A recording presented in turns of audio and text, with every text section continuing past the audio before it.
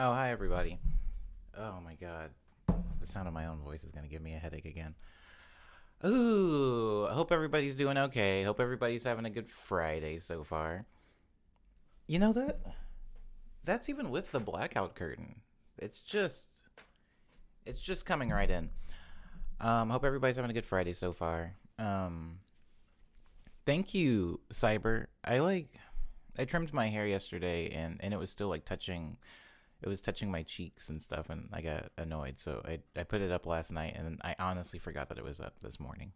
I just slept with it like this. I have to do a bunch of chores, says Cyber, so I'll be around, but not too active. Word up, Cyber. Smoothies are ideal fuel for producing, or fuel to produce, fuel from produce also. Hello, Liana. Hi. Welcome. You know, that's actually, hold on. That's actually a pretty good point. I think that what I typically do in the stream, and also like when I'm not in the stream and I'm producing music, I'll tend to do like a lot of just like having like a little bowl of fruit or something like that around, and since I don't want people to see me chewing stuff in the stream because that would be disgusting, I opted to just do smoothies. So hopefully this tides me over for at least 4 hours or so in the stream. Oh man, I hope everybody's doing okay though. I'm gonna go ahead and jump right in into Fruity Loops now. Oh, that's amazing actually.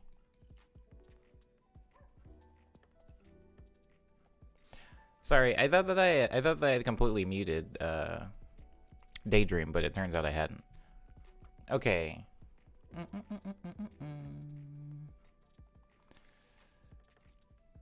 Let us start. Open my Fruit of Loop. Ooh! It's not how that was supposed to sound, but I liked it.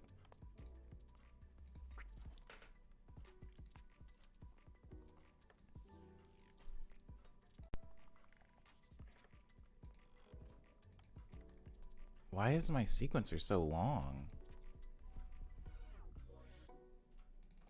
There we go. Okay, we're gonna start with something new, and then I'm gonna go back and I'm gonna I'm gonna go back after I start a new song, and I'm gonna redo some of the older stuff, or revisit some of the older stuff. Cool. Florida Studio says, Daniel, I appreciate this joke. I could, Diz. This is true. There could be anything in here. I'm also glad your hair is long. I don't know what 3029 is. Do you just mean the year 3029?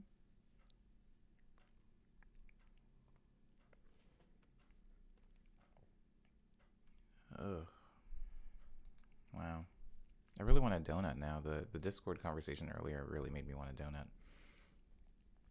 Okay, somebody give me a give me a number between. This is gonna be the BPM, by the way, guys. I don't want it.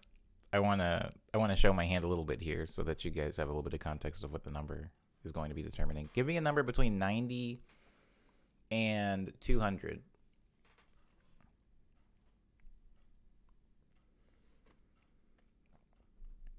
Thanks, Diz. I appreciate that. That song's called Shoto Clone. I just looked up how much a MIDI fighter is. My heart just broke. What kind of MIDI fighter? This bad boy? A 64? Or just like the 16 one, maybe? Liam says 180. Claude says 111. Daniel says 187.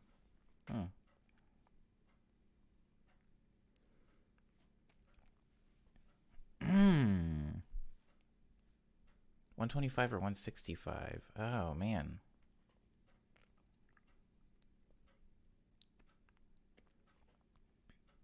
The one I have, I don't want 140. I think it's defaulted to 140. Taylor says 125 because Taylor knows. Taylor knows that's where I live. But I don't want to go where I live for once. I'm trying to work in a BPM that I wouldn't normally. I like 111 because it's all the same number. It looks nice. 180. 187. Oh, man.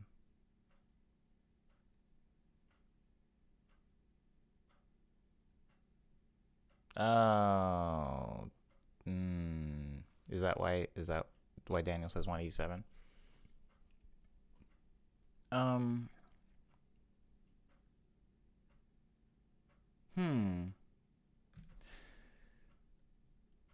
BPMs by heart, but I'm leaning towards 180. 180, 187. Get the average of all the numbers.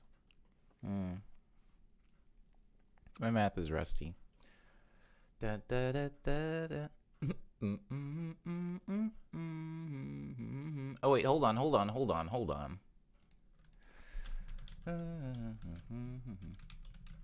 Sorry, I have to make sure all my stuff is muted so this doesn't turn into a nightmare, actually.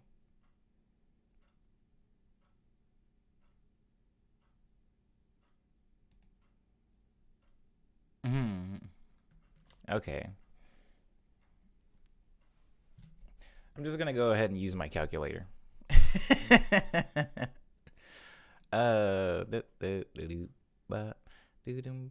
Okay, so okay, we have 180. We have 111. We have 187. We have 125 and 165 and 171. And 180 is already in there. So I don't need to add that again. And we have 97. Wow. Oh wow, Lindsay, did Lindsay already do the average? Oh, I've already done. Well, I'm gonna finish it anyway because it's gonna make me feel like I didn't open this for no reason.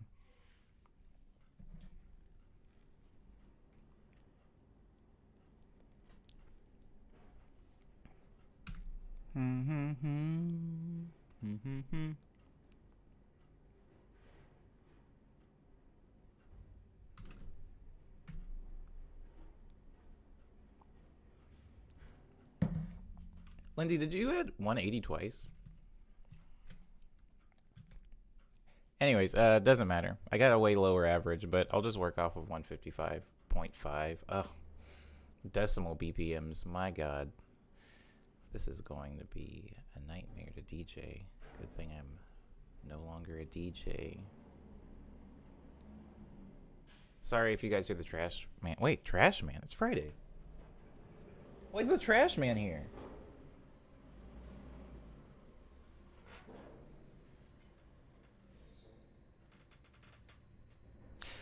I don't know why that's happening. But I'm 155.5 now.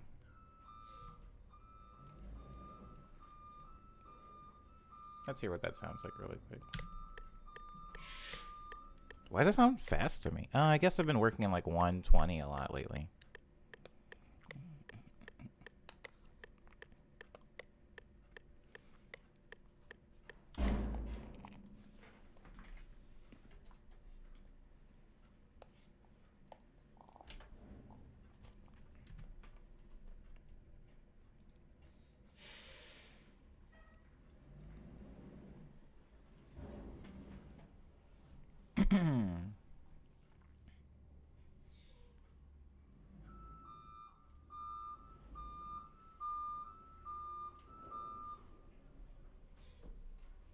What?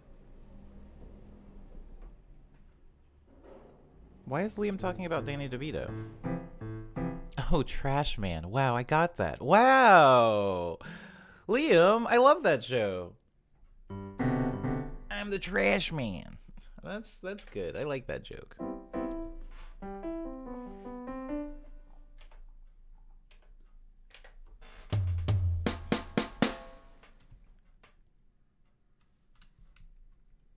Also, I want to say, if the stream dies, I'm sorry. I have an internet person coming on Sunday to look at my internet and tell me it can't be fixed.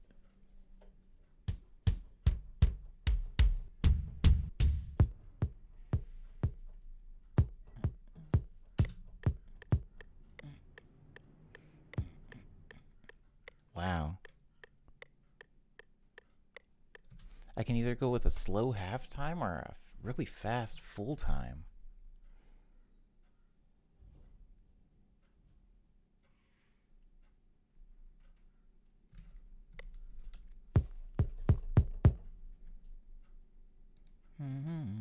Well, I'll get my kick in there first. Then I can mess around once I've got some stuff in there to actually work with.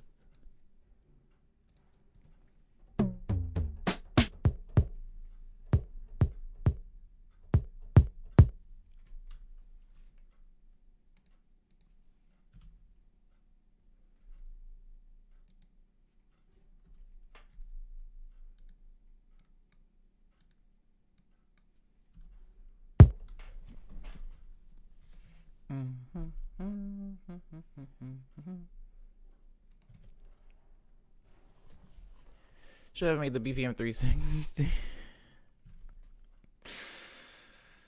Oh, you guys have to forget that stream. You guys have to forget that stream ever happened.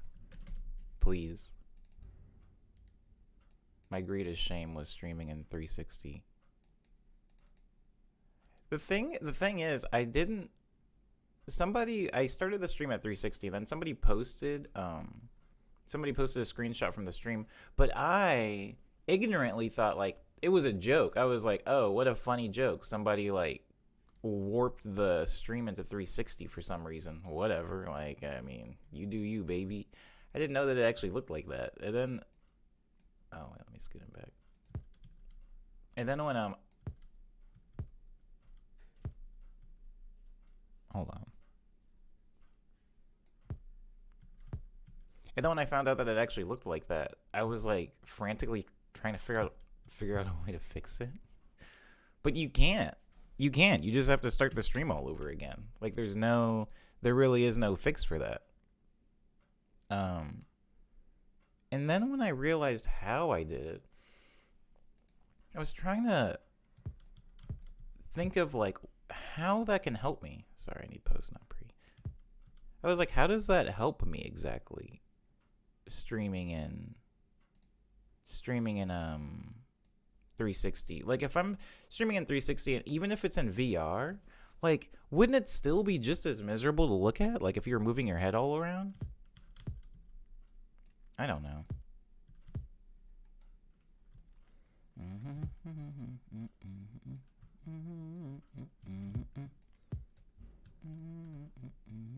I like this kick less and less every time I hear it. Wait. Oh, I'm stupid. Wait. No, I'm not stupid. Here we go. Let me just do that because that was very annoying to have cropped.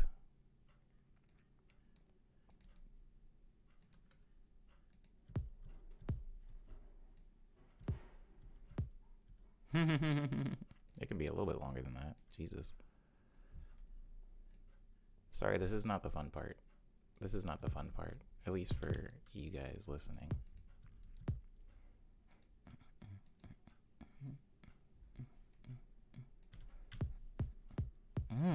Wow.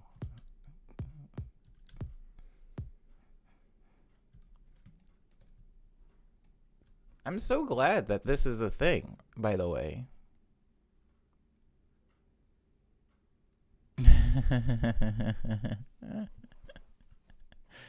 Yeah, see, Liam, I mean, that part was fun. The part, like, the 360 piano, like, it looked like a fun, like, it reminded me of, like, all of the music videos that I remember watching as a kid that had, like, fisheye lens on it, and the people were, like, coming in at the camera, and it looked, it looked really weird. I don't know. That's what it reminded me of. It reminded me of, like, fisheye lens retro music video, and, like, that I can get behind.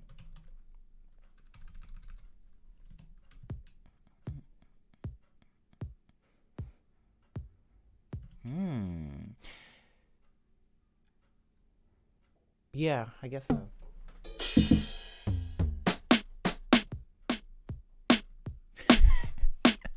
Maybe like the worst beat. I think I am gonna have to go. I think I'm gonna have to go.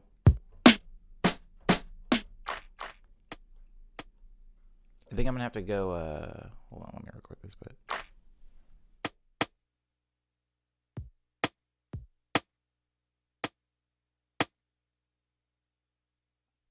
I think I'm gonna have to go, what's the word? Halftime. I think I'm gonna have to go halftime for this one, guys. Which would have helped me if it was a faster BPM. But I actually, like, this, working in 155.5 is really annoying to me. And I think it's annoying to me because I haven't spent much time in this like weird middle ground. Usually my music is so slow that it has like a groove in full time, like 120, 130, 110, whatnot. And then sometimes it's so fast that it has a very comfortable swing that I can do in halftime. And this is somewhere in between, like not a BPM that I work in at all. And I do like that it's frustrating me because it'll be all the more rewarding if I can actually make something that I don't hate out of it. Hold on. I move this down. I move that up. Am I the only one, says Liam, who makes the BPM super fast? Just act like it's 8 instead of 4/4 because I like fast drumming sound. No, you're not the only person to do that. I would argue that like every drum and bass act does that. In fact, the music that I was playing before I started this stream, all of that music is like between 185 and 200 beats per minute. And I just do it because I want the fast drumming, for sure.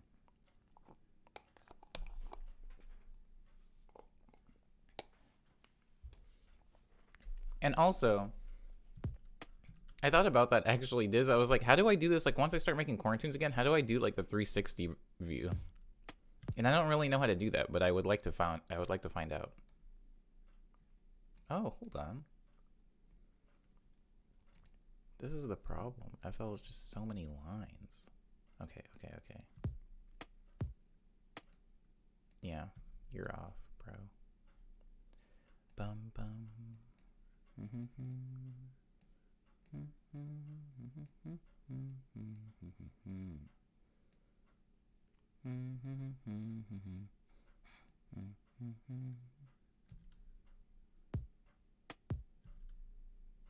No, don't do that. Don't do that, Omni. Don't do it.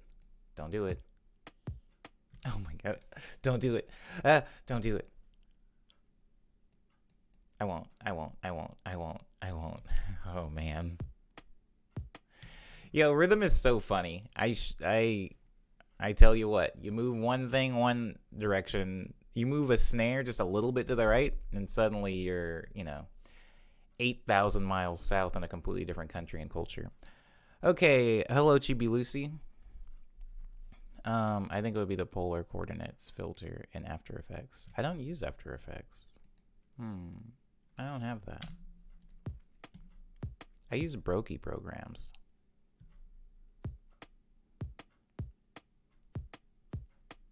That snare's nice. Yo, like there's no reason why there should be good drums on this keyboard, by the way. I've only started using it recently because I have this like, don't let anybody ever make you think you need to use everything. You don't need to use everything. But I just feel like there's a lot of gear that I have that I've purchased, or that was purchased for me, or that was given to me, or whatever. There's a lot of gear that I have that I use like 10% of.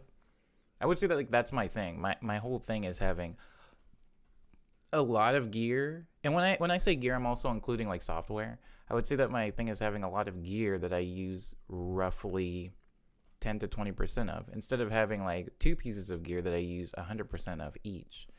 That's kind of been my approach to music in the past few years, mostly because I just don't really get rid of stuff. Or I'll buy something and I'll find something in it I like. Like for example, this keyboard, the two leads, there's two leads that I use a lot. I use lead number 27 and lead number 40. No, sorry, lead number 21 and lead number 47. If I play them right now, you'll recognize them being in my music. Like, this is lead 21.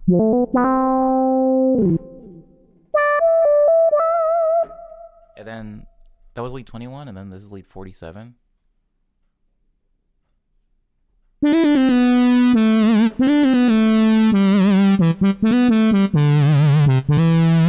Like, I use those leads all the time, and there's like tons of leads in that keyboard. They're not all great, which is kind of annoying, but they all exist. They're all in there. I could use them whenever I wanted. They're mine whenever I want them. So I'm going to take one tight hi-hat, and I'm going to make it play pretty consistently the whole way. Those of you that were here for that track that I made out of Lindsay's ambient input, I'm going to do kind of the same technique here, which is that I'm taking the hi-hat and I'm placing it on everything, like that. I'm going to turn it down because it's about to be a little loud. Whoa, that's not what I asked for. There you go. Like that. God, the song is too loud. Let's turn you guys down. Oh. Well, hold on. Oh, it's because the snare isn't in anything. Hold on, let me put that snare in. Let's say channel 2.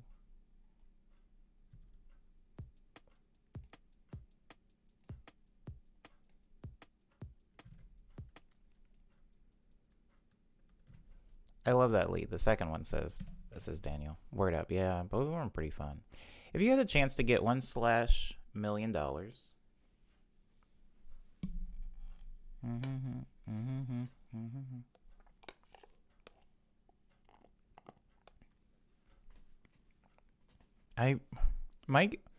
Mike, your jokes on my songs have become so like, I don't even know what that means.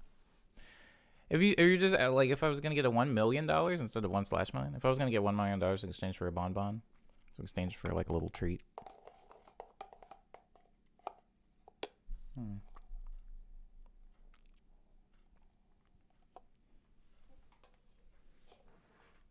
Resisting the urge to put the smoothie cup on my gear. Okay.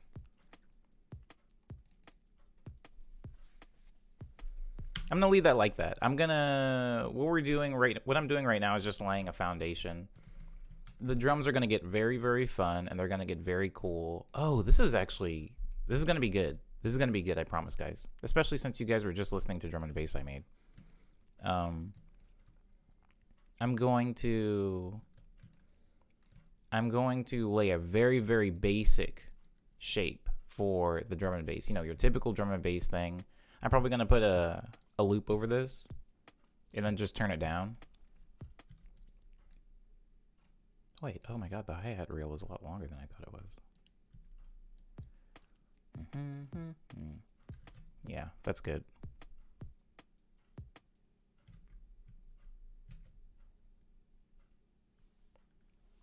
Oh crap, is it super? Oh, my bad. How's that?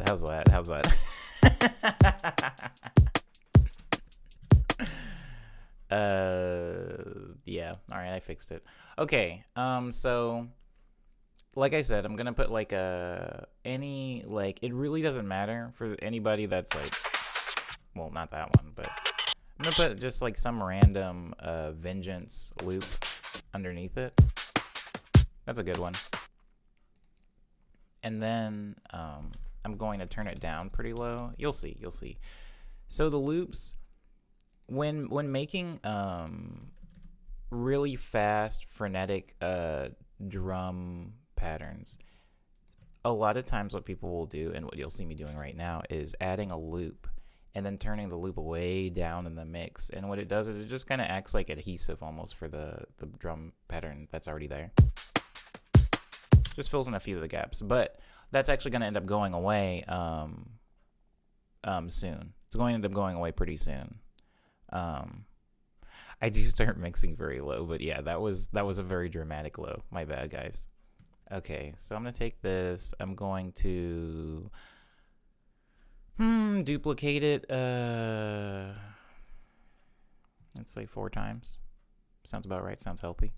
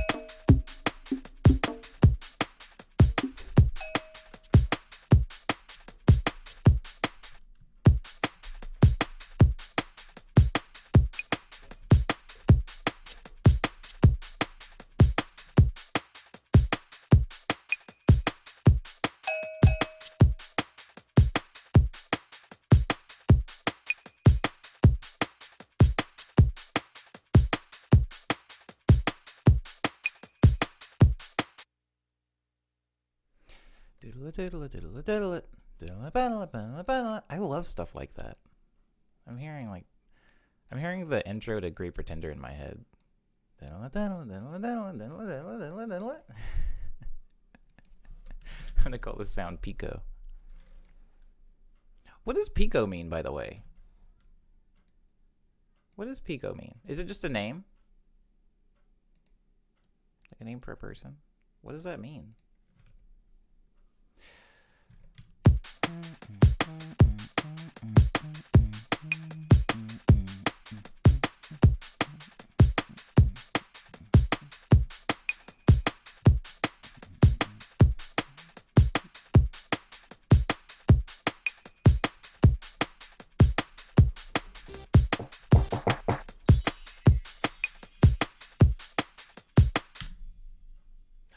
Oh, wait, hold on. Let me stop before I go any further. Wow. I've got to name this. I've got to name this song. Isn't pico a prefix for picosecond? Like picosecond? What is it, like a metering thing? Is it a measurement? Somebody give me a name for this song. I just need something to save it under because I realized I'm not saving all of the stuff I'm recording right now, and I need a place to save it.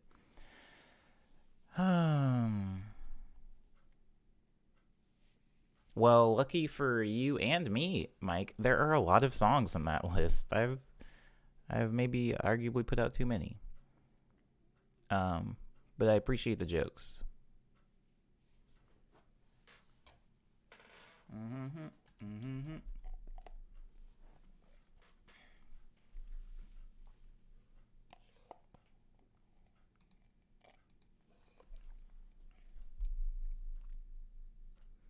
Up and away, my beautiful balloon. Does anybody know that song? I feel like I sing that song a lot in streams, and there's never any recognition. Lindsay says to name it Con Man. Oh, Lindsay. I was just talking to Liana about a con man yesterday. Isn't that funny?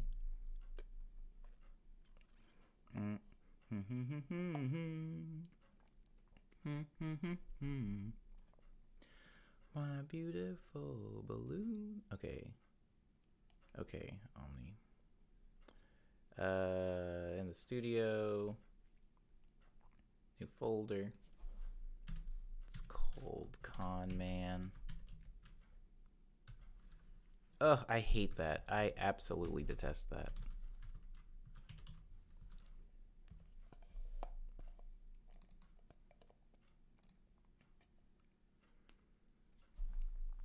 Do any of you guys... Okay, so, like...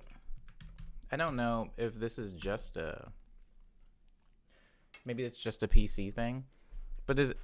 I remember I was, like, pretty old when I found out that you can just hold shift to hit a letter and it'll automatically, like, capitalize it instead of hitting caps lock all the time. And that way you only have to hit one key instead of hitting a key and then hitting it again. I didn't know that until pretty late, and I can't get into the habit of doing it still. It's just like it came too late in my typing education, I guess.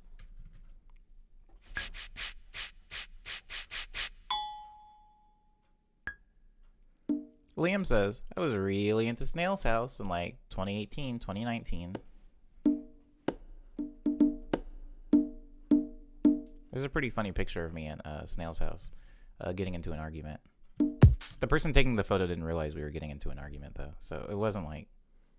it wasn't like that's what they wanted to see.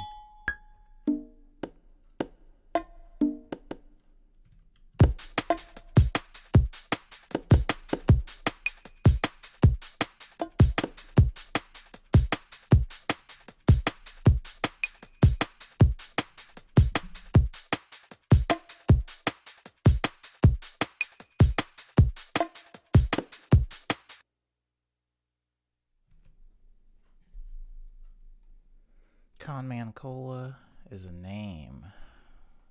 Says Chibi Lucy. How about Cola with a Conman? Conman Cola. Cola is a Conman.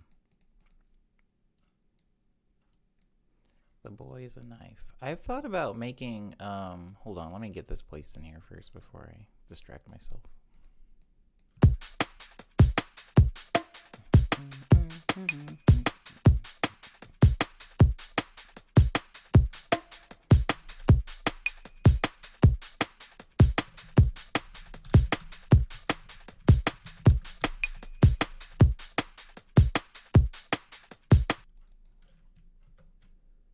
You go in there. You go in there. I'm going to turn them both down quite a bit because I'm about to boost them in their sample form. Boost. Boost.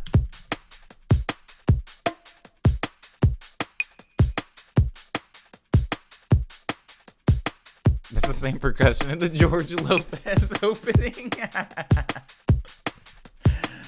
Okay, all right. I see what kind of stream it's going to be today.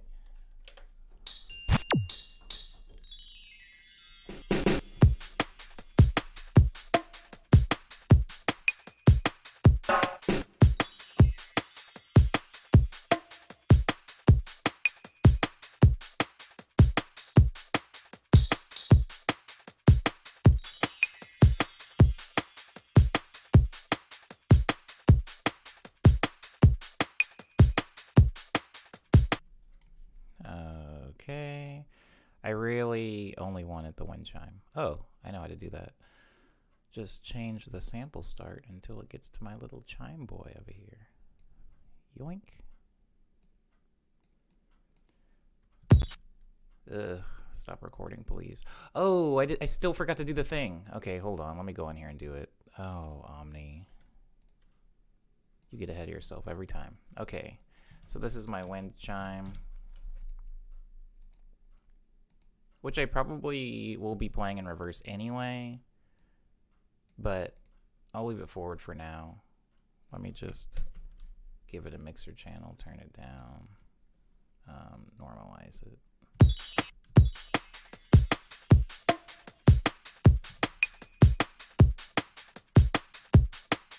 Hi, AJ. Hey, Josh.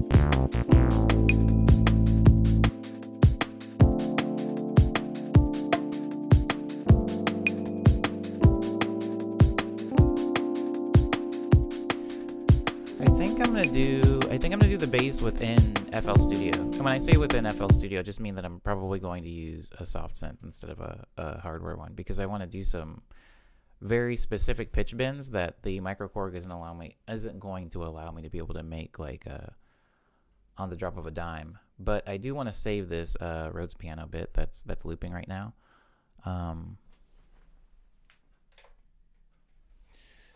MX61004, MX61004.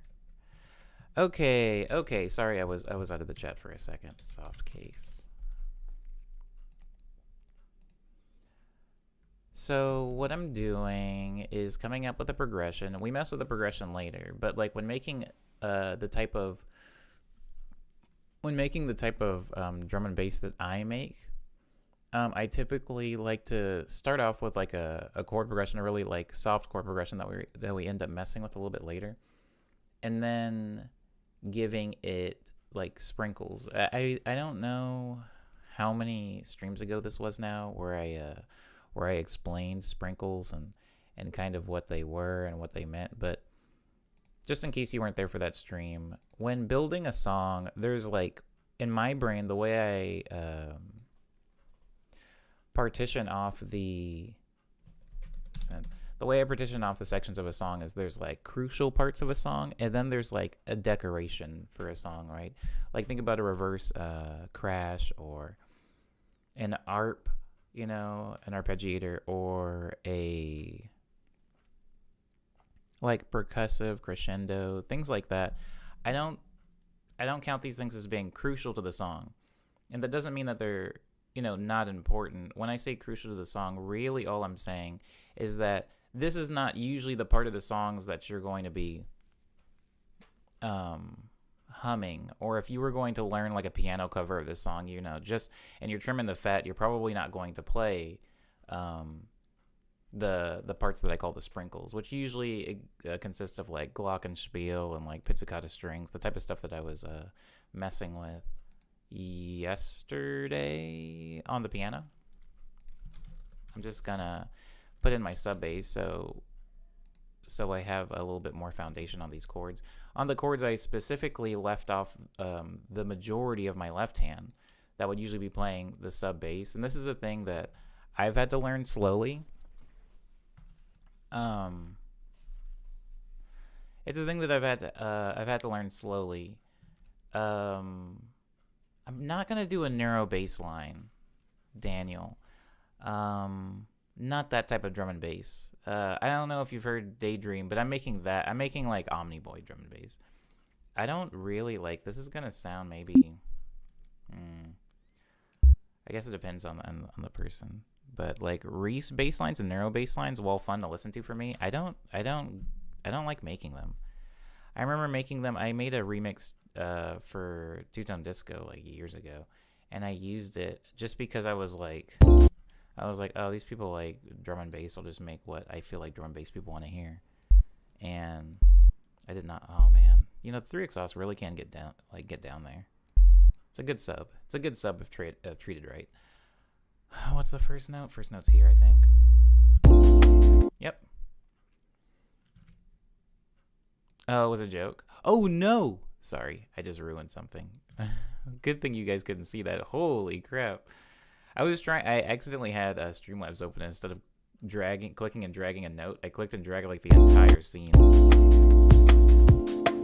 And then we can go like super low. Woo! I don't even know if you guys can hear or feel that note, but on my headphones, I definitely can. I'm going to add an octave to it, though, so it's not completely inaudible.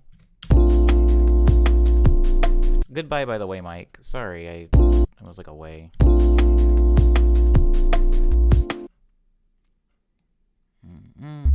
And then we go do-do-do-do. Do-do-do. Do-do-do.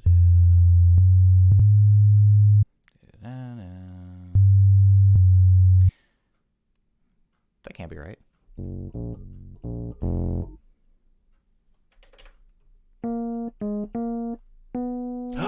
What's happening?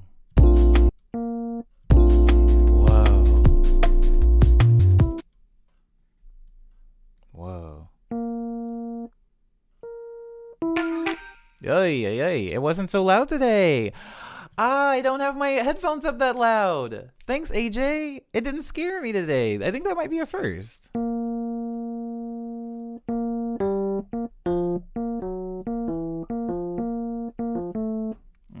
I hate the way that sounds. Thanks, AJ. And then I'm going to put the second note down here. So it goes.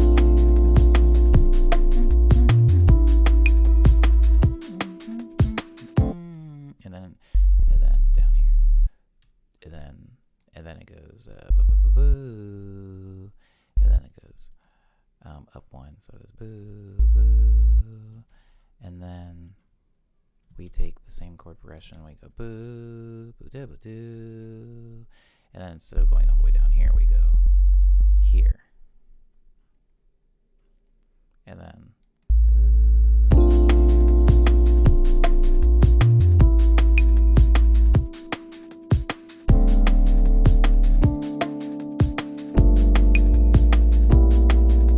oh crap, that's wrong. I should have seen that coming. Start it over again. Oops.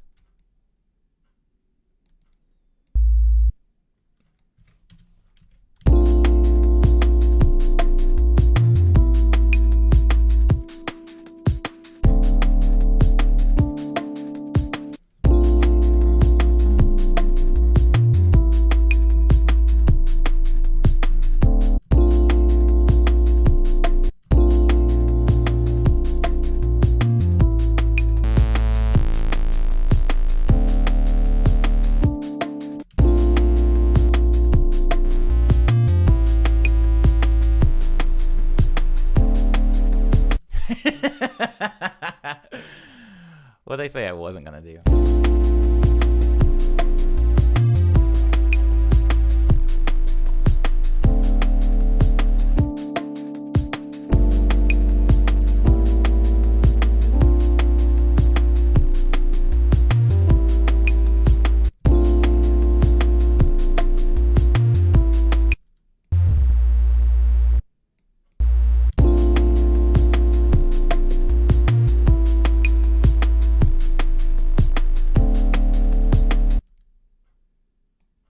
I can leave that one extra long.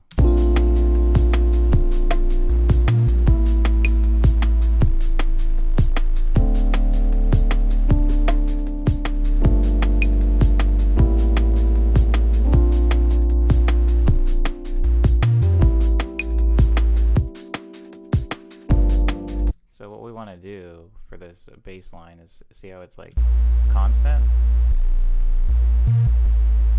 We want to add some motion to it. So this is called an envelope, guys. This weird little shape you're looking at with the blue lines. It's called an envelope. And basically what it is, it's the story of a sound. So from point to point, it's telling you what the shape or what the sound is actually doing. So see how there's like kind of this climb from point A to point B? That is how long it takes the sound to like ramp in volume wise. See that? That's how it like ramps in. But if I make that really, really small, it'll just start immediately. Versus like the ramp in. We're not really going to mess with volume, though. I'm going to go over here to mod X, which is my cutoff, and I'm going to make a slight shape for the cutoff. See that? So I'm going to do some of that. Give me 1 second.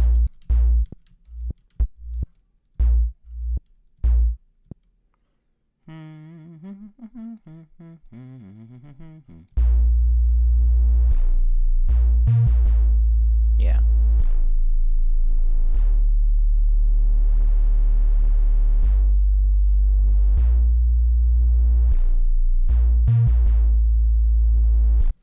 And then I'm going to go over here into the LFO. So an envelope, think of an envelope as like the story of the sound. Like these little lines over here, what the sound does from beginning to end. And an LFO is slightly different. An LFO is more so a repeating frequency. I mean, LFO stands for low frequency oscillator. So, I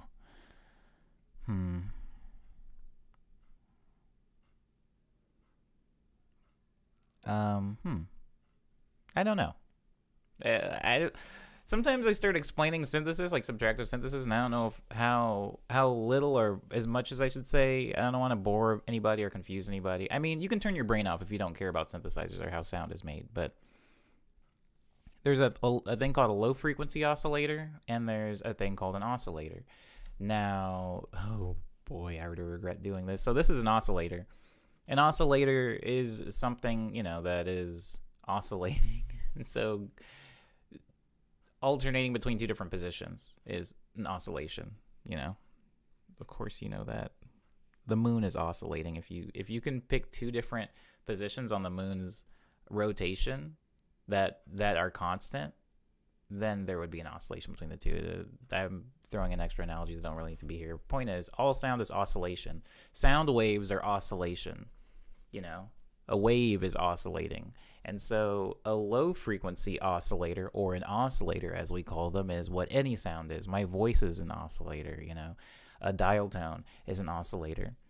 But low frequency oscillator, if you take anything that's oscillating and you slow it down so that the human can perceive it, because like most things are oscillating.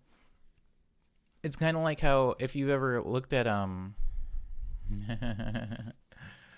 that's actually pretty funny, Cyber. Chinese food makes me sick. Okay. Anyways, if you slow down an oscillator, you can perceive it.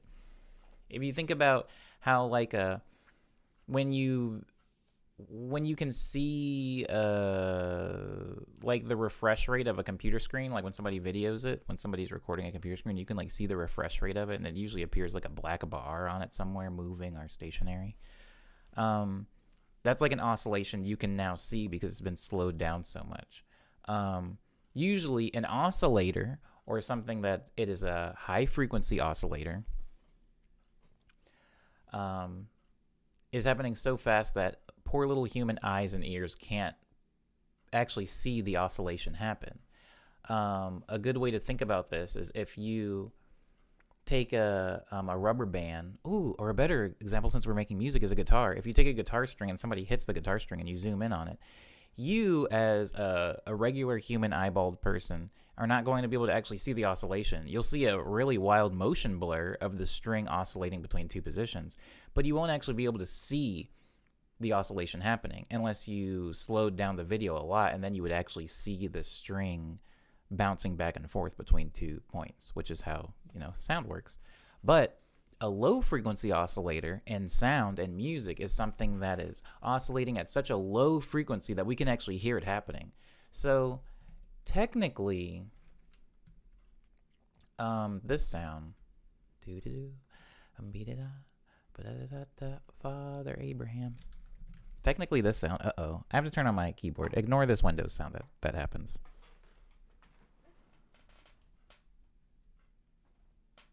Father Abraham, I am one of them, and so are you. Bunk, bugga, bunk. There it is. So this sound is actually an oscillator. It's oscillating, but it's happening so fast that we can't hear it. We can't hear the wiggle.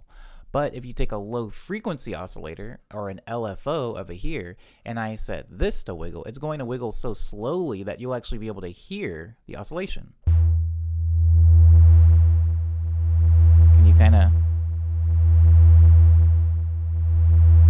Can you perceive it? Can you hear it now? The oscillation between like this more cut off frequency to a more open frequency? And once I have it, I can alter the frequency of it to make it go faster.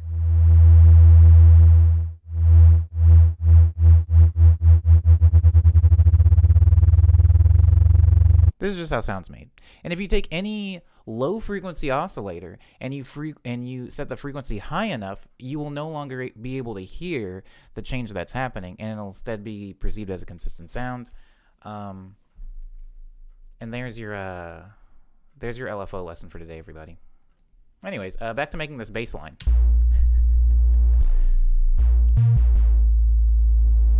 I like it fading out like that a little bit. Oh,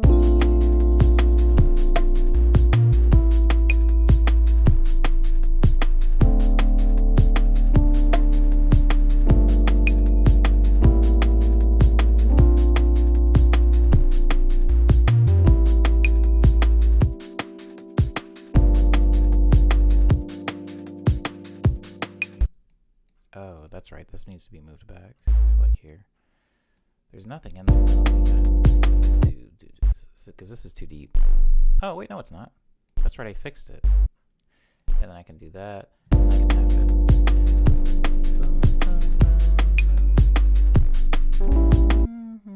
Now I'm going to put in some pitch bends. So, Omni, what are pitch bends? Pitch bends are things that bend the pitch. You could have guessed, I'm going to be using them to link a few notes. So, for example, here is this transition without a pitch bend between note 1 and note 2. Sounds like this. That's it.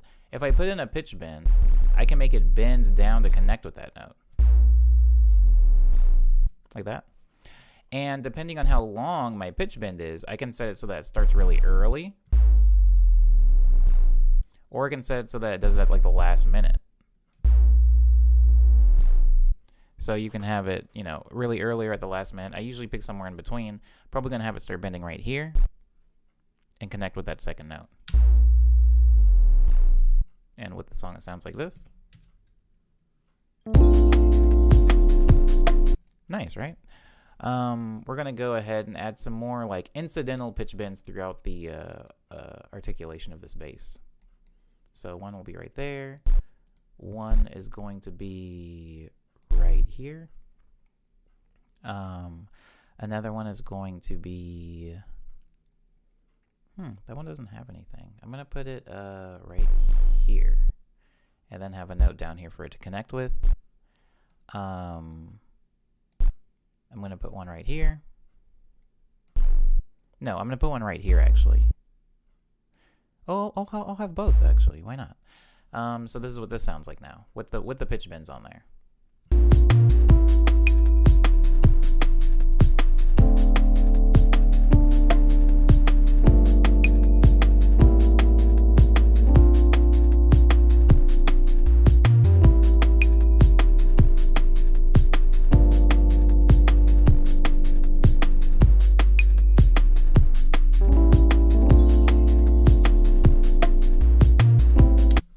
And so now on top of that, I'm going to do another thing with the pitch bend. So if you're working with an actual synthesizer, you have a thing called a pitch bend typically and something called a mod wheel. Now you can't necessarily see them on my bottom keyboard down here. So I'm going to use this keyboard as the example. So if I do a pitch bend, it sounds like this. See, it's just bending the pitch either up a couple of notes or down a couple of notes. So that's my pitch bend wheel. It's kind of the same thing as what I'm using over here in Fruity Loops, where I have these like little notes that are connected with, you know, like a little pitch down. Like that. But then the second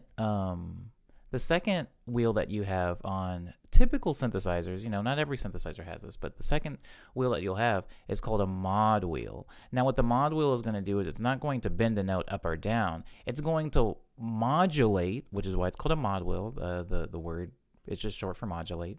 It's going to modulate between, or it's going to modulate around a specific note. So I can hit this note, and I can turn up my mod wheel,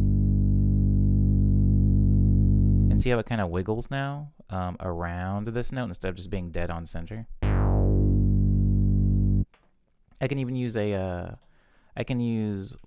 sorry, I'm doing this like I'm using the screen you guys are looking at to actually control my synth, which is not recommended. But so this is a better sound to do it with. So again, here's one note, pitch bend it up, pitch bend it down,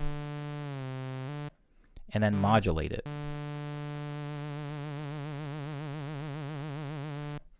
Now, the problem, I guess, with this, or the problem that is presented with FL Studio, is you can't you can't modulate things really in FL Studio. A lot of the a lot of the software synthesizers don't have a mod wheel on them, because why would they? How would you touch it? So instead, what you have to do is, or what I choose to do, is use these little pitch bends to simulate modulation. And I'll show you what I mean. So if I have a note that's let's pick a note that's higher. So if I have this note right here, hold on, let me find it again. If I have this note right here, oops, this one, there we go. If I have that note, I can put a little pitch bend right up above it, and it'll bend up above it. See that bend? And I can put a pitch, I can make it shorter so it's more instantaneous. And then I can put one below it so that it bends down below. And then I can put one above, and just kind of repeat that pattern. And it'll give it this like wiggle modulation effect. See that? It's kind of got that wiggle to it now. It's definitely a thing that I did to kind of bridge a gap, because there was no way that I could use a mod wheel in FL Studio. But now that I do it a lot, I actually like the sound of it more than I would like a built-in stock mod wheel, because I feel like I have a little bit more control over the speed of the modulation, because I'm specifically placing each individual note. The difference would be like, instead of like turning a mod wheel, if I was like using specifically the pitch bend wheel and I was like wiggling it around like that.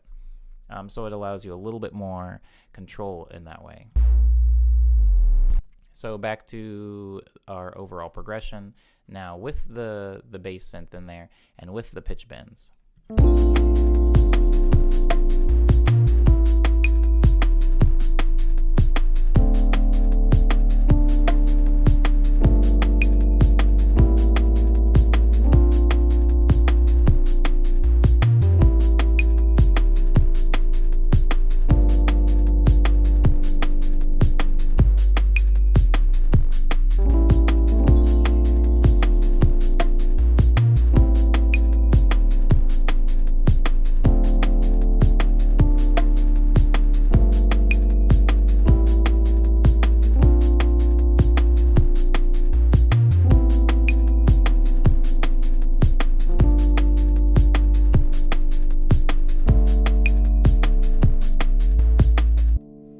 And so that's I do need to change the bass articulation a little bit in the second half, because I did change the chord progression. I forgot about that. So let me fix some of these notes that are off now. That one particularly is off. Actually, no, that's fine. It's just towards the end. We have this. See, that note's supposed to drop down, so it's supposed to be dun dun. That note right there. So we can just sub in this note instead.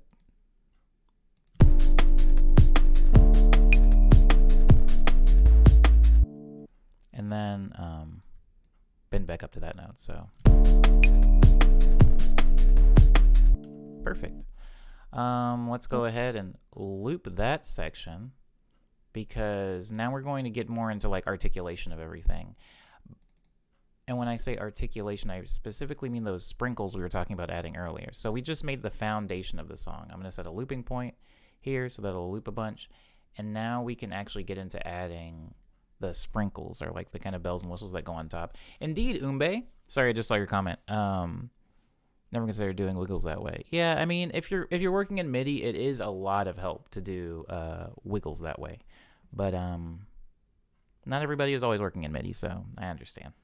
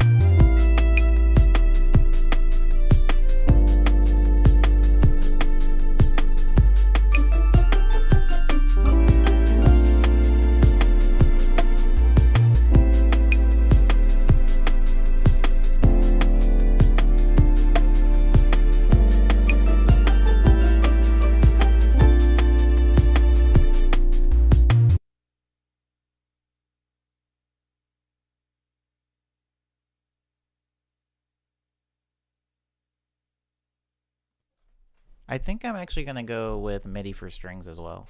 Kind of like the bass. This ended up being like quite the hybrid of, live input and soft synth stuff. I like it. I like it so far.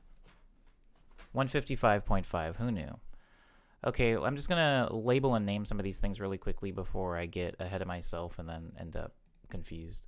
So this one was a bell pattern. So it's in my it's in my MX61, and it's called Twinkle, I guess. So this isn't super, like, the thing that I'm doing right now isn't super necessary. What I'm doing is anytime I record something into my into FL Studio, typically what I'm doing is using the MX61, this keyboard down here. But the problem is it does have a lot of sounds in it.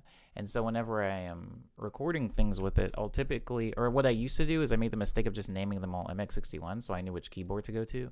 But if I ever ended up, maybe say I like the song and I wanted to use it in a song later, or I was working on that very same song, and I wanted to add or edit a bit of the track, and so I wanted to go find that sound and play the same thing differently or play a completely different chord progression.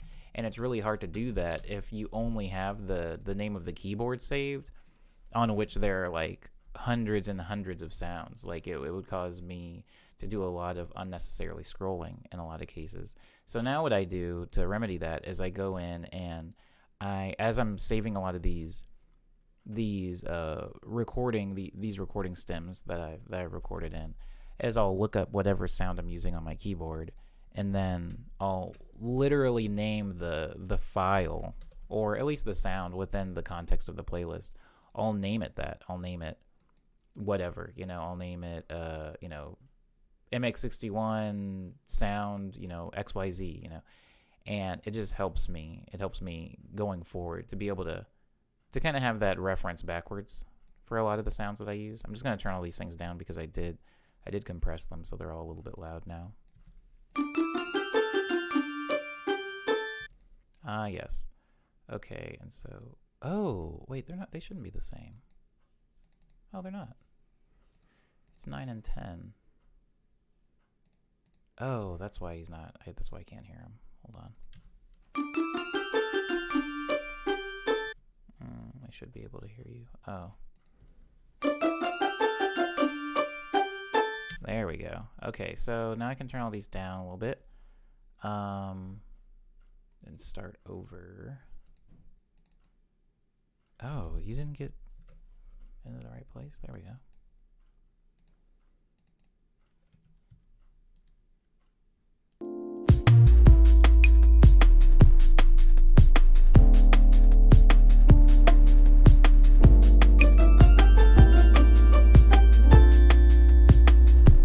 There we go. That's a little bit better. Oh, thanks, Chibi Lucy. Appreciate you.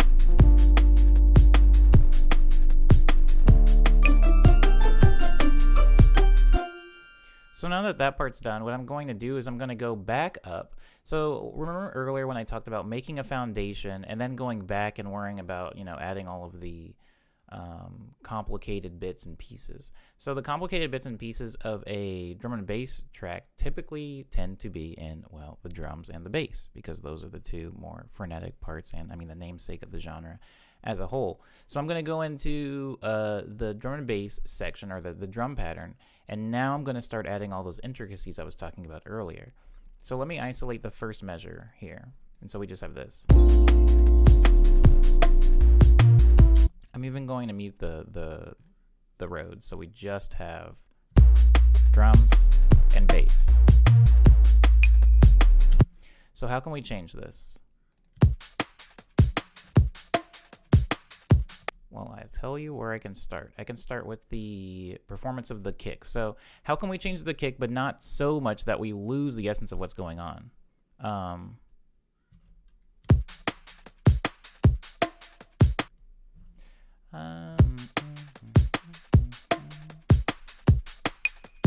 so I'm just going to add an extra kick here.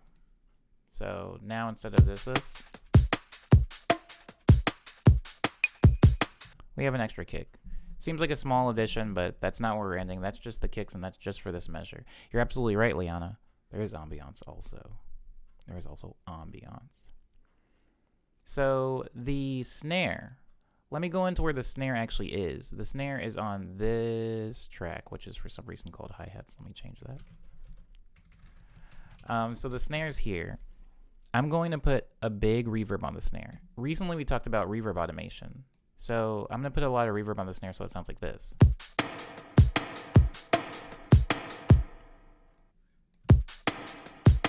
Yeah, like that. Now, does that sound good? No. It sounds kind of awful, but what I'm going to do is I'm going to automate it. So I'm going to take this. Oh, wait, you know what I should do? I should take the dry out completely.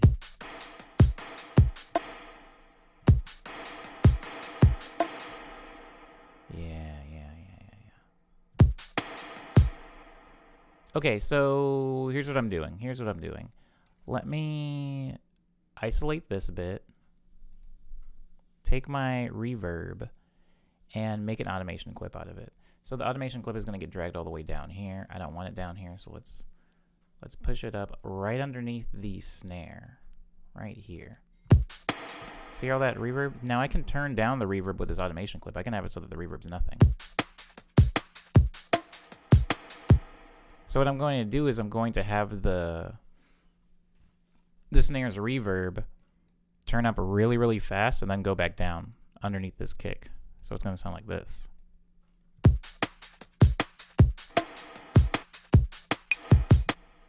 Oh, I guess less sloppy than that.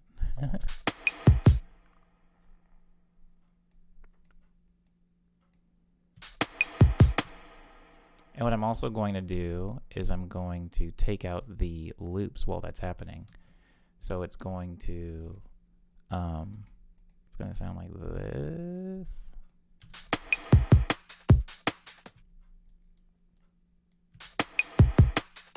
See that? Just a small effect. I'm going to call this reverb automation, and then make it white, and then group it to the above track, which would be the snare. The reason I'm doing that is just so that I can keep things somewhat organized, because it's about to get really messy in the drum section. So we can do that.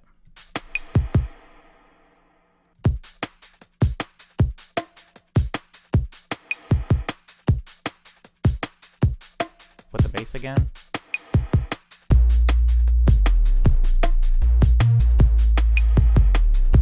Yeah.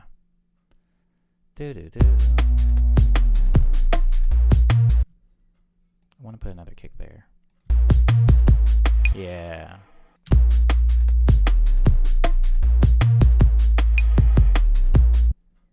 So let's make this a little bit longer.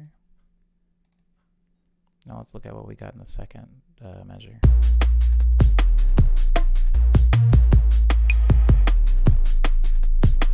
Then I want a boonka boonka. I want one of those. Boonka boonka boonka. One of those guys.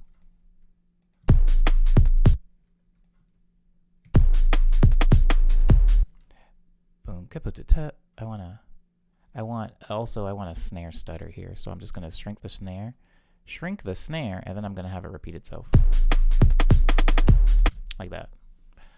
Now let's go down. Remember how I added a bunch of hi-hats?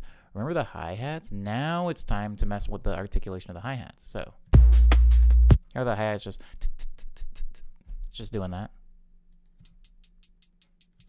Well, what can we do? What can we do about that?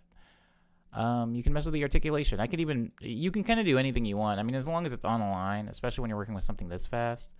So I'm going to do that. I'm going to mess around with it, but I'm going to make sure it is on the lines. See that? And then I can mess with the velocity down here, so it sounds kind of like one's being hit softer than the other. And then at the end, I'm just going to go pop up. I'm going to double it. So instead of 1 2 3 4, it'll be 1 2 3 4 1 2 3 4. Yeah. Perfect, perfect. And then I'm going to erase the second half of that because I'm going to make the hi-hats very unique. And when I say very unique, all I'm saying is that the hi-hats aren't going to loop in the same way a lot of the other drums are. The hi-hats are going to have a little bit more variation. So in this one, I can have it to where they do their little like fast roll out. And then into the next one, I can have it, hold on the next one, oopsie daisy. On the next one, I can have an even faster one. So instead of just these notes, I can even get really small. Like I can get like little tic-tac notes like that. Little tic-tac. And then I can have them ramp in slow. No, I can have them ramp out actually, so it'll sound kind of like it's fading out. Let's go with that.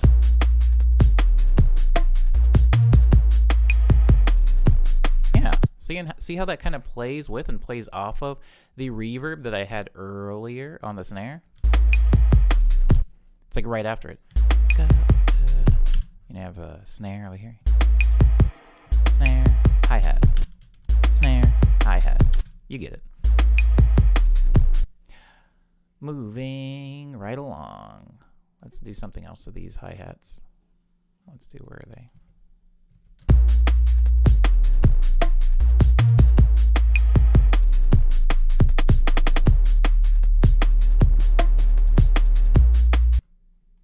I'm gonna make them even longer.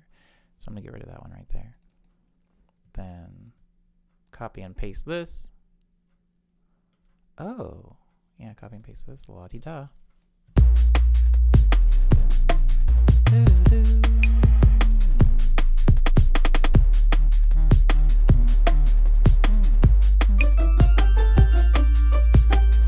Forgot that I had that unmuted. Sorry guys, you gotta get out of here for just like 2 seconds.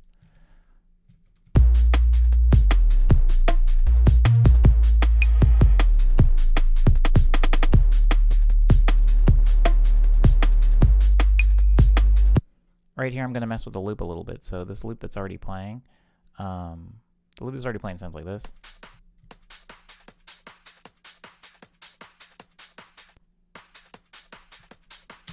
But for this section right here, I want to mess around with it a little bit.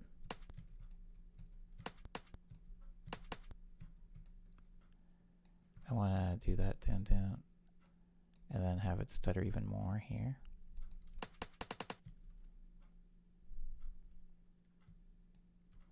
And then I want to have it be like kind of off, if that makes sense, like offbeat. Yeah, see that? So with everything else.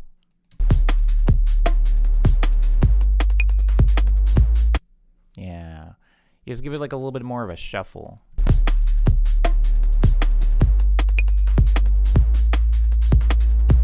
Yeah.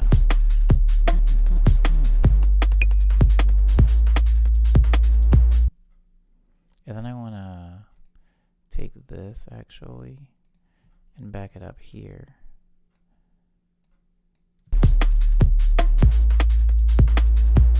Yeah. Yeah. All right, Chibi Lucy is out for today. Thank you very much for being in the stream, Chibi Lucy. Appreciate you.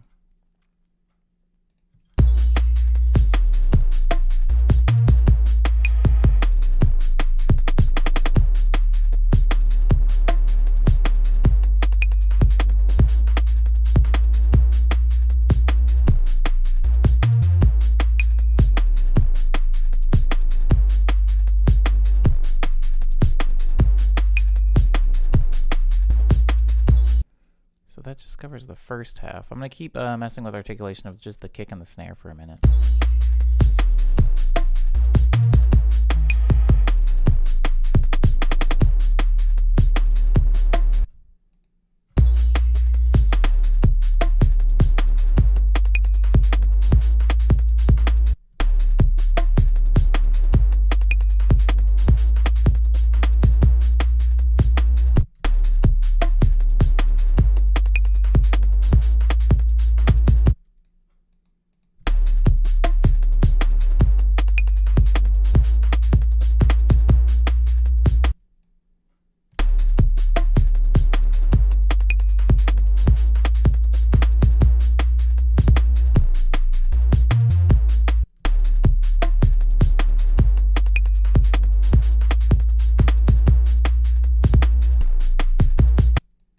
And then I can have this snare ring out a little bit right here. So I'm going to stretch that reverb all the way over here, and I'm going to have the snare ring, this one ring out. And when I'm talking about ring out, I'm just talking about the reverb. So it sounds like this. Like that. I want it to come in though gradually. I don't want it to be that sudden. And I'm going to get rid of the loop underneath it to exaggerate what's going on with the snare. Yeah. Oops.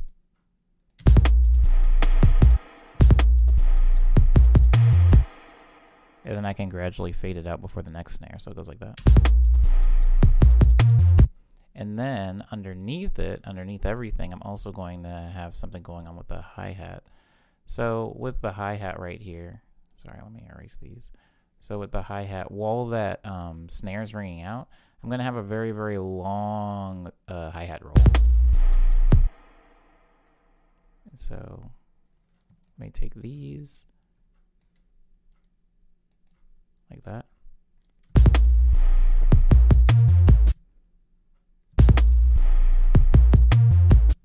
Like that. Oops, and I want to have that snare that hits right here have a big impact, you know? And so I'm taking away some of the hi-hats so that they don't like take away some of that energy from the snare. I'm also going to go into my drum folder, and right now the snare has kind of been the leader of the 2s and the 4s. It's been on the 2s and the 4s. It's doing a lot of good work for us all there, but I'm going to start layering it with a clap. I'm going to start layering it with a clap now. So what I'm going to do with the clap is I'm going to be placing the clap directly in, because it's going to be slightly off from the snare. And when I say slightly off, I mean when you zoom in really close right here and you see where the snare is hitting. Let me even get closer. When I zoom in really close and you see where the snare's hitting, and I put this clap down here, you can see that the snare and the clap aren't actually hitting at the same time. It's very, very small and very subtle. I unfortunately can't zoom in any more than that, but the clap is actually a little bit behind the snare. See that? So it kind of gives it this like layered effect. And so going all the way back up to when we have the hi-hat roll leading up into the snare, we're going to have a clap on top of it so that it kind of exaggerates its impact after that hi-hat roll. Very, very subtle thing, but it's important when you're having a genre that is percussively based, that has very, very, oops, why did I make that orange? It's very percussively based, that has very redundant or repetitive percussion. It's important to have some of these just like very, very slight alterations mixed in there. It can make a huge difference. So let me turn that back up and turn it down here in the mixer. Perfect. And then these are just going to go, you know, these are going to go on the 2s and the 4s where the snare actually is. So I'm just going to zoom out a little bit here so I can drag these around.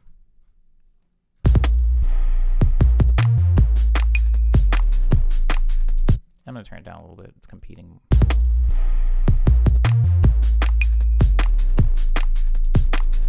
Actually, hold on.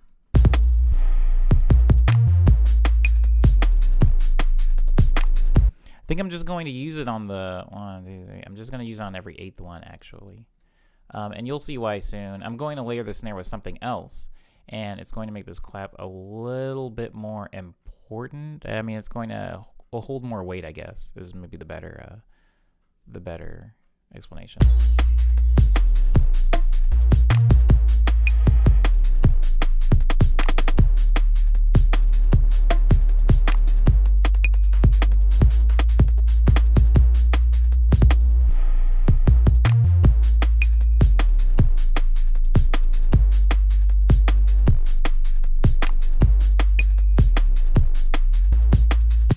So that's where the clap is going to be living. Now what I'm going to look for is a snap. I know there's a lot of snaps actually in my drum folders, but instead of like putting you guys through the agony of having to watch me hunt and like dig for one, I do have one that I know is always in the same spot, and it's called snap 2.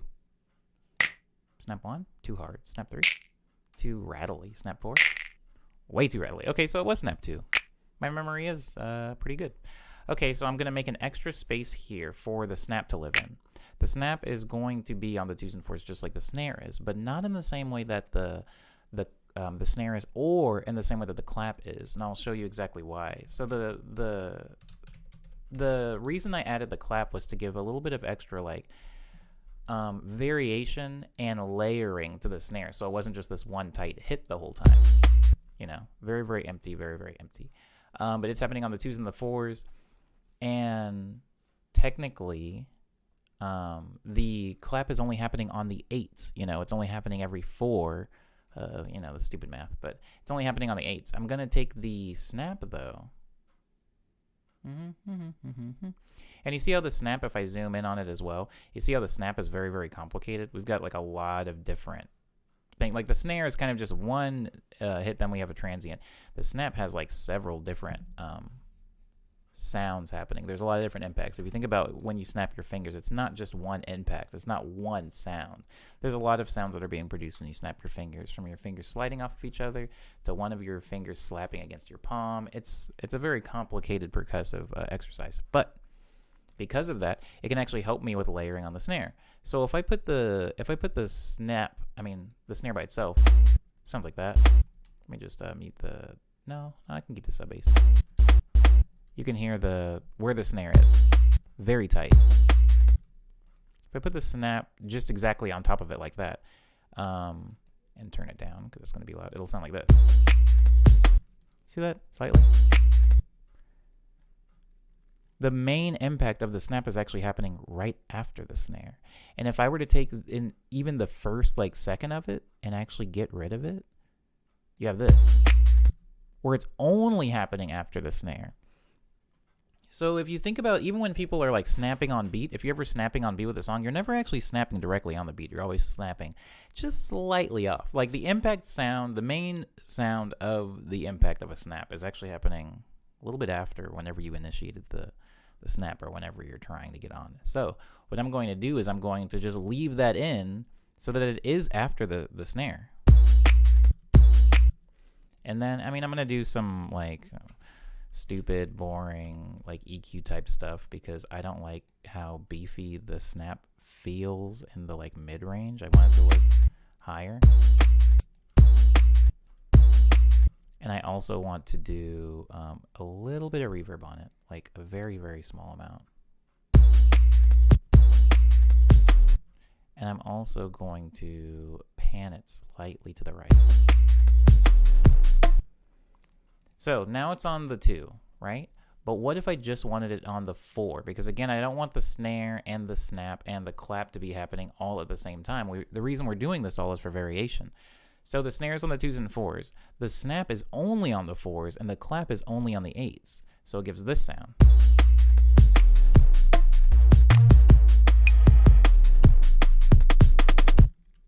See kind of what I mean? So it's kind of have this like, you're never having the same snare in a row.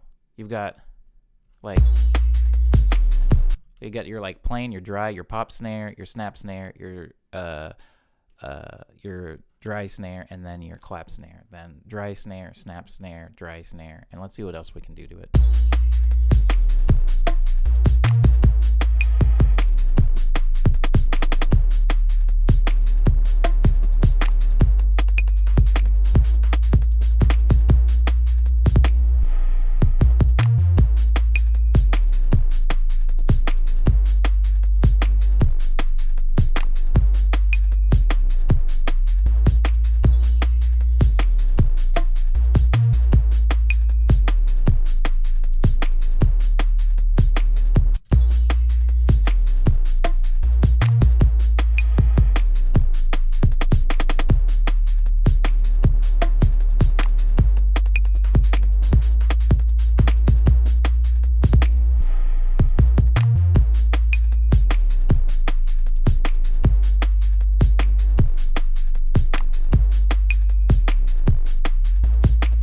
Okay, so that's a little bit added to the 2s and the 4s, the snare. We're doing it up on the snare a little bit.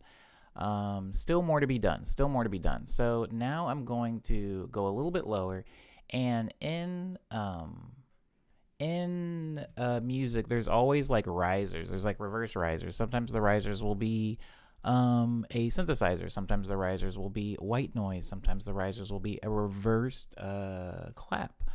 For example, right now, since I want to have the most dynamic control over that sound, instead of taking a normal sound and reversing it, at least for right now, what I'm going to do is I'm going to use white noise. And the reason I'm going to use white noise is because, one, it's not very taxing on CPU. For example, I can take literally the bottom of the barrel synthesizer in FL Studio called 3XOSC, name it white noise, make it white, mute literally 2 of the 3 oscillators, therefore working in the barest of minimum that the synthesizer can work in, and then sending it to a mixer channel where it's by itself, turning that down also, and then just turning it to white noise so it sounds like this.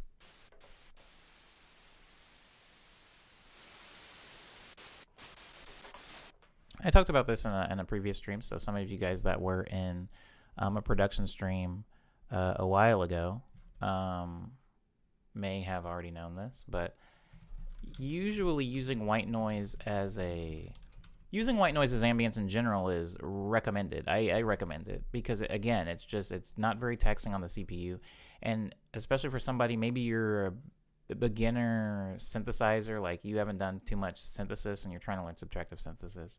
A really good way to mess around with LFOs and cutoff, frequency, resonator, and all that stuff is to get into using white noise. So I have a white noise generator now out of the synthesizer. I'm going to make it, hold on, let me make it longer. I'm going to make it basically long enough that I can just loop it and you won't really be able to hear a looping point. So I take this and I stretch it like that.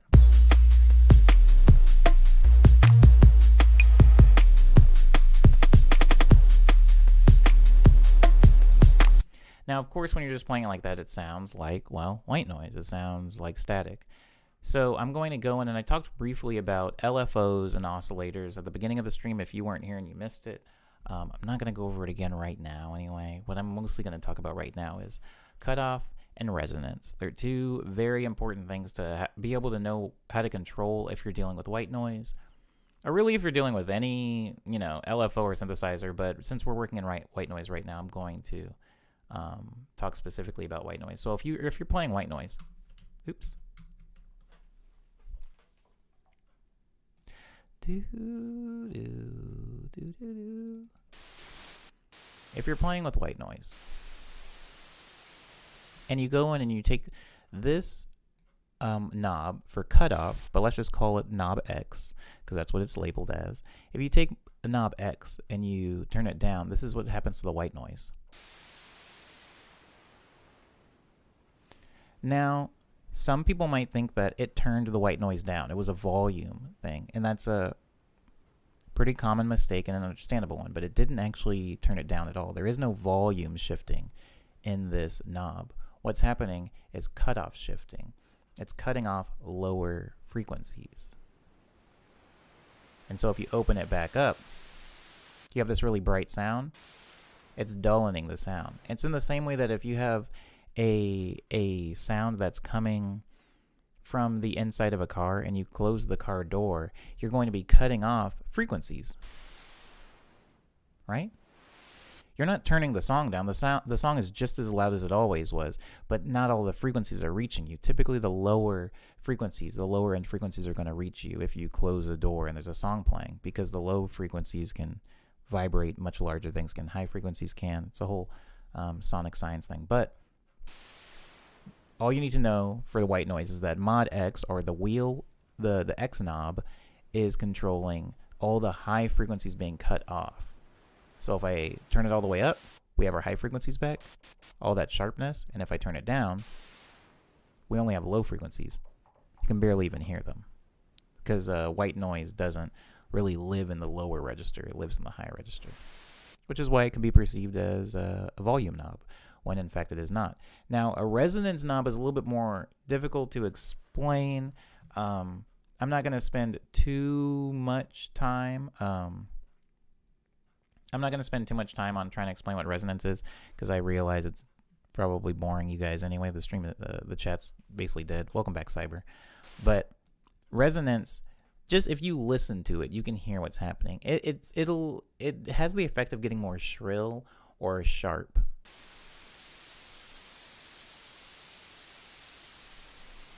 Now, my analogy for what a resonance does sonically in a visual way, I mean, I guess in a physical way, not visual, is like if you were spraying a water hose, and you took your thumb and you put it on the output of the hose. This would be without your thumb on it. Much wider opening. And then as I start to put my thumb over the opening, it becomes a little bit more like jettisoned and sharp.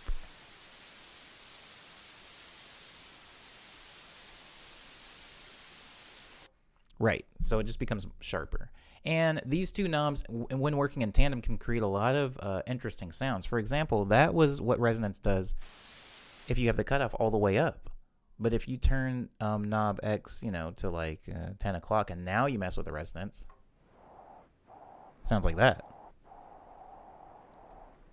Two very important but unrelated things that can alter heavily the sound of white noise. So what I'm going to do is I'm going to make an automation clip for each one. And when I say an automation clip, it's just making it so that I can edit these things over time, like over a period of time, instead of just having to have, a knob set at 10 o'clock and a knob set at 5 o'clock. I can now make it a cool like function. If you think of it as like calculus, I can make a function where depending on the place and time I am, the knob will shift, And so if I go through white noise, and this is just going to be for example so I can show you guys how automation works when I'm talking about those knob positions. So if I set knob X at 0, and then I have it go all the way up to 100%, and I set knob this one at it's knob Y at 100%, and it goes down to 0%, it'll do this. Hear the sound? I'm going to mute everything except for the white noise so you can hear it. It has that. And if I were to open up the white noise generator that I've created, you can see, if you look at these two knobs, you can see them move.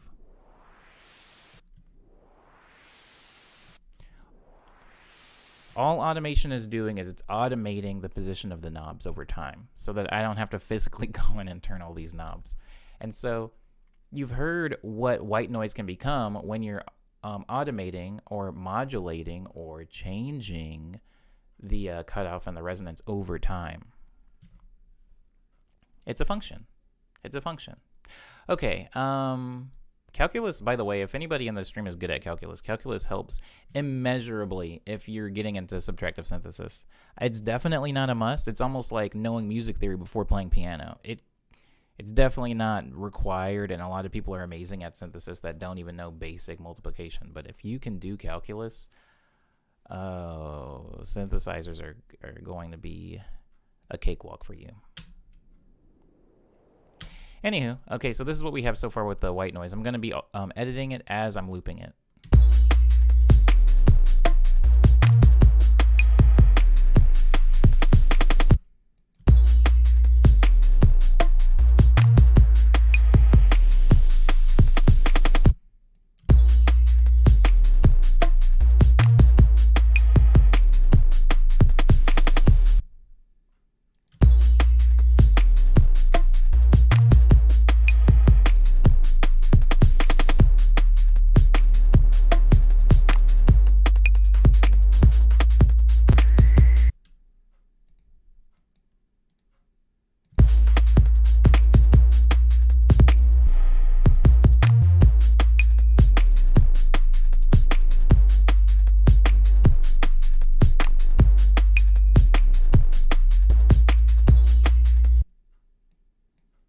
I'm gonna put one right there.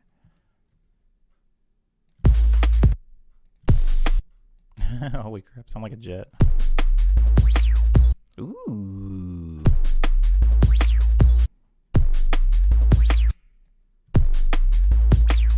Yeah, I like that. What can I do with the resonance?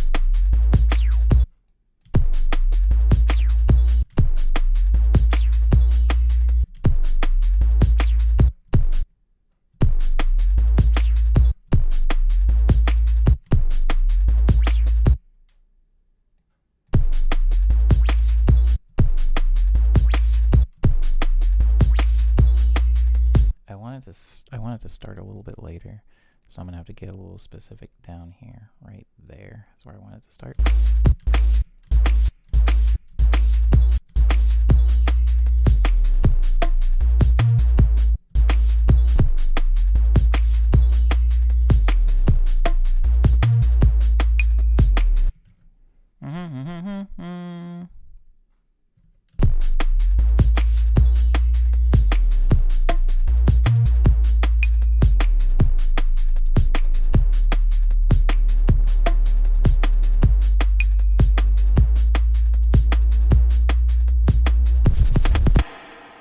Oh my god, that sounded dope. Okay.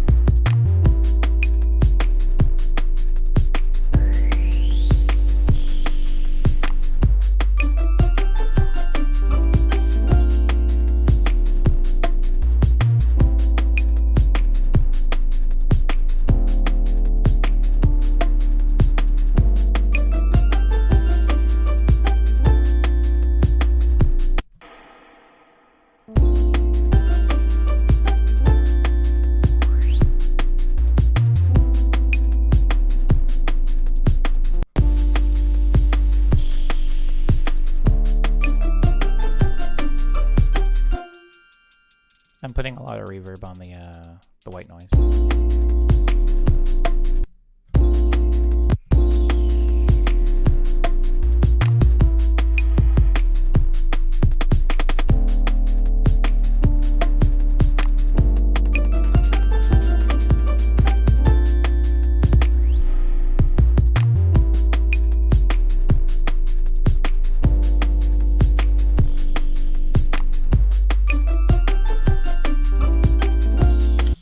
This will be the looping point, so right here, right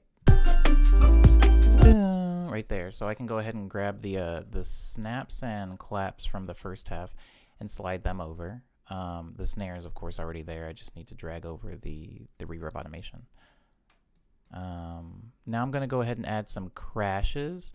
The crashes are going to be really washed out.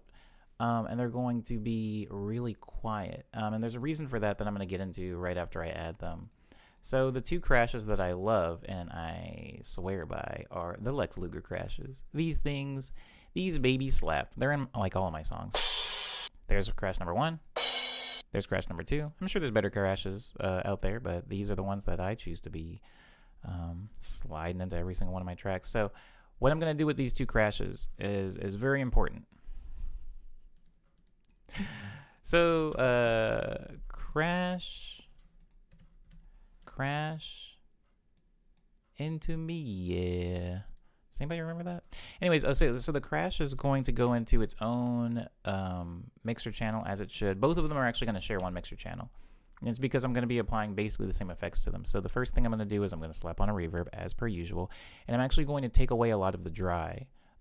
So for example, if I just isolate the snare so you can just hear what the snare is doing, it sounds like this. Yeah. And then with the reverb, it sounds like this. Giving a little bit of reverb. Now I'm going to cut out a lot of the dry. And I'm going to boost the wet. I'm going to cut off some of the low frequencies, because when we're working with reverb can be very messy, guys. Just don't get too carried away with it if you can help it. But if you are getting carried away, just remember to cut out some of the low frequencies of the reverb. A lot of time, the human ear can't perceive low frequencies, but your computer can, and it's going to get really muddy in the low end if you're not appropriately cutting out reverb from the low end. It's just kind of one of those rules of thumb, kind of like how people don't really apply reverb to kicks all the time, or how people don't stereo separate their kicks. It's just kind of one of those rules that can definitely be broken. But I would just say, if you're going to be applying reverb to your low end, be very careful when doing so. I'm going to add some decay, take away some decay, add some stereo separation, take away some decay, make the room size bigger. That's about what we want. Let's hear it with the song.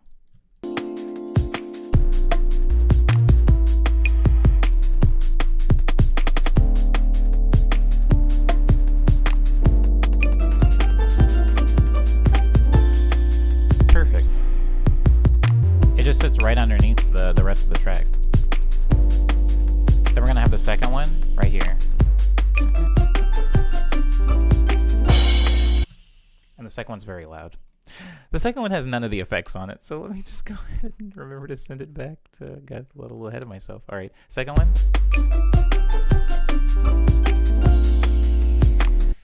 Beautiful. It's like it's barely even there. Well, we don't really want to crash. We want just like the essence of an impact, I guess. A splash, like a very faint splash in the background. I did not disclose the secret of the Wah Wah Boy Cyber. Oh, that feels good.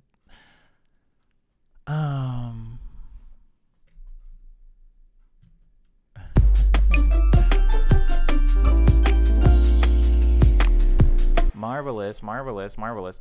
And now what I'm going to do is I'm going to take those same two crashes, guys. The very same. And I'm going to clone them. Why are you cloning them? Why am I cloning them? I'm going to clone them because, make unique, because I'm reversing them. So a lot of times when making ambient songs or something like that, when you have a big, like, I'm sure you guys have heard the term, sustain and release, or dissonance and consonance, stuff like that, that can be done in percussion as well. And the way it's done in percussion, well, it can be done a lot of ways in percussion, but the way that I'm going to demonstrate to do it right now is just having reverse crashes leading into crashes, but not completing. And when I mean not completing, if I zoom in really close and tight here, you can see a crash forward, right? You can see a reverse crash. Our crash forward sounds like this. A reverse crash sounds like this. But we're not going to let it finish. And when I mean I'm not going to let it finish, I'm going to push it back to where it's like right almost in line with the, with the initial crash, to where it's going to make a shape of a, I don't know, a diamond? I actually don't. I don't know what that shape is, but you don't want it to make this shape. Or at least I'm not making it make this shape right now. What you actually want to end up doing, or what I'm going to be doing, is you cut off a little bit of the nose. You cut off a little bit of the nose so you can see like a jump. And the reason for this, the reason that I do this, is because if you have it go all the way like that, what it's going to do is it's going to create a mirror image where it's just getting big and equally as loud, and then it's dropping. And what the listener is going to hear instead, if I play this, see that? It takes away the impact of the crash. Now the initial crash no longer has impact. Instead, what it sounds like is it sounds like something shrinking instead of something growing and then exploding. Grow, shrink, because you've taken away the impact. So instead what you do is you cut off a little bit of the nose like this, and that way you can maintain your impact. See? Now the impact is still there. And so you take that and you drag it down. And that's how to get your risers for your crashes. And so this is going to be barely audible in the entire mix of the song. Let me play it so you can hear what I'm saying.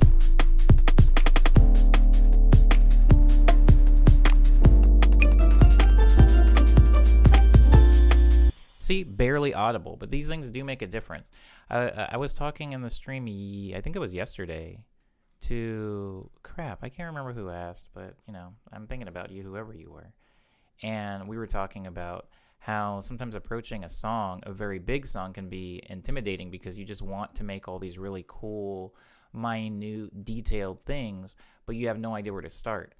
And unfortunately, there's no like cool, fun, fast, easy way to get there. You just have to go in and you have to do the minutia. And right now I'm going in and making parts of this track that honestly, if you guys were not, if you weren't in this stream, if you weren't watching me add every single little piece, you wouldn't know it was here. You know, a lot like that reverse crash that I just added.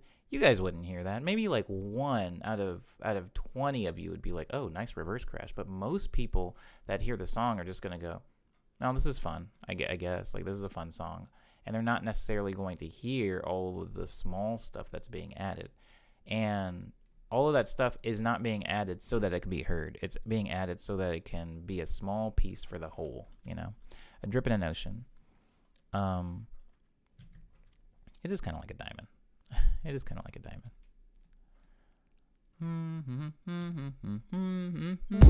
Can I share the secret of Wawa Boy? I feel like you should know, actually. I feel like you should definitely know what it is. No, I will not be sharing the secret in this stream. It shouldn't be a secret.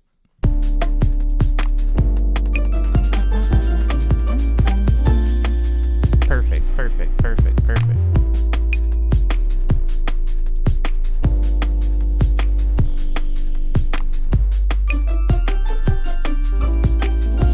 This is true, Umbe. Just realizing that it's going to take some time. Realizing it's going to take some time to get all of those pieces added is very important. It's part of, I guess that's part of patience or persistence, right? Right.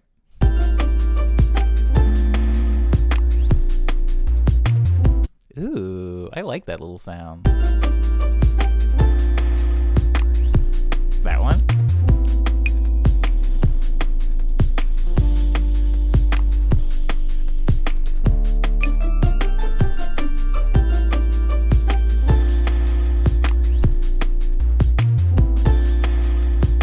Whoa, whoa, whoa, whoa, whoa, whoa, whoa, whoa. Oh, that's what's happening. Okay, so I need to get rid of the loop. No, I don't. It's fine. I'm going to cut out this little reverb thing because it worked for the first time, but not so much for the second time. So I'm going to cut that out, and then I'm going to put in a small snare roll. Very small. Wait, are these even beats I'm putting the snare on? I don't think it is. Sounds like a woodpecker.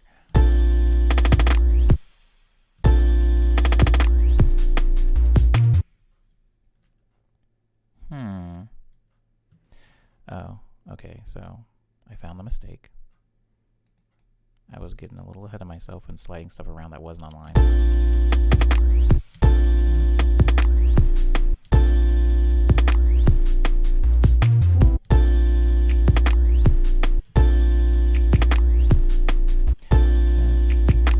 Yeah, there we go.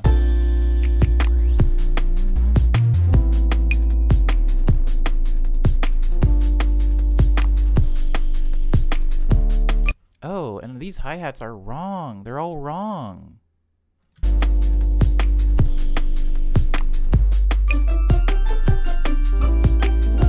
There we go.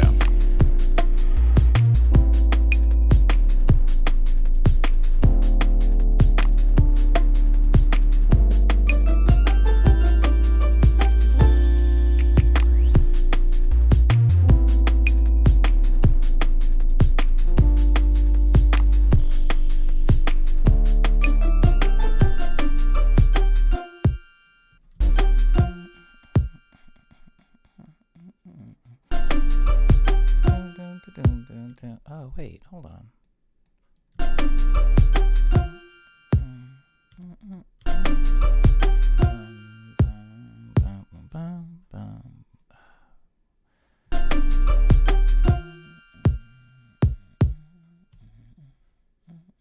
Ooh, that's interesting. I'm gonna have a switch up here. I'm either gonna have a switch up here, or I am gonna open another song. We're at 2.5 hours, which means I shouldn't be still on this one song.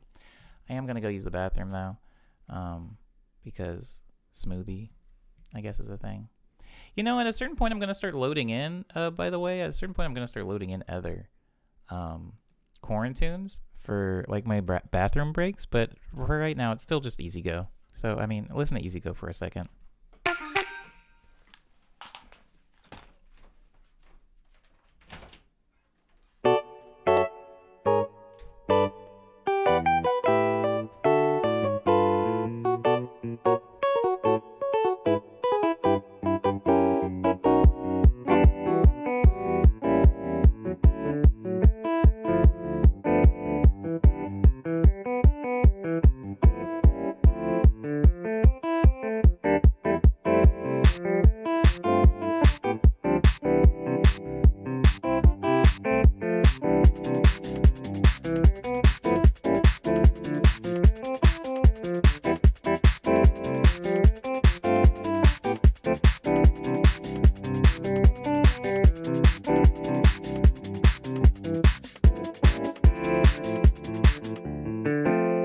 Chicken coop, loop-de-loop, hula hoop, noodle soup. All night long, vessel dawn, nights and pawns, shooting hoops. Gotta grow, ebb and flow, plates are wet, use a bowl. Cash for gold, dig a hole, easy come, easy go. Chicken coop, loop-de-loop, hula hoop, noodle soup. All night long, vessel dawn, nights and pawns, shooting hoops. Gotta grow, ebb and flow, plates are wet, use a bowl. Cash for gold, dig a hole, easy come. Chicken coop, loop-de-loop, hula hoop, noodle soup. All night long, vessel dawn, nights and pawns, shooting hoops. Gotta grow, ebb and flow, plates are wet, use a bowl. Cash for gold, dig a hole, easy come, easy, easy. Chicken, chicken, chicken, chicken, chicken, chicken, chicken, chicken, chicken, chicken, chicken,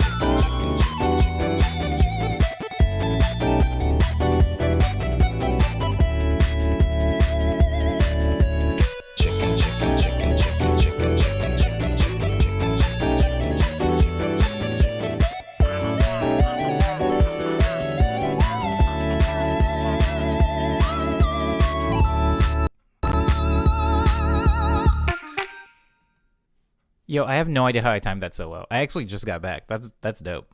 Okay, I think I'm gonna come back to this towards the end when I'm doing my review and worry about a breakdown, because I do feel like I spent, what is this, 21 tracks? 21 tracks? That's not bad.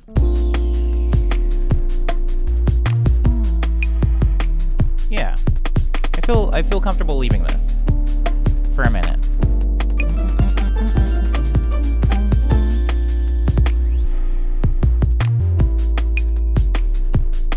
Yeah, don't forget to add small stuff, Umbe. It's pretty important. The thing is, Umbe, usually what I'll do is, like, once I have the general idea down, I can be transparent and say, when I'm adding some of the small stuff, it is performative, you know, for me, not even for you guys. Like, it's performative for me to add the small stuff, like, okay, here's like an empty space, what can I put here? And sometimes I just, like, it sounds bad, but sometimes I just force it. Sometimes I like force things into places where I'm like, there's some silence here. Let me put a snap in there, because, you know, the snap can be can be deleted later, or maybe it opens up an avenue for something else to be added. You never know. So I do that stuff when I feel like I'm losing some of the creative juice. When I can't come up with a cool solo or a cool chord progression, I'm like, what can I do to these drums? Because even if I open up, I'm going to open up really quick just to drive the point that I'm making home. I made something that we in the stream ended up calling Orbital Space. And the song didn't really have much. It played off of I didn't have like an inspiration for this song. And I remember I used the microKORG, this white keyboard, to make that sound. And it was just delay. And I just chopped it so it would loop in time with itself. But all of the other, and if you listen to all the drums that are going on in this song, hold on, let me unmute it so you can hear the drum.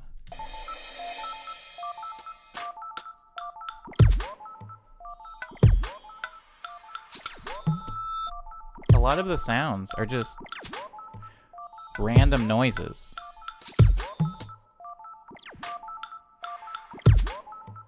And there's the reverb automation.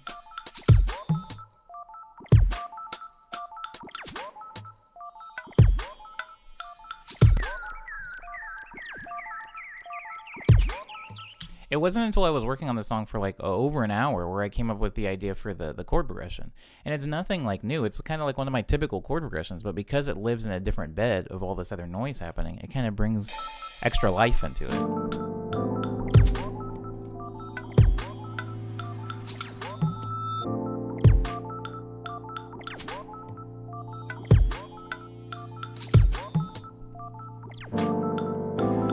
And you're absolutely right, Umbe, about adding small stuff to a song that's completely finished.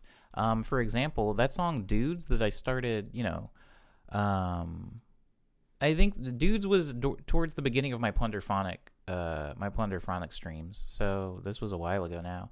But the song sadly was done in like 2 weeks. And I was like, well, I don't know what else to add. And so I keep opening up this song and then adding the last time I had it open, I added a glockenspiel to the synth lead of the song, not the synth lead of the song, to the string lead of the song. So the strings in the song sound like this.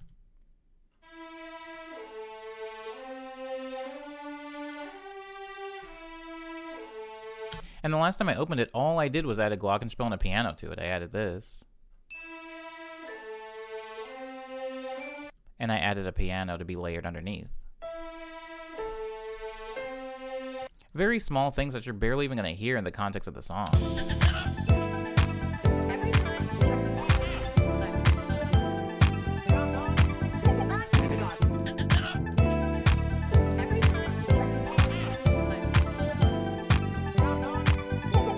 But they add a very small, subtle thing, and they're making the song a little bit more full, even if they're barely audible. And so I would say that this song, even though the structure of it, like if I zoom out, the structure of this song is finished, which still sometimes is annoying to me. I want to do more with it, but I'm forcing myself to leave the structure intact, not to add some weird wonky bridge or whatever. But I'm going in and I'm adding small things, like Liana's laugh got added in like 2 spaces in the song. Got added here.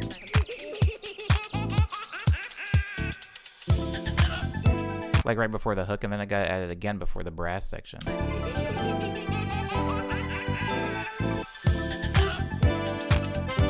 So you're just like adding small things here and there. That's all I'm really focusing on right now. But this song isn't, is it structurally done? Yeah, it has been for about a month now. But am I done adding things to it? No, I'm still going to keep adding things to it. Probably for several months to come. I'll be adding like little small bells and whistles here.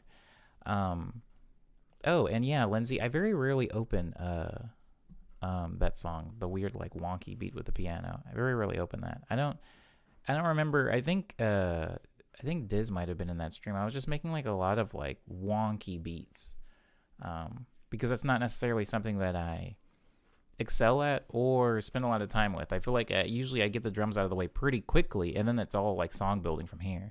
The drums aren't really something I spend hours and hours and hours building. And so I was trying to kind of push myself into a place where I wasn't super comfortable. Okay. But yeah, anyways, we pulled off of that song. I'm going to go to a song that that was Con Man. I'm going to go to a song that I've already written a lot for that still needs some extra stuff. And I'm going to... Wait, what's showered? I don't remember what this is. I gotta give these songs better names. Go for it, Lindsay. What would be interesting to see?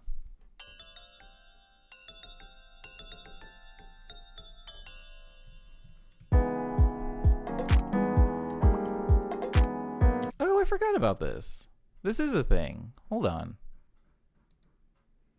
Wait, do I want to mess with this though? I don't know.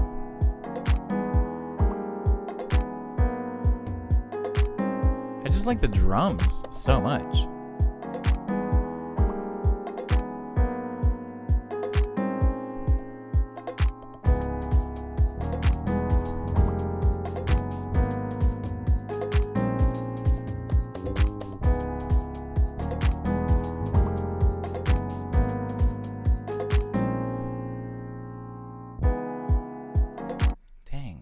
kind of like that though.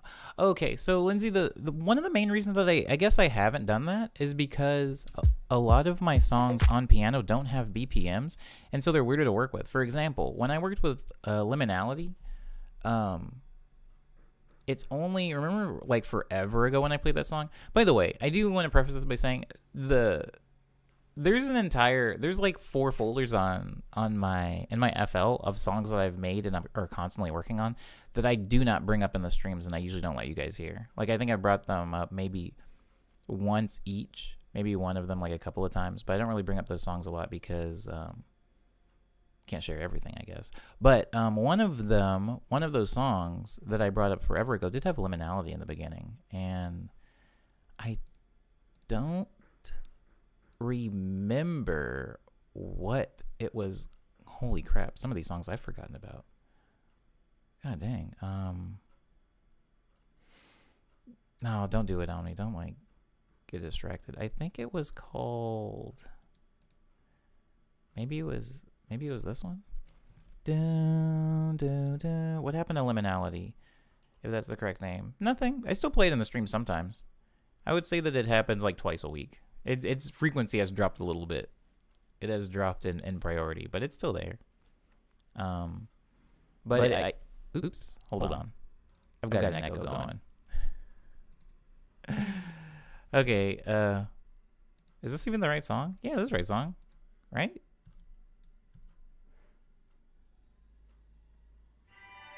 Yeah. It was just a weird intro to a track.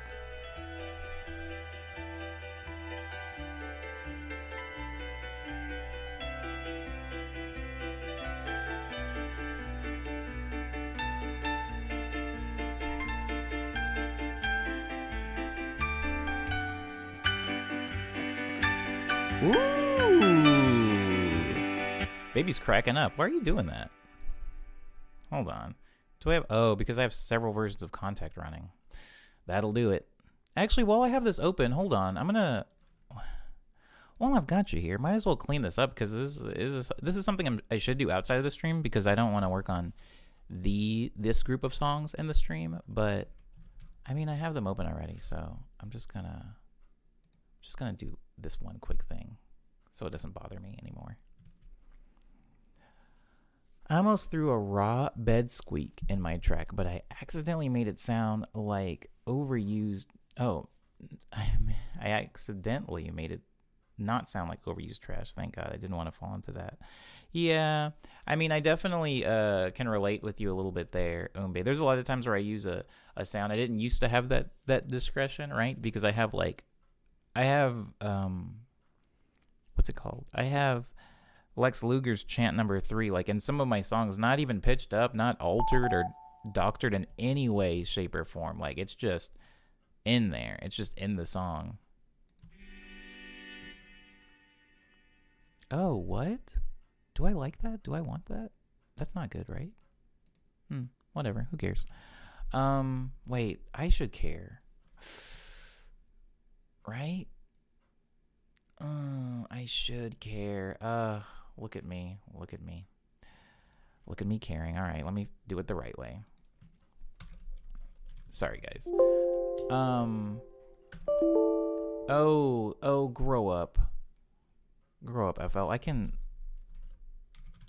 There, is that better? One little finicky baby. Okay, anyways, I definitely have more discretion now about that, Umbe, where I'm like putting something into a song and I'm like, I've heard this in other people's songs. I need to like make it my own. How do I make it my own? Sometimes this can be a blessing because it can allow you to find your voice even through overused sounds. Sometimes it can be a curse because it can allow you to overthink all of your decisions, whether or not they're tired or derivative or done to death. Lindsay says, so other than using it as an intro, what would you do with a semi-developed piano piece, or what have you done with a semi-developed piano piece? Most of my piano pieces like don't really exist as in FL Studio so much. And one of the main reasons for that, like if we talk about songs like French Lavender, right? Like French Lavender technically does exist in a recorded form because it's in the oops, hold on. My brain did a weird thing. Technically it exists in recorded form because I have it in a Quarantunes video, right? Now, when recording those songs, I have difficulties with those songs because I don't want to record to a BPM because I like the fluid motion of a lot of those songs, so it has to go off grid. And when I'm going off grid, usually when I'm adding strings and stuff like that, I'm usually adding those in a form of MIDI so that I have a little bit more control over the articulation of them. So it proves or poses to be quite the challenge when actually trying to deal with those, but it's not impossible. It's not impossible. Look at these demos timing out. You think I care? You think I care? I already got the goods from you. I like it when Contact does that. So for those of you that don't know, I do use a demo version of Contact, and which, you know, probably should have the full thing. But I do use a demo version of Contact, and what happens with a demo version of a synth is, like, after a while it will usually time out, and usually I will have already exported the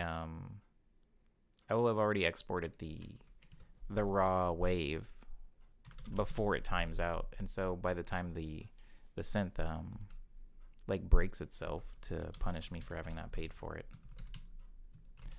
I will have already got what I needed. Like, oh, here we go. Let me just import these things really quickly. Import number 1, import number 2. If anybody is just now joining or doesn't really understand what's going on, that's fine. You shouldn't, I suppose. I opened a track that I had already made, and I had like several different instances of a pretty CPU hungry synthesizer running. So I'm just kind of cleaning it up. This is not necessarily a thing I like to do live on the stream. I'll usually do this stuff later, but since I was opening the song to make a specific point, like as an example, I'm just gonna clean it up. I was just cleaning it up while people were here because it was fine. So now I have my strings in here. I have my string MIDI saved and grouped and made white so I can actually identify it. So now that I have these things, it should play better. Wow, that bass is loud. So I'm going to take the bass and I'm going to put it on number 5, and I'm going to take the strings and I'm going to also put them on number 5. That should help.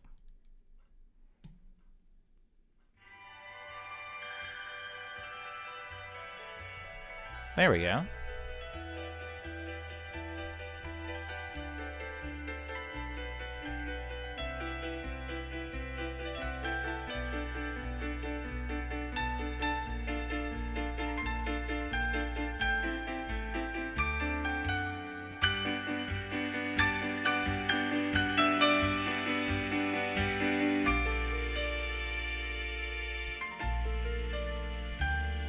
Hey, that helped it.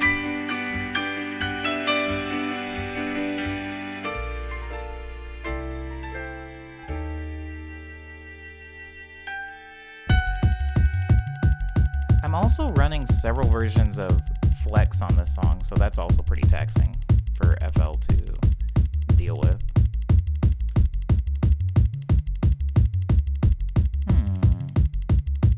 I can't find the second version. Oh, there it is.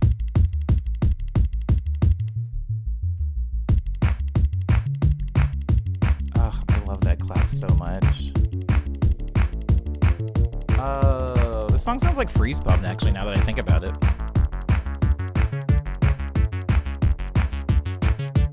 Maybe that was intentional. I don't know.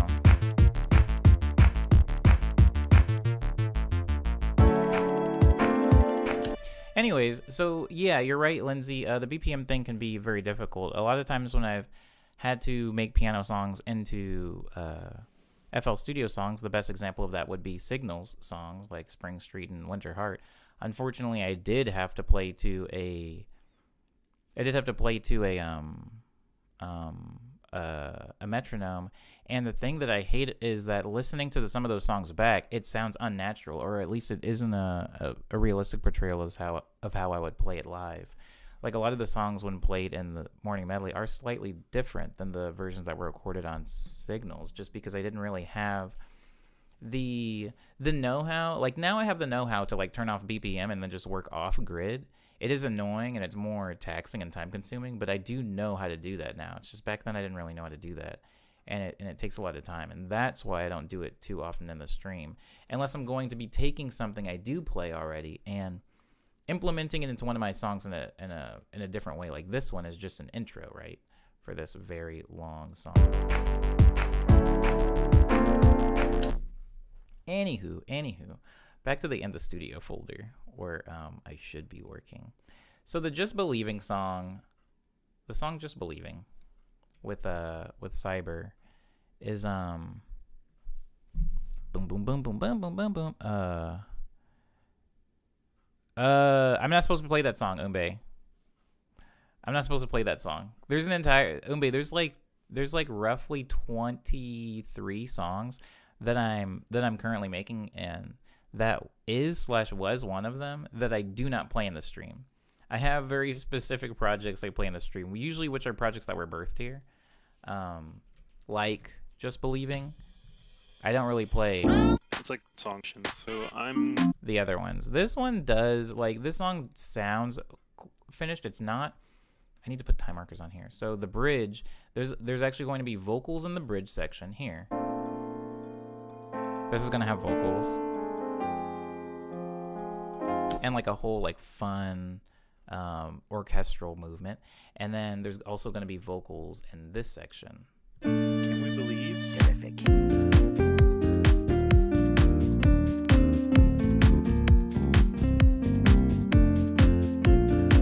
Both of those are going to have some form of vocals, but everything else is shaping to be actually pretty good, shaping to be decent. Just believing. Supposedly, we're gonna go. Just believing. Can we believe? Terrific. Something else that I do want to put in here though is like a little bit of glue. When I talk about glue, I usually use it in the form of loops, but that's not exactly what I'm going to use here. What I'm going to do is I'm going to do some of those. Whoa, what did I just do? That's a cool screen. Oh, sorry, you guys can't see that. Anyways, I'm going to, you know what? I'm going to use Harmor. I always use 3x Offs to do this, but you know, I'm going to use Harmor.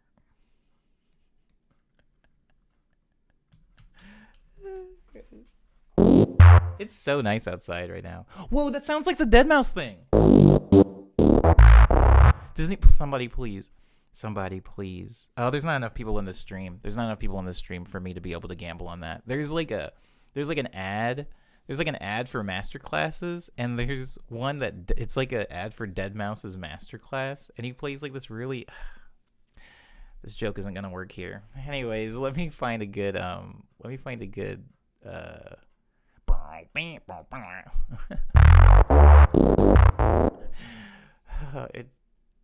the joke is funny. Trust me. All right, let me find. I don't want a piano emulator. What I would like is I would actually like to have a pad that comes in with a little bit more force. Yeah, that's too much. This is why I don't use Harmor. It's too much. Sorry. I'm going to have to come back to Harmor for a lead line because it's not going to do it. I'm going to use Citrus actually for my chord. Now, with Citrus has a group of pads called Silver, Platinum, and Gold. I don't ever remember which one is the one that I like using, so usually I just have to pick a random one and then go from there. So I picked Platinum. And I don't think it was Platinum. Maybe I'm just hitting a bad note.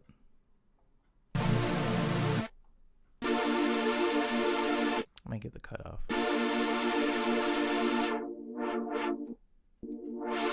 Maybe it's that. Maybe, I don't know. Just believing. It's like assumptions. So I'm. Maybe it is. Maybe it is. Maybe it is. Maybe it is. Maybe it is. Daniel! Oh, Daniel! Oh my God! Oh, wow! It's my birthday. That made me so happy. This is a Cardinals. This is a Cardinal Sin of EDM right here. Yo, that's amazing. Is he using Harmor? You know what's funny is like I'm using, I don't know, like a $30 synthesizer, and Deadmau5 has like a $10,000 like rack of modular synthesis to make that ugly nasty sound. All respect due to Deadmau5. I'm supposedly. See, this is when the there is a difference between the first drop, if I'm going to use EDM terms. There is a difference between, oh, is Lindsay leaving? Oh, bye. Abo. There is a difference between the first drop and the second drop. Here, even in the snare, you can hear it. Even in the first few seconds. First drop. I'm supposedly. Second drop. I'm supposedly. Very, very subtle. But what I'm going to end up doing is a little bit of glue in there. I'm going to have this guy. So. I'm supposedly there out loud. This now is Jesus' blood. These I'm supposedly there. Oh, we're gonna go. Just. And then I want to put it right here. I want to put it right here.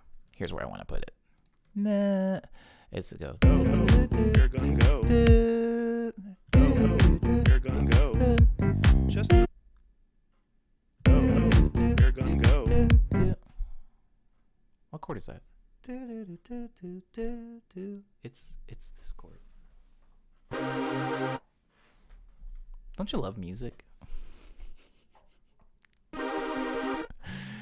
I can see the chord shapes in my brain, but I can't think of what keys they. I have to make the chord shape with my hands and then like keep my hand the same and hit the piano with it, because I can't actually see the keys. I can only see my fingers.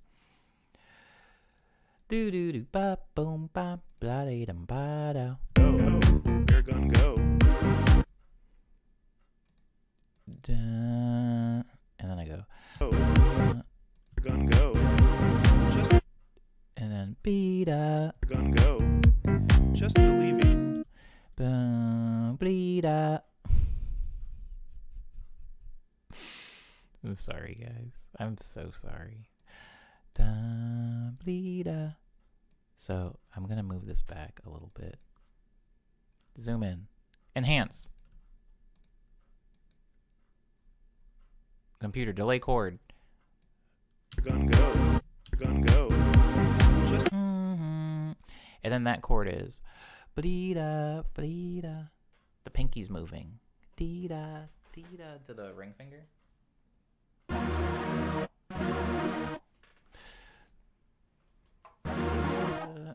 So I'm gonna go up here because I want to play it an octave higher. I want to play it here.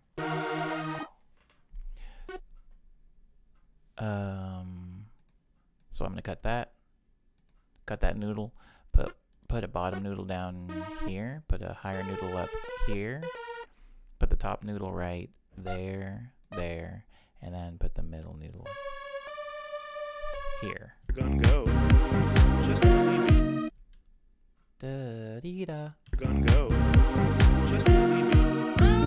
Ooh, okay, so it's not gonna just sound like that. It's not gonna just sound like that, because I talked about this earlier, guys. I'm here to add glue, and you can't have glue without a filter cutoff modulation. Automation clip.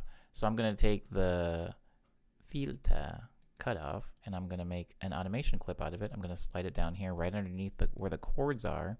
I'm gonna zoom in so you guys can actually see what I'm talking about. And then I'm gonna go to the beginning of the chord, and I'm gonna make it really high. And then at the end of the chord, I'm gonna make it go real down low. And it's gonna make it go from dull to sharp like this. Just believing. See that? Just believing. Just believing. Just believing. Marvelous.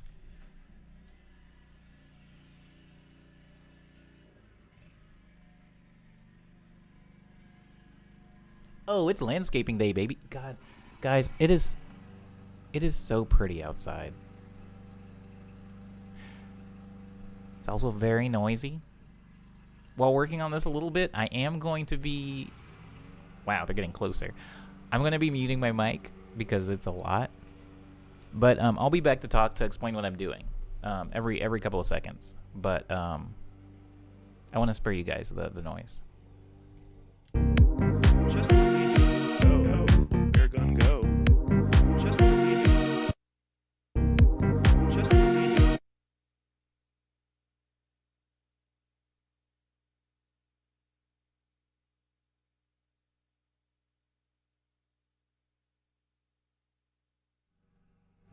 So right now what I'm doing right now is just cataloging what the name of this sound is, and also saving and coloring the actual automation clip itself so that it won't get lost, and then grouping it to the initial sound. Because I'm not going to just add this here. This is going to be added a few places if I play my cards right. So let's see. Where else can I put it? I'm supposedly go. They're gonna go. Just believe it. I gotta tell you, I'm supposedly gotta tell you, I'm supposedly gotta tell you, I'm supposedly there. gotta tell you, I'm supposedly there. gotta tell you, I'm supposed gotta tell you, I'm supposedly there. gotta tell you, I'm supposedly gotta tell you. I'm supposedly there. Ooh, I like that. Gotta tell you, I'm supposedly there. this now Just believe it. Jesus Supposedly there. They're gonna go. Just believe it. Can we believe? terrific. So this is a good place to... I can hear it. I can also hear it in my headphones. The sound of the leaf blower out there, and so it's like I feel like I'm coming and visiting the stream from like a really loud, nasty, messy. Oh.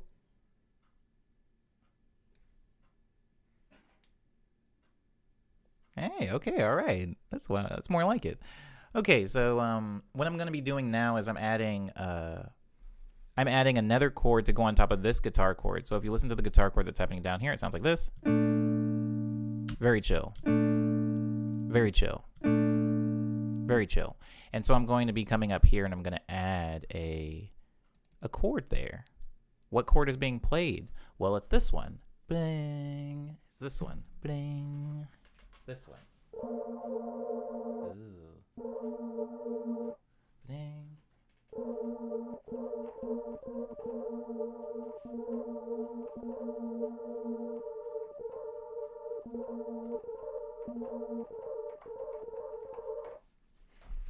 It's that one. It goes bee ba bo ba. I'm gonna slide that over here, and then I'm gonna make it longer, like that. Then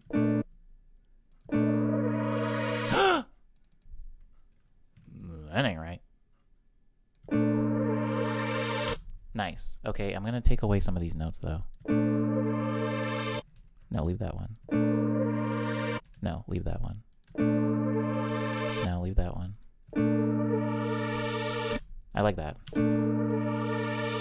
Maybe put one up higher, like bee ba.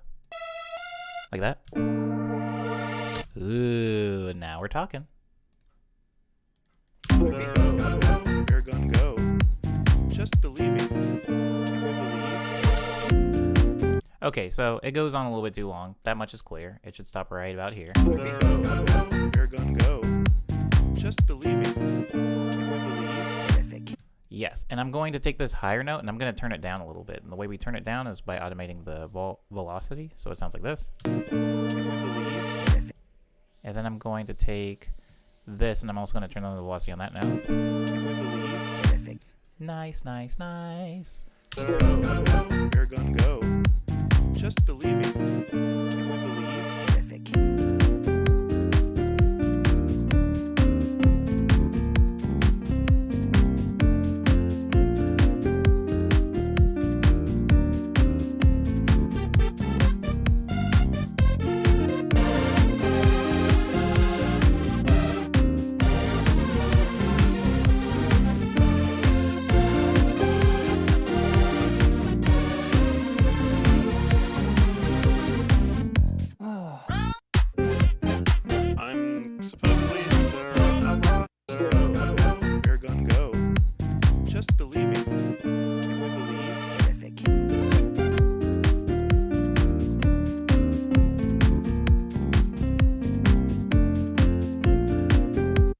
Okay. I think what I want to put in this part, because this is where the vocals will come in. I think maybe an ARP, actually. I think maybe an ARP. But we'll make one. We'll make one, huh? And then I'll decide whether or not it fits. How about that? So if you've been in the stream before, you remember one of my main ingredients for ARP magic is 3xosc, because it's free and it doesn't take up a lot of CPU. And I guess those are my only two reasons for ever using 3xosc. So I'm just going to pull it up without trying to justify it. Instead of, or maybe Poison. You know what? To switch things up, I'm going to use Poison for the ARP. And I'm not even going to use the automatically included onboard arpeggiator, because if you look at the synth right here, it actually has an ARP in it already. I'm not going to do that. If I play with the ARP, it sounds like this. That's right. It sounds like garbage. So I'm going to turn off the ARP. I'm going to turn off the chorus. I'm going to turn off the delay. I'm going to turn off the sync. I'm going to basically turn off all the things that it has going. I'm going to turn off the unison pan. I'm going to turn off the unison detune. I'm going to turn off the unison altogether. I'm going to get it to sound like this. Probably faked. Now I'm going to build an ARP with that. But how do I build an ARP on a complex chord progression? Well, here's how I'm going to build the ARP on a complex chord progression. Now pay attention. Pay attention, all ye who care about homemade ARP. I'm going to record the MIDI. I'm not going to stop there.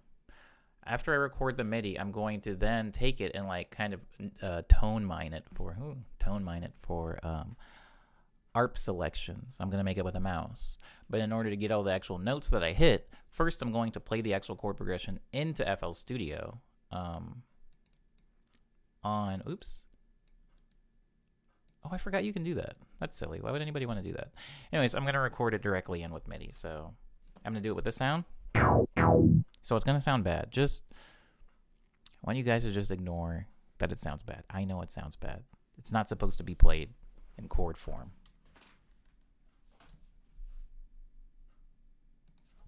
Just believing. Can we believe? Terrific.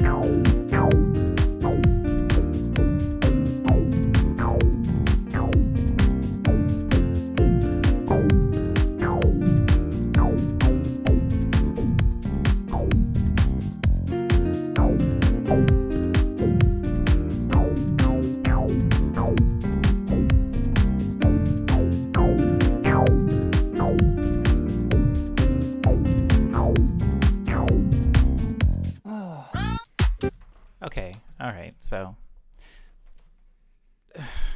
yeah, it doesn't sound good. But I do have my chords.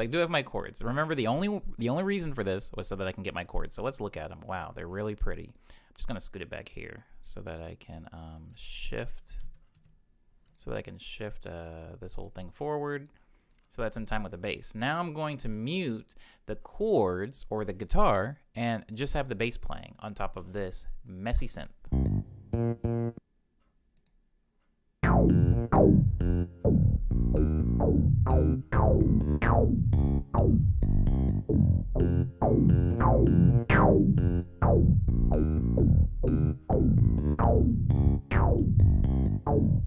So what's the first problem that we're hearing, other than that it sounds bad?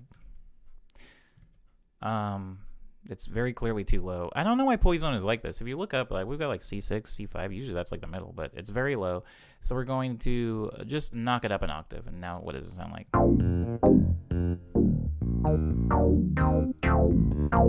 Sounds a little bit better. So now that we have it up in this register, now I'm going to bring my grid back so I can see where the notes are actually landing. And we can get to work. So first things first, let's make just one line out of these notes. One line. Marvelous. Marvelous. Okay. Sorry. I like blacked out for a second. We need this note. How are they already back? Anyways, so what I'm going to be doing is a continuous ascension. Now, continuous ascension, guys, What does that mean? Well, continuous means to not end, and ascending means to go upwards. So if we're building an ARP, you can have an ARP that does a lot of different forms. Right now, you can see that part of it is ascending. Now, if you're looking at the next chord, this guy right here, it is lower than the highest point in this ARP. So what we could do is have it now climb back down. But instead, I'm doing an ascending, a continuous ascension ARP. So I'm going to take these notes and I'm going to octave them to be up here, and I'm going to have it just keep climbing. So go boom, boom, boom, and then this would be the next note. So it sounds like this. Ooh, I like it. I like it. Da do do da do. Oh, that's marvelous. Then I can start climbing back down, and now look, we've got another chord. What do we do with this one? Well, I'm glad no one asked. I'm gonna go ahead and slide it up an octave so that it's closer to the overall build of the ARP, you know, so that there isn't this big jump in notes. And now we can build down very, very naturally. And then I can push this down here to here. And now we have some overlap for the next chords. No problem. It's no problem.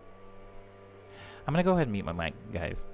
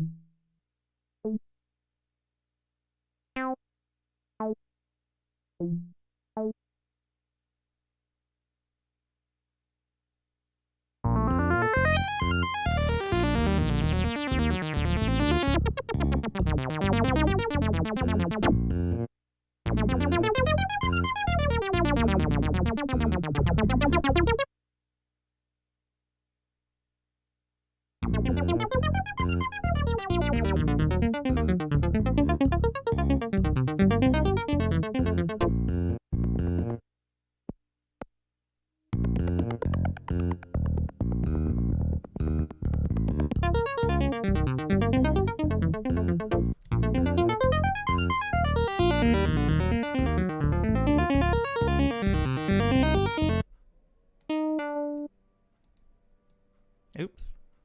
Where am I?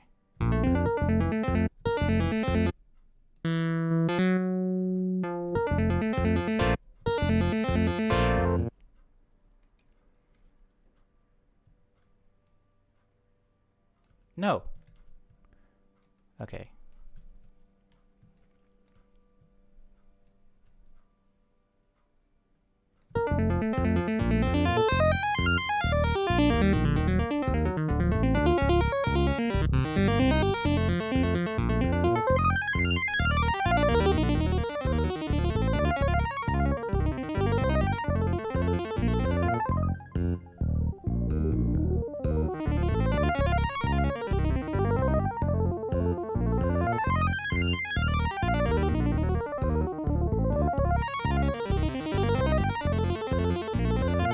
Yeah, there's somebody leaf blowing. Sorry, Lindsay. Can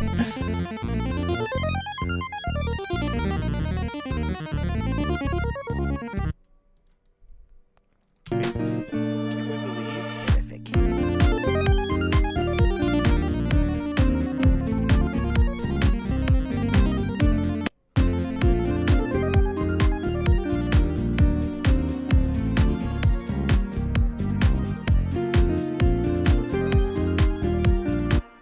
I just wanted to give it that more like a dreamy sound like that. I don't know if you're hearing what I'm doing. I'm just doing reverb.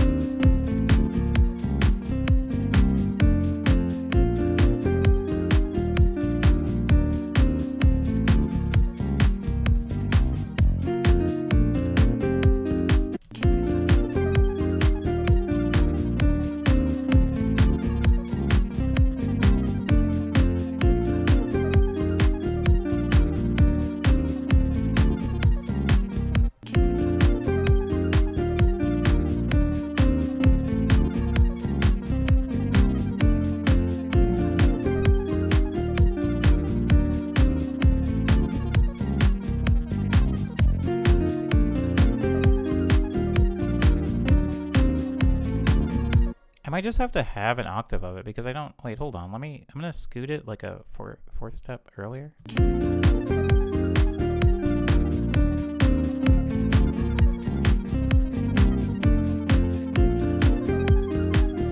Yeah, I might have to just hold on. I might have to squash it like that and then actually manually slide it up one octave and then take off the juice. You know what I'm saying? You guys know what I mean. Might have to take the juice off. Which sucks, but also doesn't because I have the MIDI from it. So, like, if I take off the juice and I take off the ARP, it sounds like this.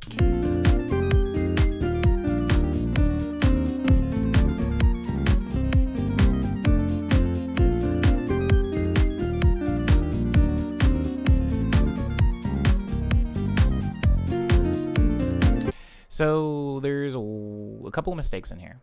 The first mistake is that the articulation actually changes the second way through. So once I get to this part, see how that doesn't fit? So what I'm going to do is erase these, and I'm going to have it build. It keeps building. So I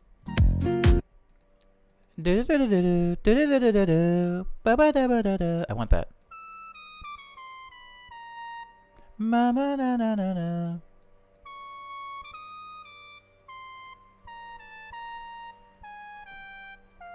Like that.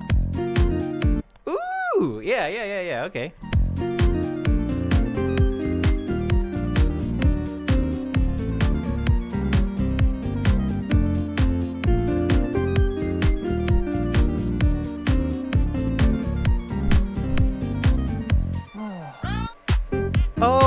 fits so nicely over over the leaf blower. No, over Umbe's sai. It snaps in. It snaps in.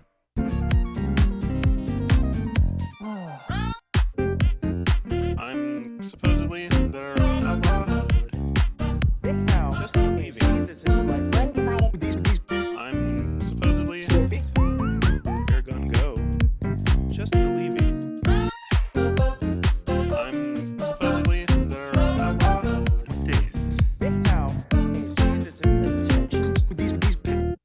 Supposedly there you're gonna go. Just believe me.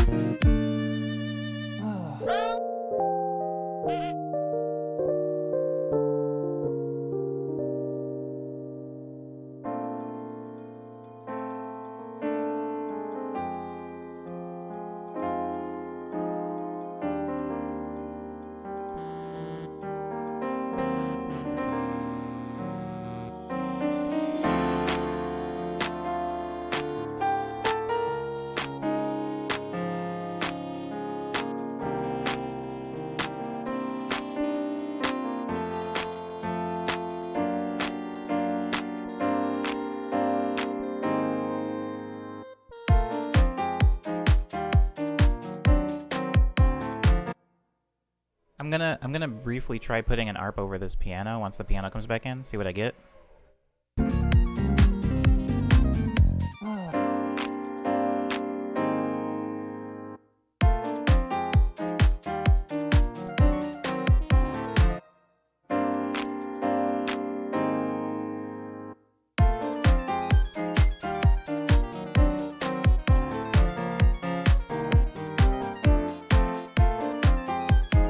I'm supposedly there. You're gonna go. Just believe me. I'm supposedly there. Just believe me. Just believe me. Oh, hold on. I could allow the ARP to shine right there if I mute the piano. Just believe me. And then even mute the drums at that point. So it's like, I'm supposedly there. You're gonna go. Just believe me. I'm supposedly. I'm supposedly. I'm supposedly there. You're gonna go. Just believe me.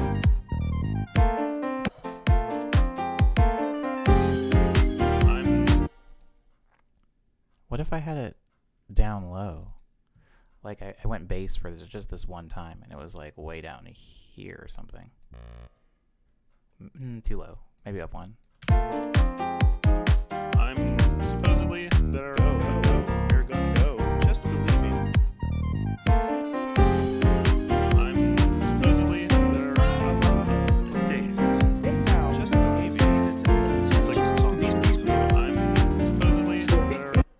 I think you're right, which is why I slid it back a little bit, Cyber. I'm sorry, I didn't see your comment till just now.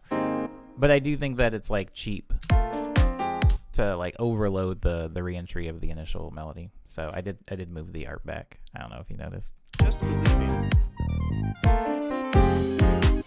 Or God, this song has too many melodies in it. But if I just like have that ARP as a tag. Just believe me. I'm supposedly there. Just believe me. It's like the song. I'm supposedly there. You're gonna go. Just believe me. I'm supposedly there. Just believe me. I'm supposedly you're gonna go. Just believe me.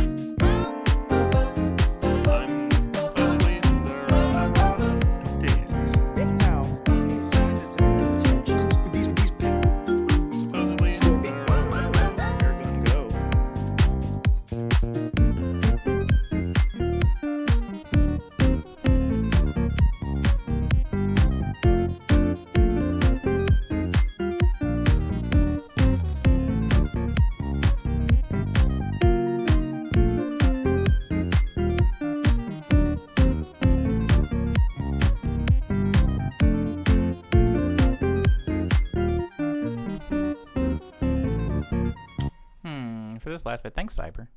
You're gonna go.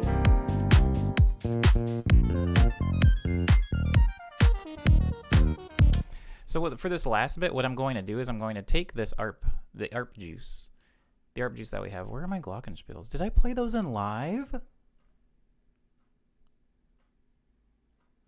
Sorry, I'm having a minor freak out. Did I play in the... Wait, there's no glockenspiels in this song, right? I'm too lazy to sit through it. I'm just going to say that there's no glockenspiels in this song, which is wild because that's not how I roll. And so I'm going to go ahead and add one now. And it's going to be here mostly to mirror this ARP. So in the song, what's the song? In the song Dropout, there's a point where an ARP comes in and I have the ARP layered. And so I'm going to be doing the same thing here. So the first layer of the ARP is actually going to be a glockenspiel. So let me go ahead and bring in contact. And then...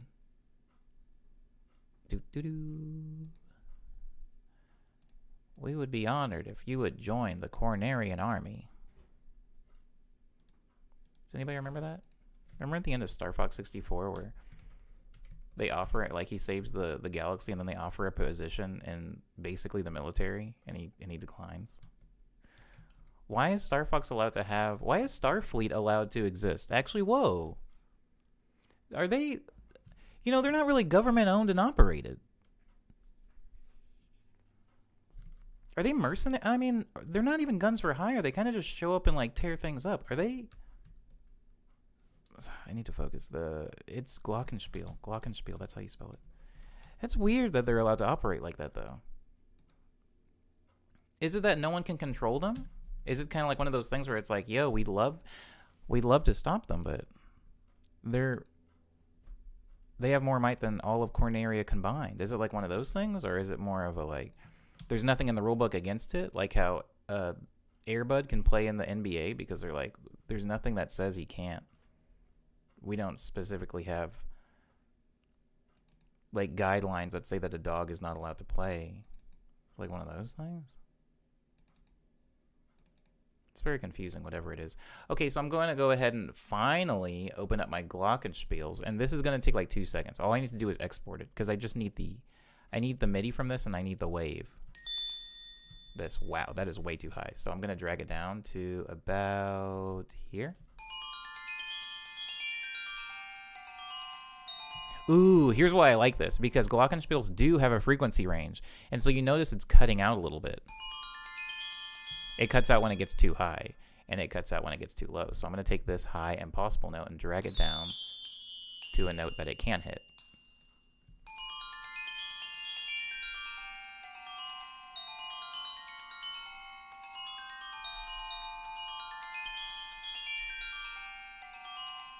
Ooh. I like that it cuts out like that.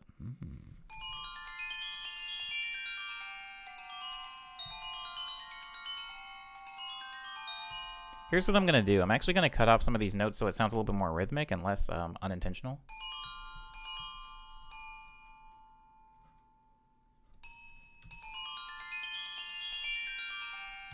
So I'm going to cut out the second to last one.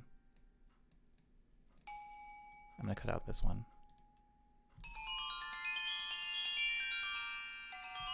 Oh, wait. Did I mess up? Hold on.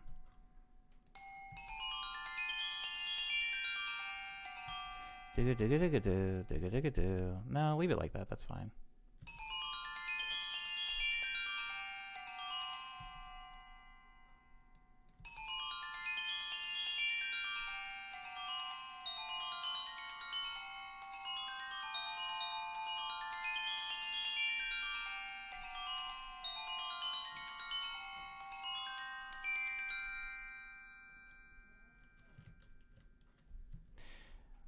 And that's what I want out of the glockenspiel. So now I'm going to take the glockenspiel and I'm going to export it. Ooh, bad move, Omni. I'm going to take the glockenspiel and I'm going to export it and I'm going to call it glockenspiel. I need to get a Glock. They sound so nice. The only reason I'm not the only reason I'm not playing this Glock N live is because I'm going for very specific ARP notes, and if I played them with my hands, I wouldn't get that exact. It would just take a lot longer to quantize all that. So that's the reason that I'm actually using a soft Glock. But I don't know if you have any keyboards. A lot of Yamaha keyboards have pretty nice glockenspiels on them, as long as you stay within the frequency range. They can sound kind of goofy if you go outside of that, but I can't really talk about that because I do that all of the time. I go out of the frequency range of a glockenspiel. Okay, so now I'm just going to save this, and then and then I'm going to change this to a xylophone really quickly, so that I can get the layer of the xylophone, so it sounds like this.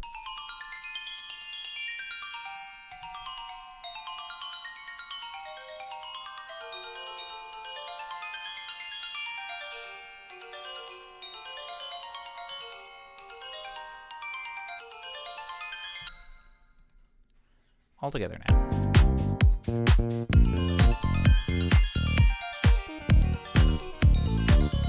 Ooh.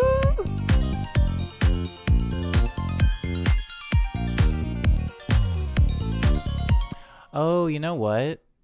Oh, I don't wanna, but I'm gonna do it anyway. Oh, Google Pixel 4a 5G came in today.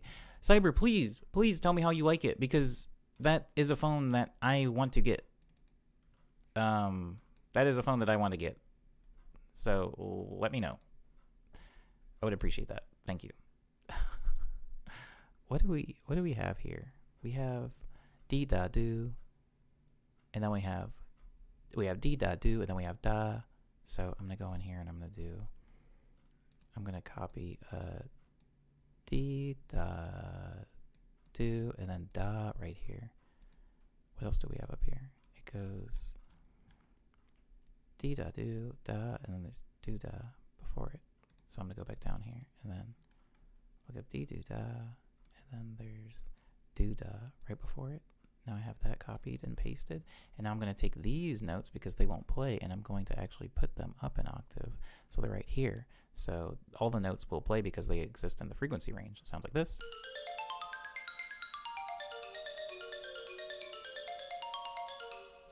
And then I'm going to take these and then octave them so they exist in the frequency range.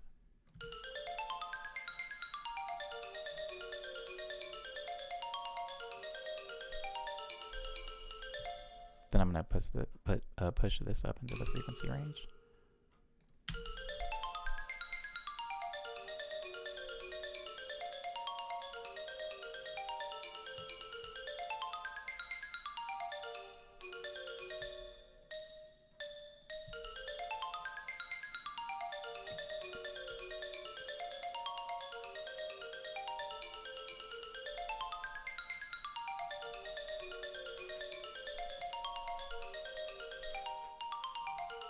Yeah, baby. That's sick. That's sick. It works. Okay, so I'm going to make a solid loop out of this because I need to bring back the glockenspiel too, so that I can get the same notes on both of these. But it's gonna look like that. And then I like that. Sick. Okay, so this is my xylophone though, so I'm naming it Xylophone. What's funny is this song also has a marimba in it, but it was recorded in live. If anybody remembers that, nobody remembers that. It's fine. It's not really that important. Let me get rid of the glockenspiel. Beam ba, beam ba bo ba, beam ba mama. Oasis bedrooms makes it also nice to say. There's a store in Arizona called Oasis Bedrooms. It might be other places too, but it's a very specific store, and they have these commercials with a jingle in them, and the jingle reminds me of a very, very awful traumatic thing that happened to me. But I can always hear it. Oh, oh, Oasis. Oasis bedrooms makes it oh so nice to say good night. And I don't know if that exists still. Like, I don't know if that store exists still, but boy, do I have some loaded baggage attached to that jingle. There's a pic in the Discord. I'll have it set up later. Oh, I'll have to set it up later. Word up, Cyber. Word up. Okay, so now what we have is we have a glockenspiel ARP and we have a xylophone ARP. So I'm going to import my glockenspiel ARP, bada bing, and I'm going to import my xylophone ARP. Sorry, I'm going to import my xylophone ARP. Thank you. Bada bo. And then the glockenspiel is going to go here, so I can save the clip. And the xylophone is going to go here. I'm going to make it, I don't know, light blue, so I can save that as well. And I think that does it. I'm just going to save this MIDI.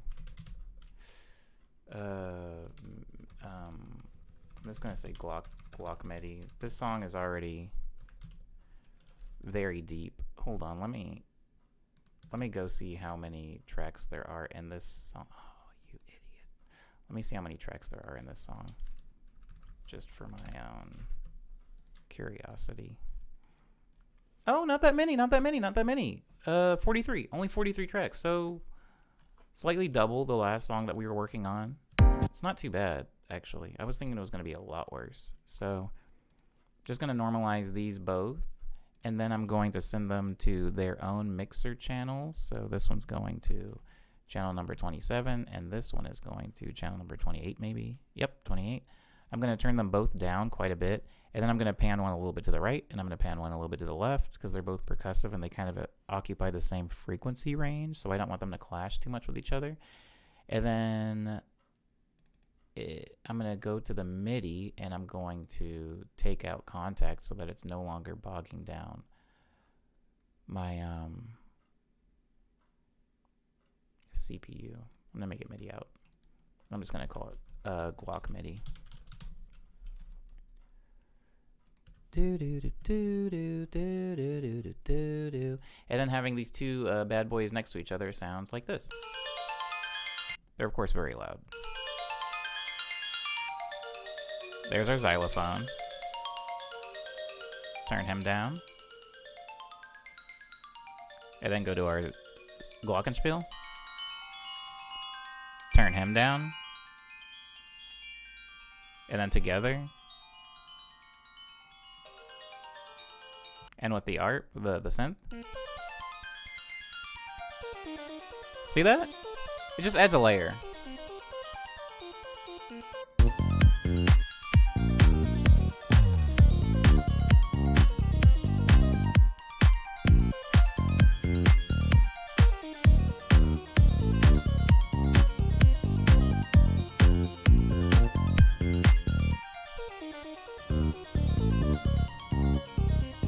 I think it was 42, was it? Crap. I'm getting confused because there was also a movie called like Room 43. I might be getting it confused with that movie. Room 43. Or I'm thinking of the movie 23, and the movie was called like Room 143 or something like that.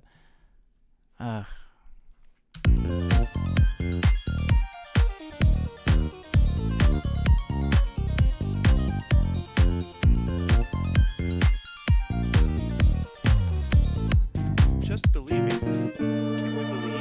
Terrific.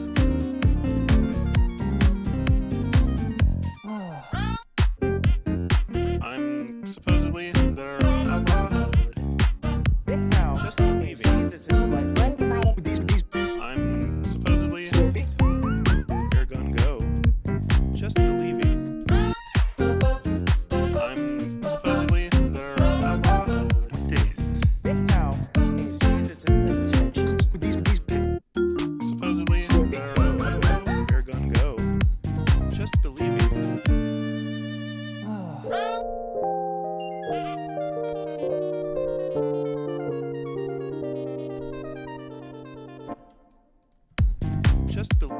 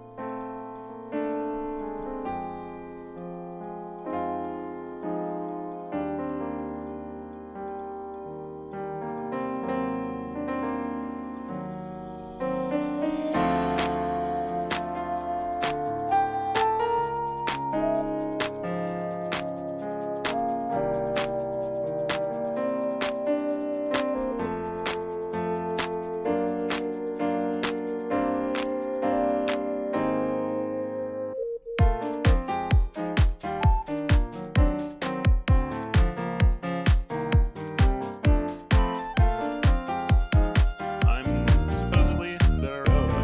You're gonna go. Just believe me. I'm supposedly there. What day is this? Just believe me. Sounds like it's on these pieces. I'm supposedly there. You're gonna go.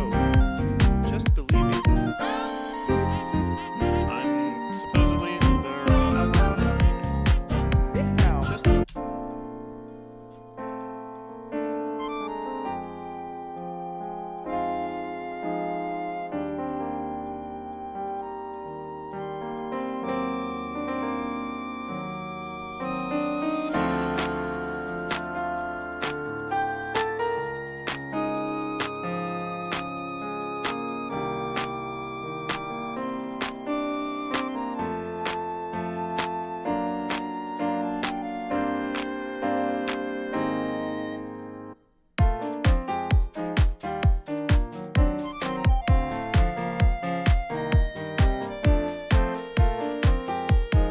I'm supposedly there.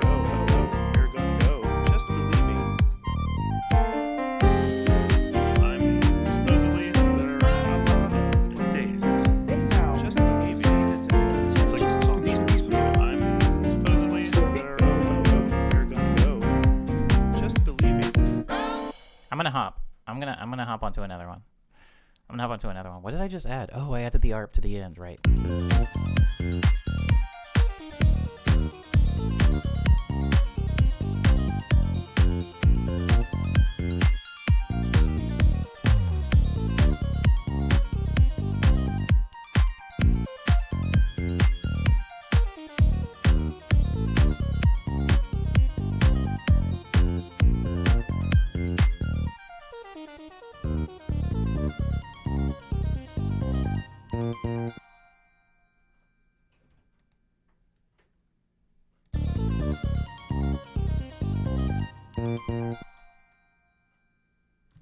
Do I not have... Hold on. That bass didn't sound like there was bleed on it. There is. Then why am I getting that pop? Oh. You really gotta zoom in tight to find it. Hear that? I was hearing that. I was hearing this right here. Gotta scoot that out.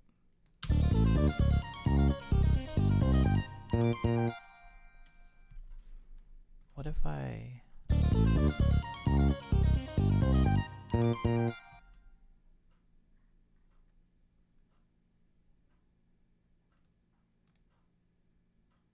I'll leave it. I gotta move. I gotta move. I gotta move on.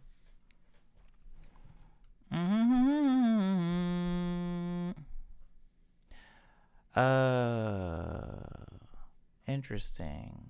My Friday's going okay, Taylor. Thank you, and welcome back, Jesse. Hope all is well with you. No disasters. I'm hoping.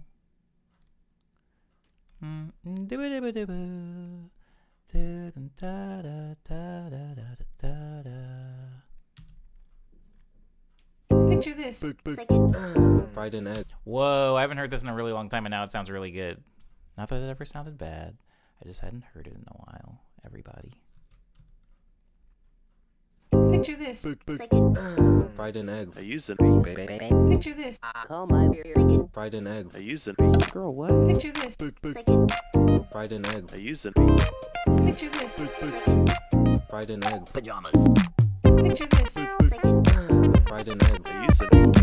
Picture this. Oh, that's what I did since the last time. I added the MIDI. I didn't have the MIDI for this chord progression, guys.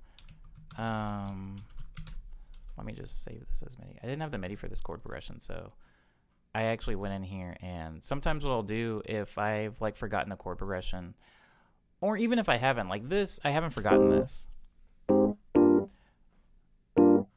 But sometimes when going into, add a lead or something like that, it helps to actually know what the chord progression is. And I knew I was going to forget it if I was going to be working on this song in several streams. So I went ahead and added this MIDI, which is, I just went over with the MIDI controller and just played it live on everything. And it's pretty close. It's not exact, but it shows me the notes I need.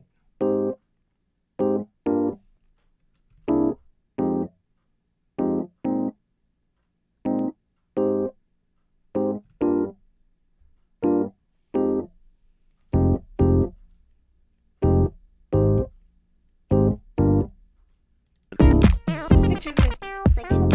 Fried and egg. Picture this. Oh, also, I've started carving out a space for vocals, actually, right here. There's going to be vocals for this. All these songs are going to have vocals on them, I guess. I don't know. Picture this. Right here.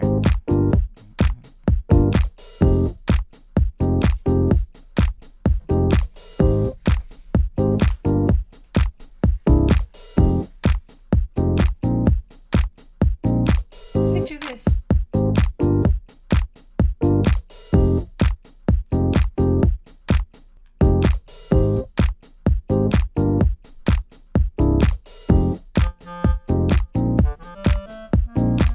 Picture this.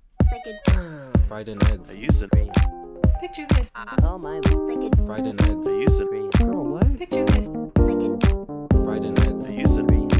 Picture this. Fried and egg. Picture this. Fried and egg. I use it.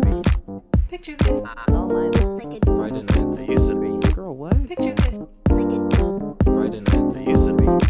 Picture this. Fried and egg. Picture this. Fried and egg. I use it.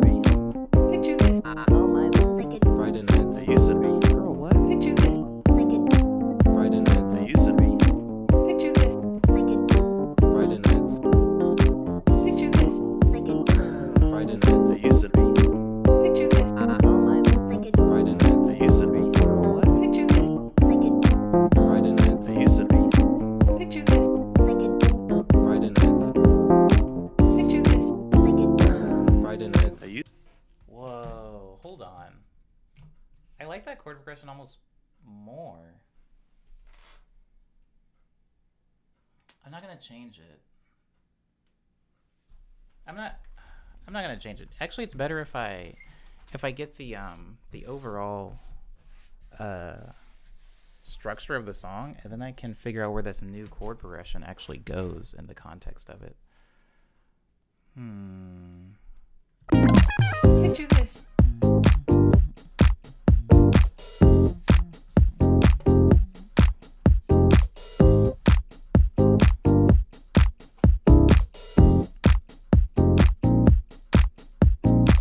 Picture this.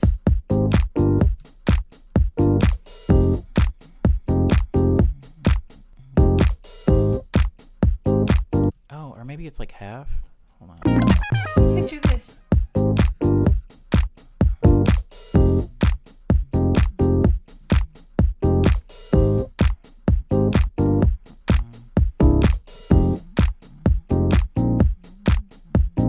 Picture this.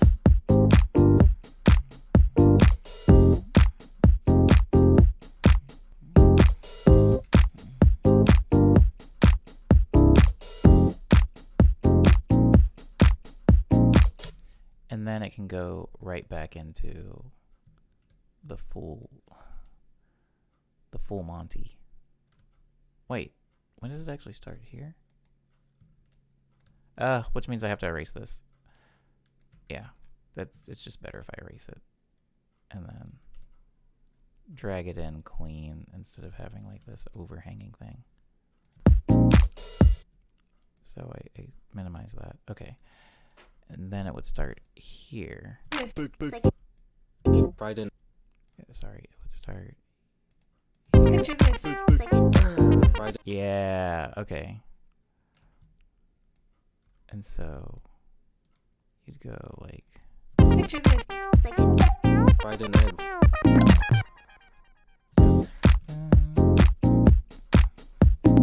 Picture this. Friday night. I used to. I think like after the vocals, like this is like enough. 1, 2, 3, 4. It's like enough space for a verse.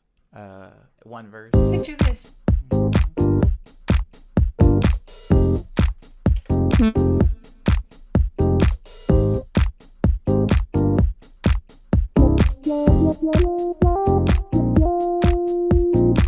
Picture this.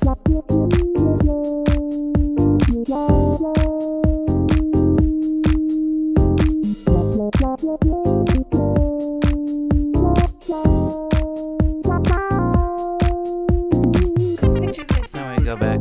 Then we'd go back into the chorus. But this is where I'd probably add some like pads. Actually, I don't need to have that ARP in there, but the pads probably would be cool. Picture this. Like I want to have something that differentiates the choruses from the verses, other than Picture this. just loss of percussion, Picture this. you know. And so probably going into here, an ARP, like a simple ARP could work. A simple ARP could work. Layers on top of the like.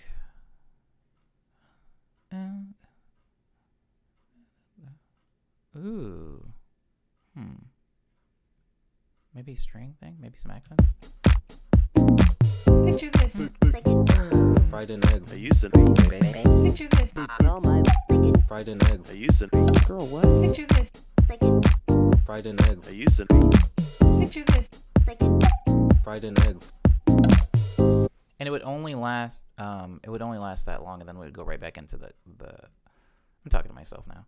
It would only last that long, and then we could go back into the verse. Yes, we could go back into the verse.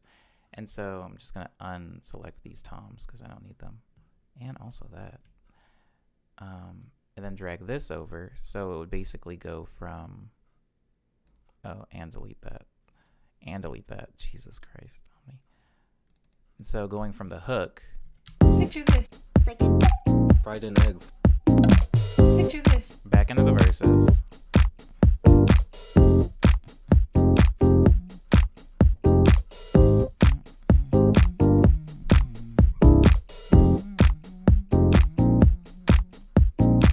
Picture this.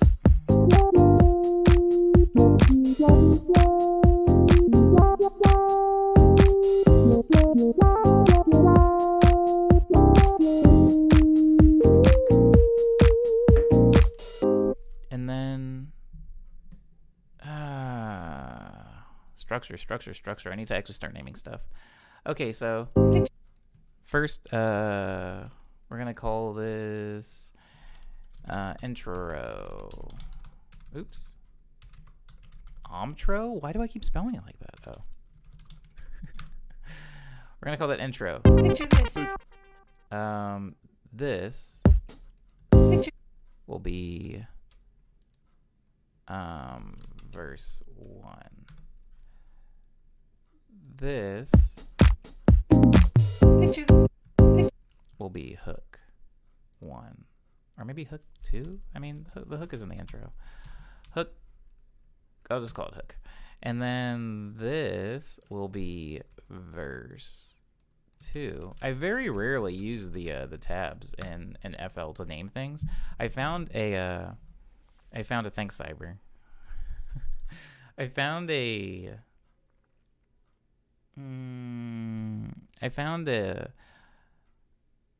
trick to using them in order to create loops, because a commission that I got is me having to create a loop, and so I found a good use for did I just do something bad? Hold on. Oh, I didn't. I found a good use for them, which is just to name where your looping starting point and ending point is, because it's really hard to remember those things if you're like exporting over 100 tracks. So I've got intro, I've got Picture this. verse, not too much change. I've got Picture this. back to the hook. Picture this. I've got Yeah. Picture this. And then I've got my second verse.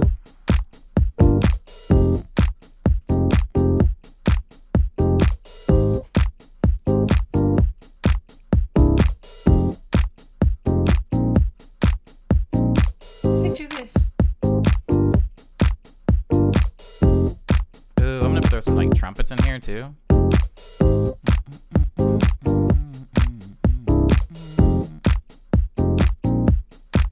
And then this is the part where I would throw in the weirder time signature. The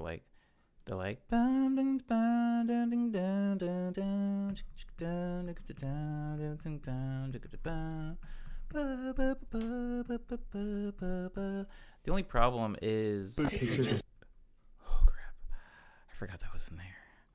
Omni, you're gonna kill yourself. Okay, let me mute all these before I have a nightmare. So I'm going to now. I wish I could just like slide those into a separate arrangement without wasting space, but I can't. So I'm just gonna keep sliding them back. Okay, now once I've gotten to the end of that verse, I would like for there to be something between this and the B section of the song, which kind of turns into like a more of a. I'm going to change the rhythm slightly, like.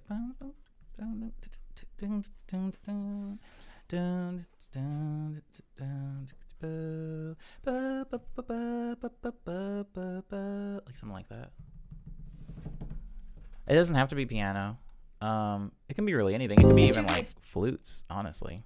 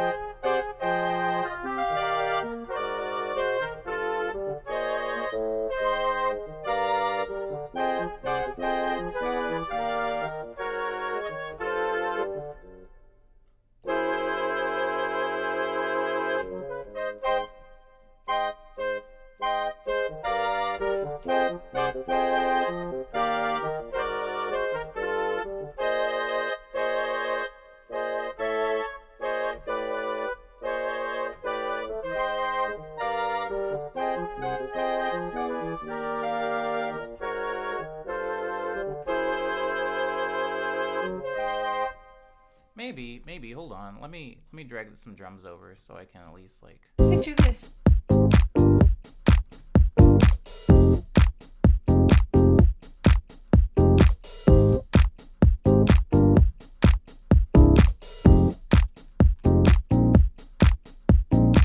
Picture this.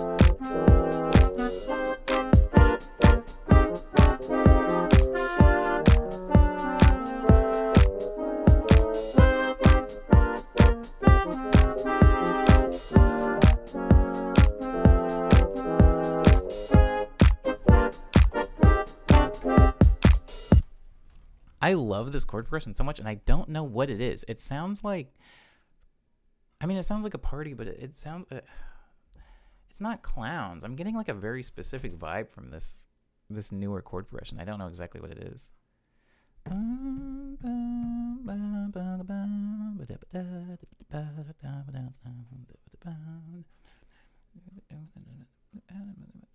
Oh man, this is so good. Sorry, I just have to figure out a way to get there because I'm writing this section, but I don't think it should come directly after this. Like, I don't think the song should flow like that.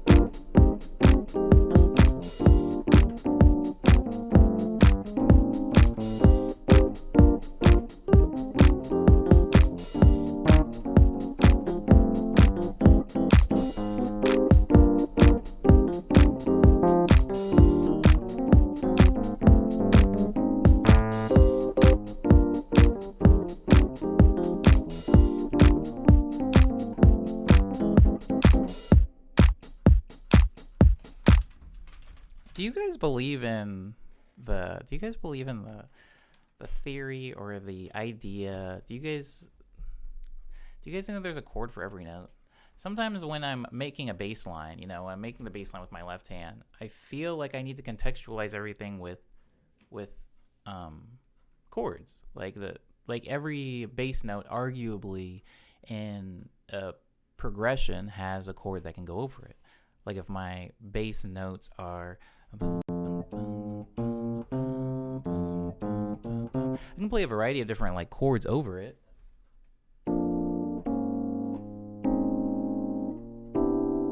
And the chords don't necessarily need to make sense, but the chords do go with all those bass notes. And sometimes I feel like in a melody there isn't a chord for the specific bass note, and that can't be right? Like there's a chord for every bass note. Are you going to make more sound clips over this chord break? I'm probably... I actually don't know, Crow. That's a good question. Right now, I want to say no, but it's early. This song is going to end up taking, I would say, just as much time as Dropout did, especially with the added fact that there's vocals and Dropout was an instrumental song.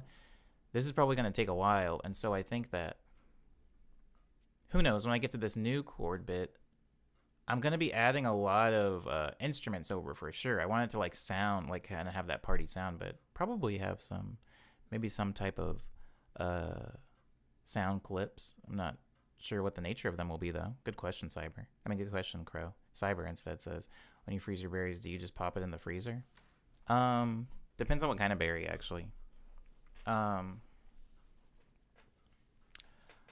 My blueberries, I just wash them and then pop them in the freezer. My strawberries, I do cut them up and I put them in the freezer because I feel like when you're like me and you're throwing in a bunch of frozen fruit into a NutriBullet, the NutriBullet can handle it, but I like to give the NutriBullet as smaller pieces as possible, So I'll usually cut the strawberries into like thirds sometimes. The only berries that I'm going to leave whole is a blackberry I'll leave whole, a blueberry I will leave whole, and a raspberry I will leave whole. Strawberries are a little, just slightly too big for me to just throw in the freezer whole. What a cool question. Wow. Or if you mean if I just put them directly into the freezer, I put them into... I have Tupperware things, Tupperware containers I put them in. The entire process, I clean them, and then I cut them, and then I put them in a Tupperware container, and then I put them in the freezer. A freezer-safe Tupperware container, because not all of them are. Lindsay says, are you basically saying bassline can't be single notes? No, I'm more so saying I think basslines can be single notes and not have chords accompanying them. I don't know music theory, so. No, I know they can. I guess what I'm asking is, can they not? I'm asking sometimes, like, for example, if I have, I wish I could talk into the mic and play the piano at the same time, but the way that my desk is set up, I cannot do that.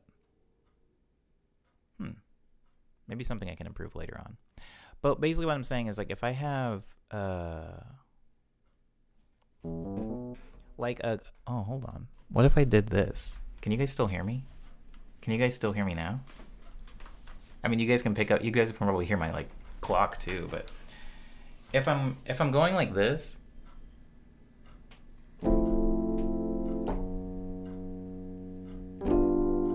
like, there's two bass notes, and there's two chords. But if I'm connecting those bass notes with a middle note, like, I can have another chord that follows that. Or I could have a different chord. Or this chord. Like, I'm just saying, like, when there's a note, like a bass note, how do you connect it with a chord? Because I do that all the time. I connect bass note, bass lines with other chords. Like, if there's another note that the bass is hitting, I'm like, I should be able to find a chord that fits there and will kind of, like, close that gap. But with the chord progression I'm playing right now, the little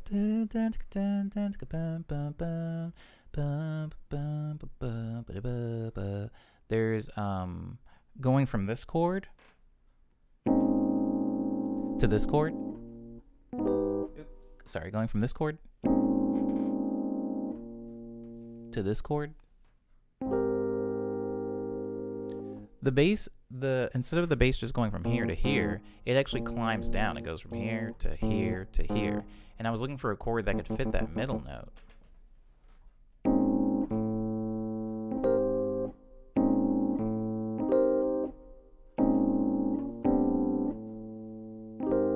I don't like the way that sounds. I just realized our time zones are exactly 12 hours apart, says Liam, who... Oh, cannot see my clock, but that's cool. Never. Wow, what does that mean? Does that mean you're exactly on the other side of the planet from me? Is that what that means?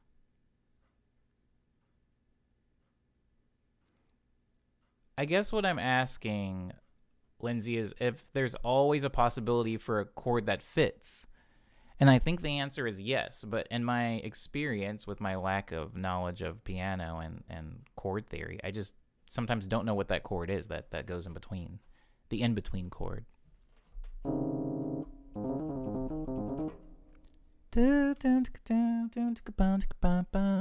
do like that. Hold on, because I have to do this. Some of you already know what I'm going to do. Some of you don't, though, and that's fun.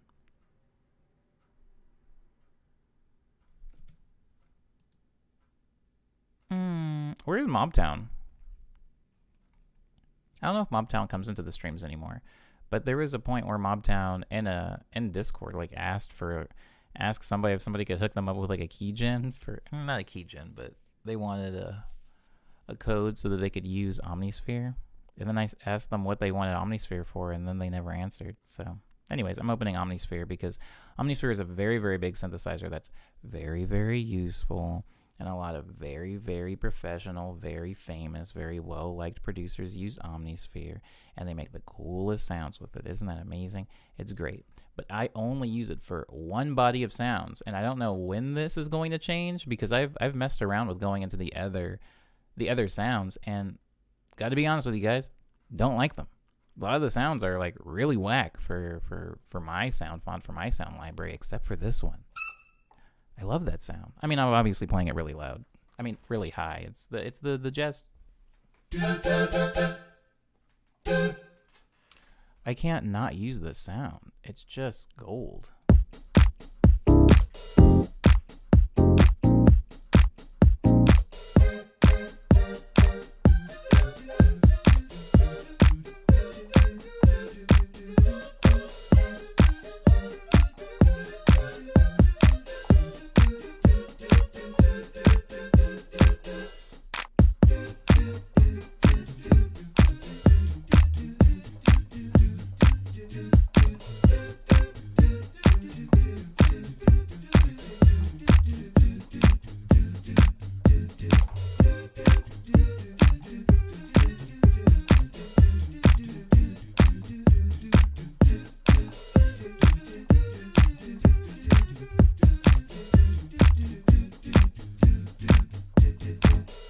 It's so good. It's so solid. It's never not good. This is the problem with the Omnisphere jazz vocal stabs. They're never not good. I fought it for a little while. I said, Omni, you can't put these in every single song. People are going to say you're just the guy that does the doots, but I'm going to put them in this song. I'm very sorry, everybody. Wow. Was it not Mobtown, Cyber? Oh my god. I'm sorry, Mobtown. I really did think it was you. Crow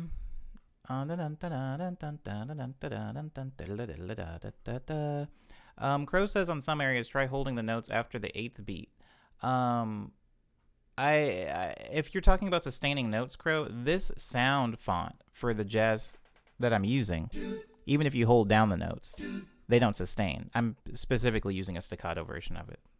But I do appreciate your producer input. Oh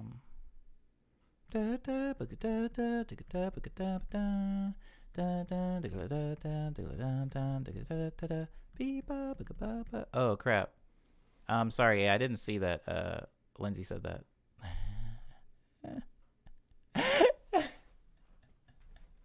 Wait, if Cyber saw Lindsay's comment and made, that's a very funny joke, Cyber. That's a very funny joke. I used to have, I wasn't intentionally not saying you. Hold on, it's like actually kind of hot. So as to spare you guys seeing me take off this sweater. I just don't want it. I don't want any jokes. I don't want any jokes today.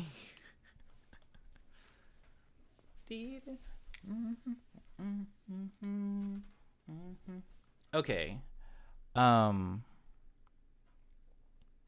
What was I saying? Ugh. Oh yeah, there's this really funny joke between me and some of my friends that I used to go and hang out in IHOP with. Where like, they like really, really didn't like. Oh, is this a sad story? Nah, it's not that sad. I'm sure that guy's fine. Anyways, they really, really didn't like this one dude that would come and hang out with us. He was like dating our mutual friend. I didn't care about him. He was fine. He was like the only other black person that was around, so I was cool with him, I guess. But for whatever reason, the group of people did not like him. So anytime he said something that was like actually kind of funny, no one would laugh, and then somebody else in the group would say it as if they were like thinking it up on the spot, and everybody would laugh. Everybody thought it was really funny. Anyways, that's what that reminded me of just now with the Cyber and Lindsay thing.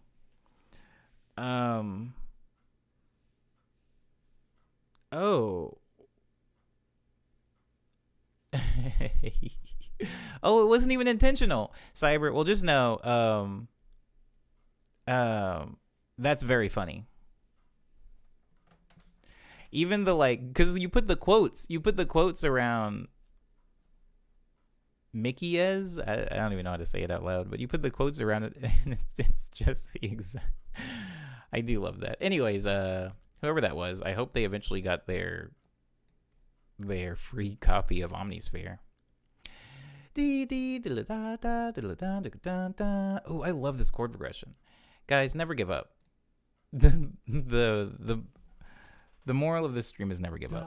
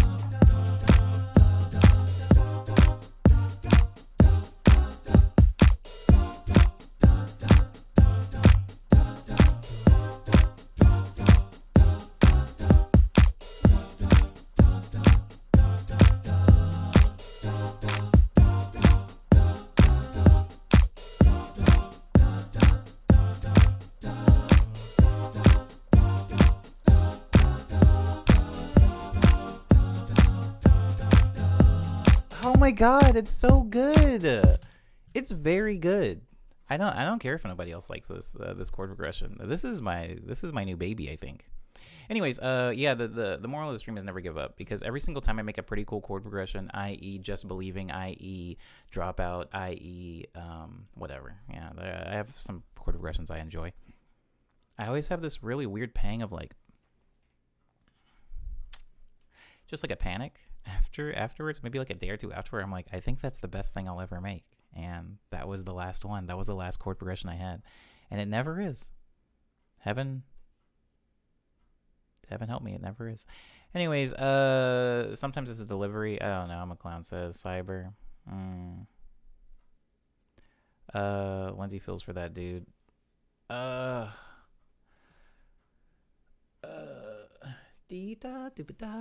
feel light skinned today.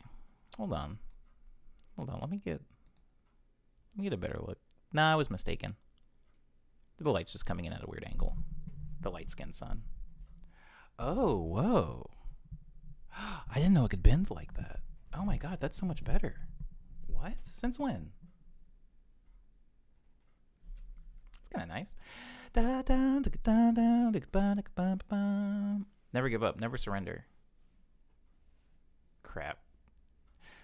I can't tell if Cyber's making a joke that I get, or if Cyber just happens to be saying words that I'm associating to something.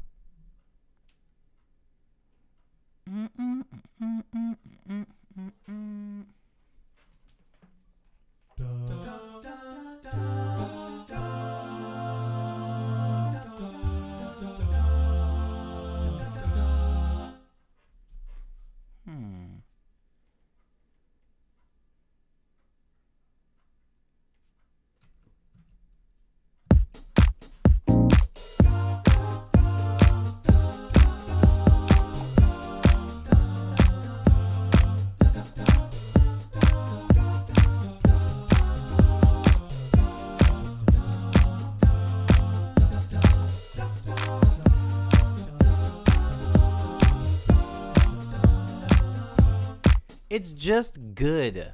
I'm gonna record it and stop playing it over and over. I'm like living in the newness of this chord progression. I'm on a high point, guys. How far are we in? 4 minutes and like 24 hours and about 20 minutes. This is good. Got a little bit of time left. I'm gonna push this out, then I'm gonna do a little bit of like sprinkle stuff to this track, and then we can move on. I promise.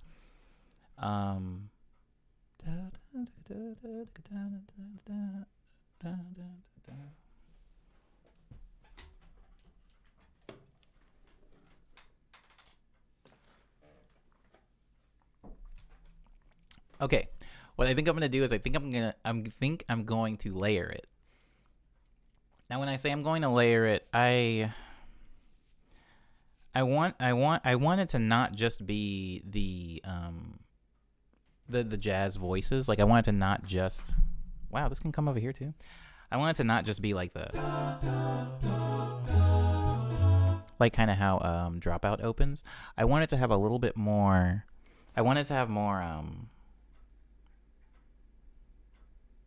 layers to it. Like maybe have that and then some woodwinds.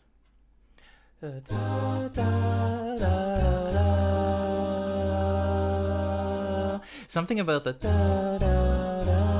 is very pretty to me. I think that's what's making it like pop for me, guys.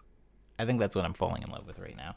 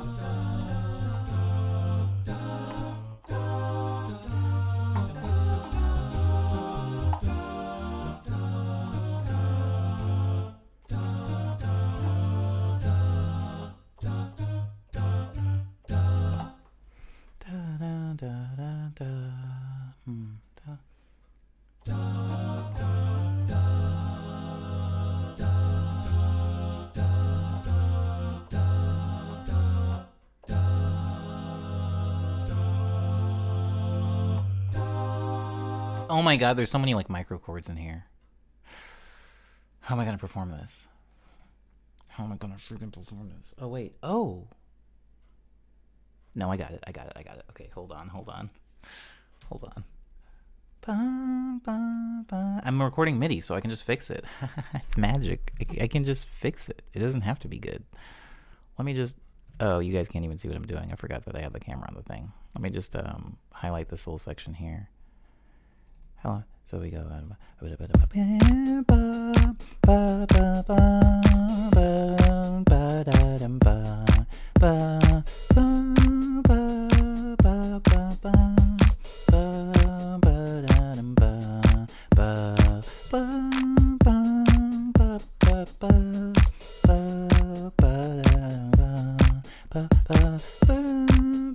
Yeah, and I'm probably gonna move around the MIDI so I feel comfortable, and it's doing it twice.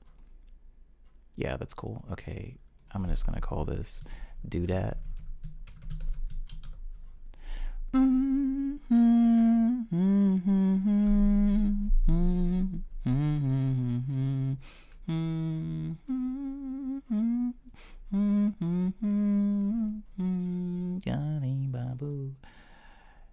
We're gonna call this Doodat. Do that dang, do that. Go Roger, do that dang. Get down, do that dang. Go Roger, go Roger. Anybody watch Sister Sister as a kid? Dun, dun, dun, dun, dun. Hold on. Yes, we're recording MIDI, so that actually checks out. And then the color of voices is this weird faded lavender color. Go ahead and give me a no clip. Brave. And then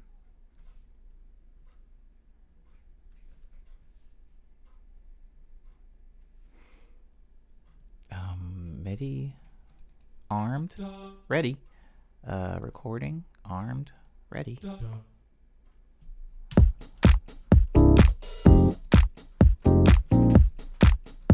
Whoa. Why wouldn't it let me unselect that?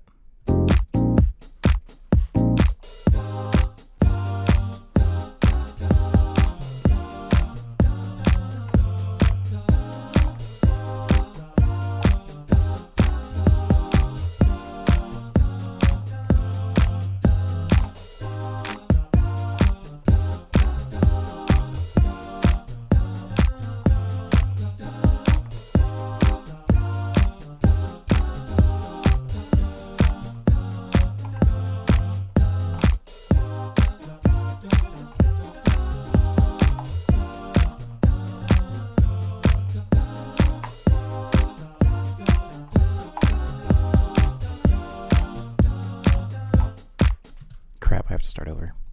I just realized I was leaving chord out. Can I get real time?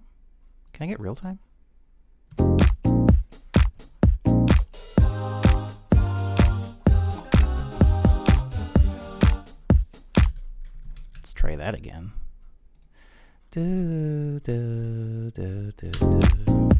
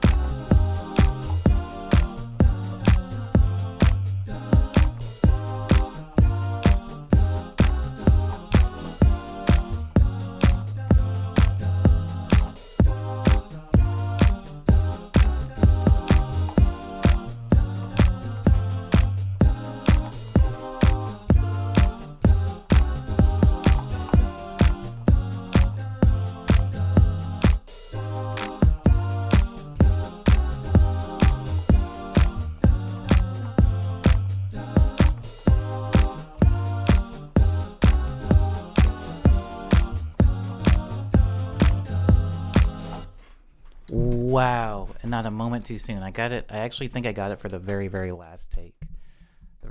Sorry about that.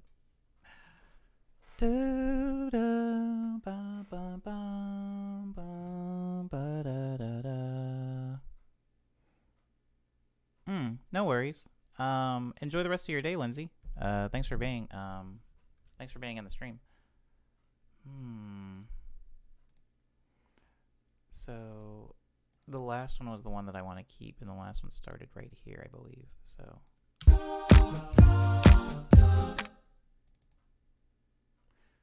can I go to it, please? Oh, yeah, it's right here. So I'm just gonna cut out all the stuff that happened before.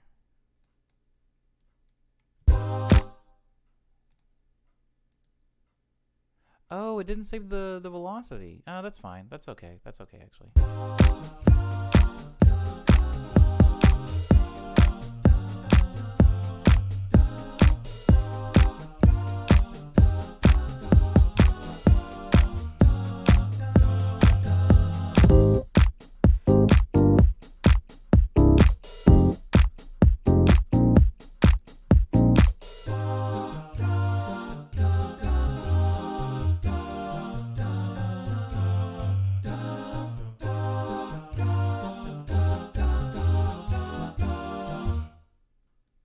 I shouldn't have gotten rid of those drums. I need to quantize this, actually. So what I'm doing now is I'm just like, since I played this in live and I didn't have any type of quantization on, it didn't really snap to any of the beats. And I wanted that because I did want a human feel for it, for sure. But I'm just going to go in and clean up some of it because, I mean, I want it to sound human, but I don't want it to sound sloppy. So like, for example, this one can be moved slightly. It is a little early. It can be put down here. And see how these ones start early. Just gonna slide them back a little bit.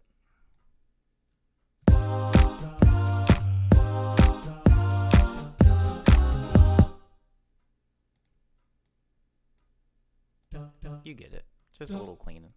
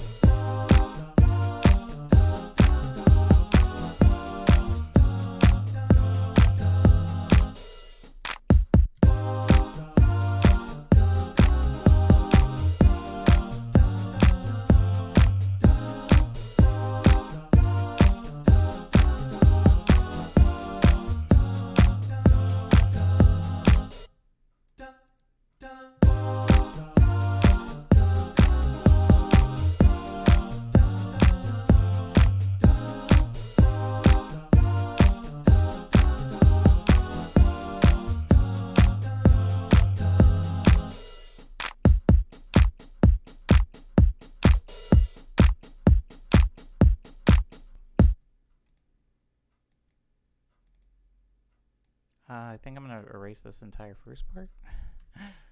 I think so. So, and the only reason I did that is because the section that I ended up quantizing was the second half, because I feel like I got those right, most of those notes right.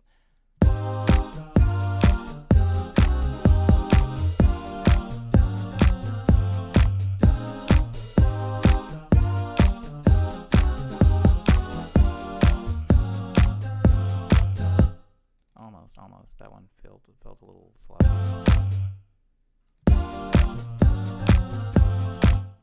Yeah, see, this one's a little early. Just gonna move that back a little bit, and then move him a little bit closer to the line. And by closer, I mean directly on it.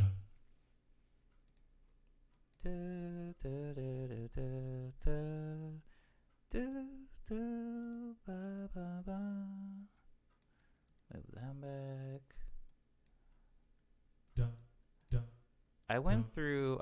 I spent like a almost embarrassing amount of time this last night, I should say, messing with the sensitivity of my mouse. That feels early. It is early. So I spent a lot of time like messing with the sensitivity of my mouse because I felt like it was too sensitive, and I was actually like having trouble getting clicking on small things while in Fruity Loops because I kept overshooting it. And so I set the sensitivity to lower. I kept going back and forth, and then I started like once I set it lower, and then that felt too slow. Like I couldn't find the sweet spot, and I still haven't found it yet. Is that a thing? Has anybody else struggled with that?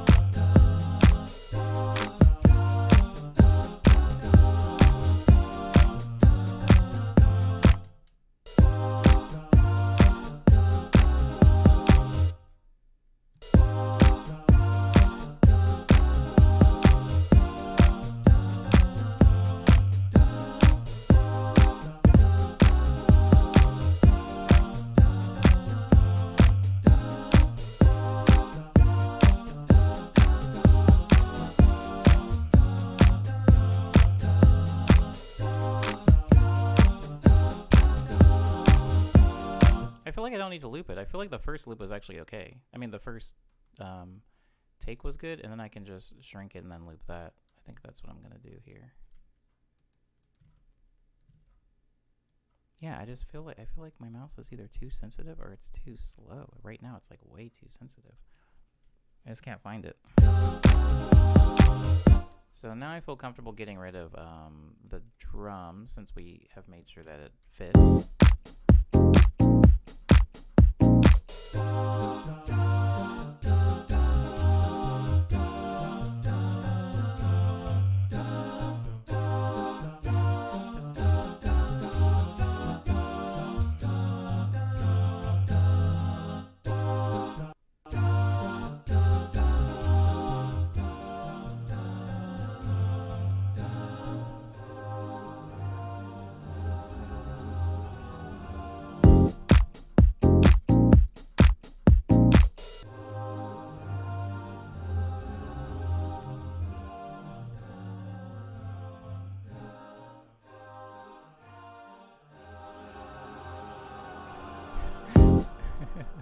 Ignore that, please.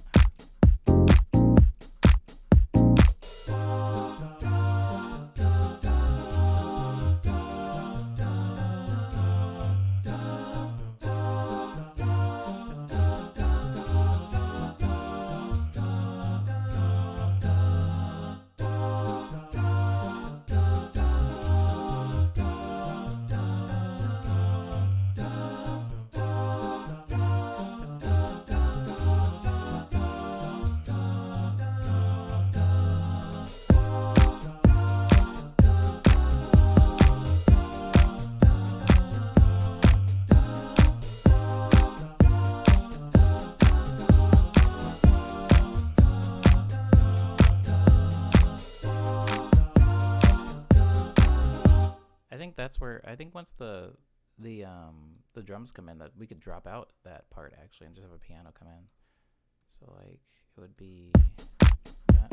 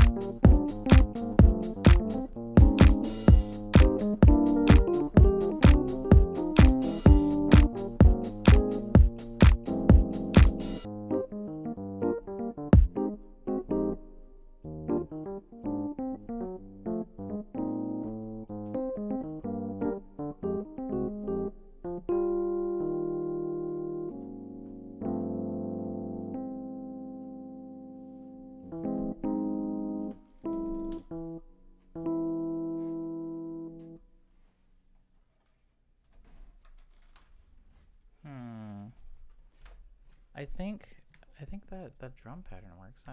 The roads feel weak compared to the voices now.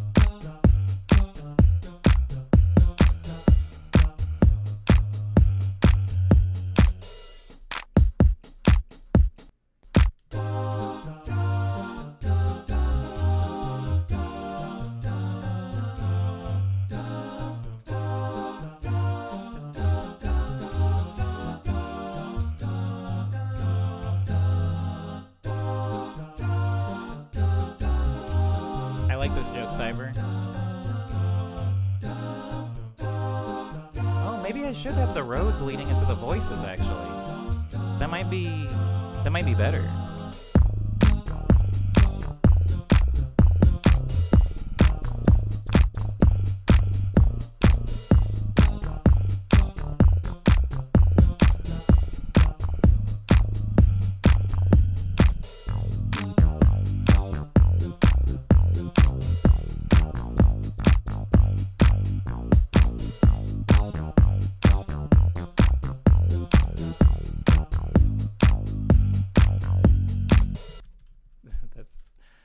That bass line is unnecessary, but it actually ended up being fun.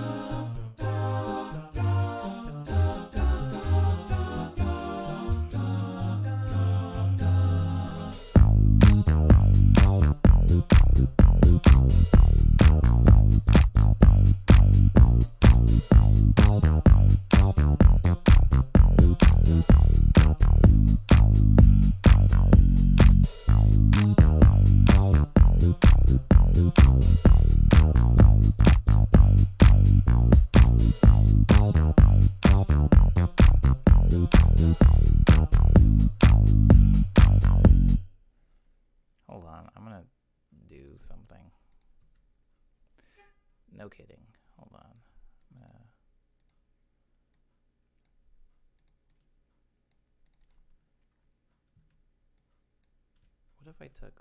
What if I told you you didn't need bass lines because the bass frequencies were already taken? What if I showed you a world where bass lines were dead? Oh crap. And then I'm gonna go up here and I'm going to grab, well, let's say I grab Harmer, since earlier that didn't work out in my favor very well. Then I turn it down because Harmer's loud as heck for some reason.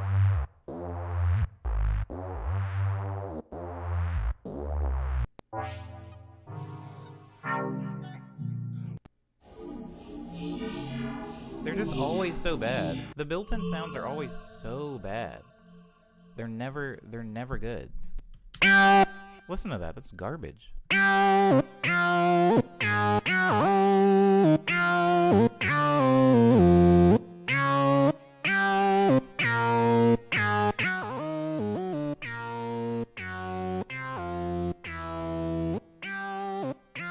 It is kind of funny.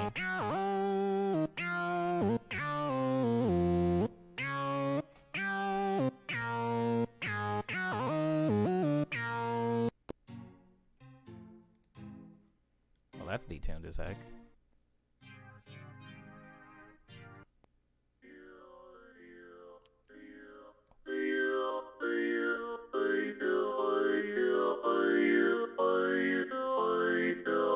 That is the most Katamari sounding vocal synth I've heard all year.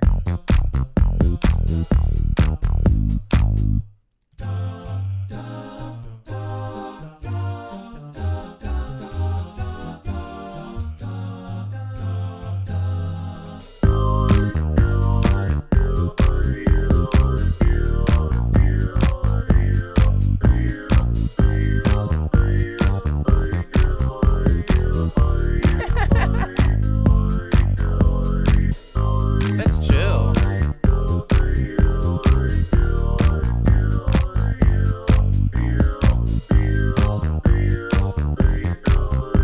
I'm like on a really weird wave of music writing. I don't know, and it's just the chord progressions. I've been making weird chord progressions lately. This is Katamari. Hold on. Let me just name it Katamari. And then put Vox after it so that I don't get confused later when I find this. That's sick. I do like that.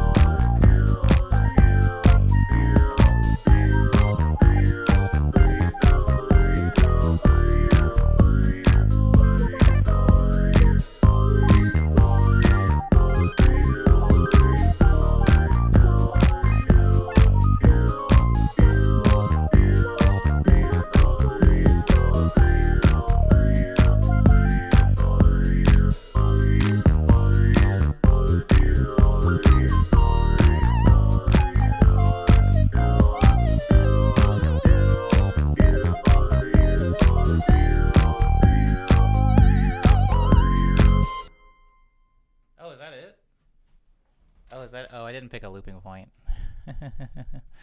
He. Hold on. Yo, this is good. This is good. Thanks, Cyber. I don't know why I'm thanking Cyber. I don't know. Thanks.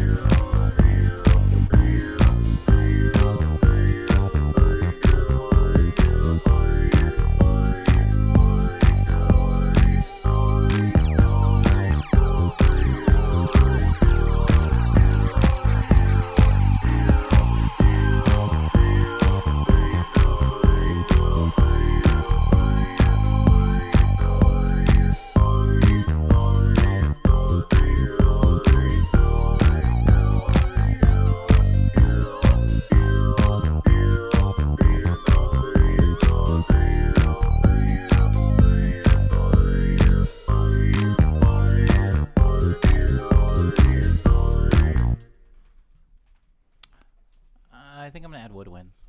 I think I'm gonna add oboes to this.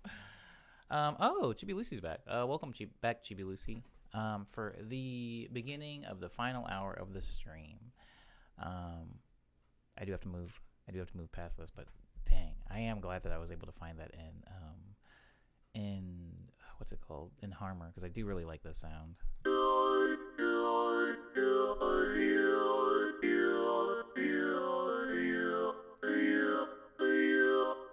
That's fun.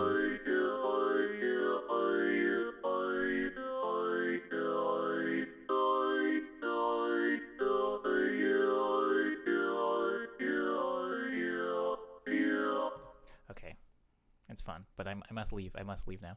The thing that's funny though is this is supposed to be the second half of this song, so I need to start it a little bit earlier because right now this part. Or do I? This song, oh my god, I completely forgot where I was. This song is supposed to have vocals in it. This song has vocals like right here. Picture this.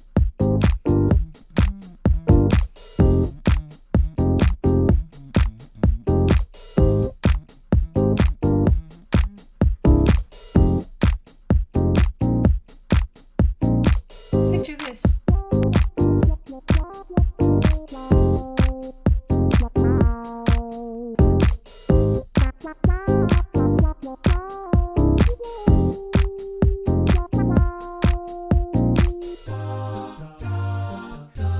Then it just immediately comes in.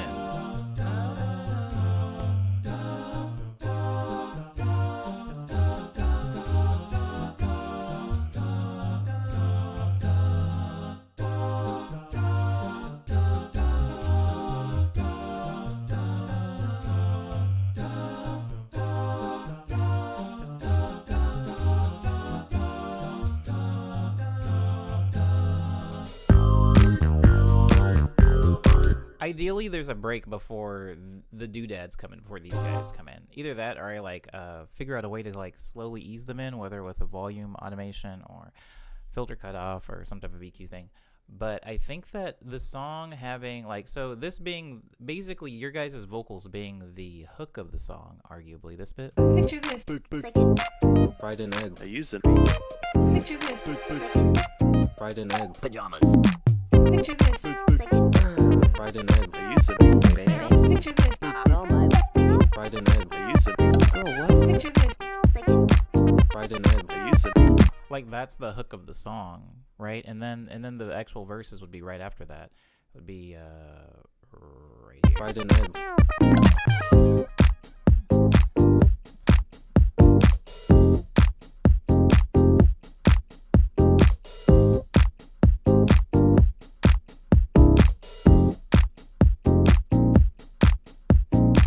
Picture this.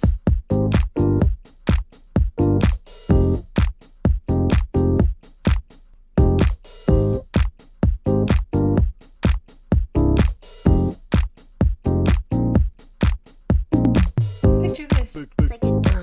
Then we're back on the hook again right there. I just need to figure out a way to like differentiate. I mean, obviously there's going to be vocals here, so it's going to be clear once I get back to the hook what makes the hook.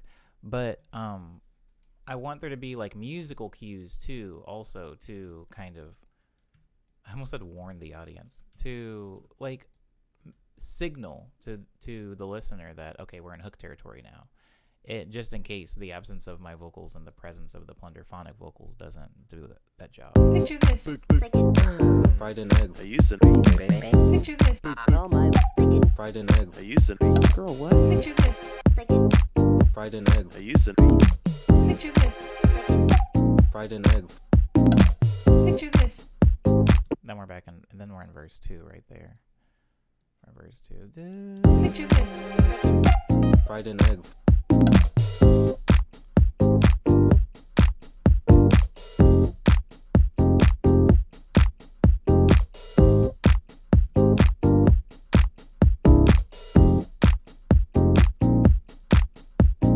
Picture this.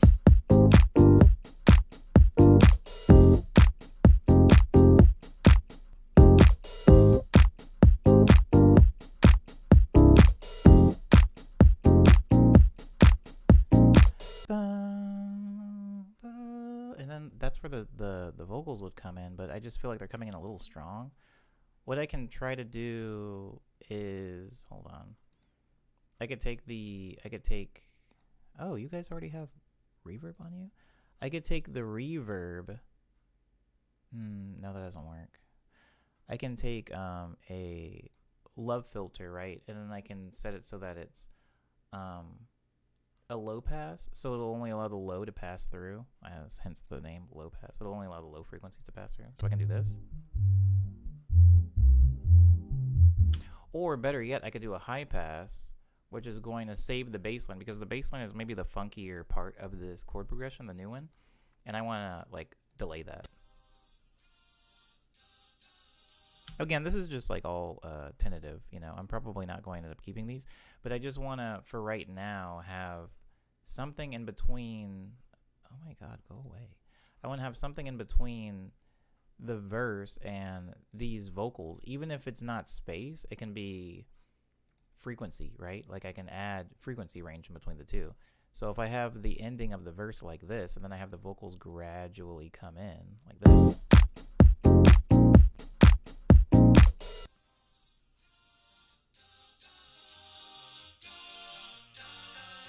Something like that.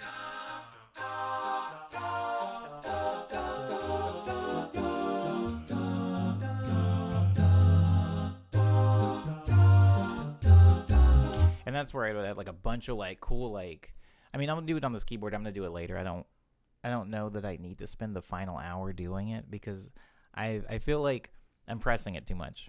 I've already added a lot to this song today, and I'm comfortable with this, but the second half is when like the weird drums will come in, like a lot of like shakers, tamarines, hi-hats, nothing, no kick or anything yet, just a lot of like percussion.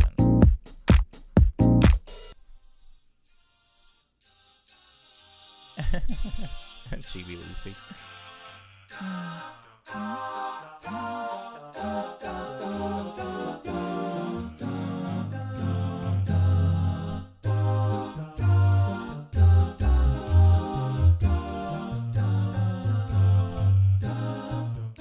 Oh, heck yeah, Cyber.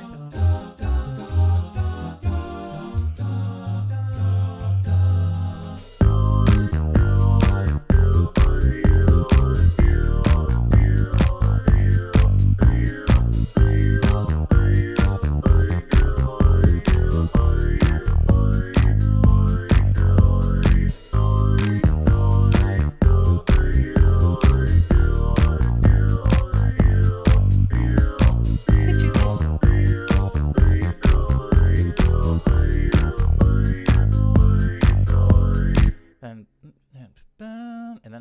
like the beat drops out right here, and so does the chords. So it's just the bass line, and then you have the picture of this in there. So it's like beat drop, no claps, and then it catches back up. It catches itself. Picture this. But I want to get that whole chord in there, so let me back up. Picture this. And I want to like dun, dun, dun, like that. Picture this. So it's like a, hold on. What if do I need to split it up even more? You might have to. Picture this. Maybe I take it off even there. Picture this.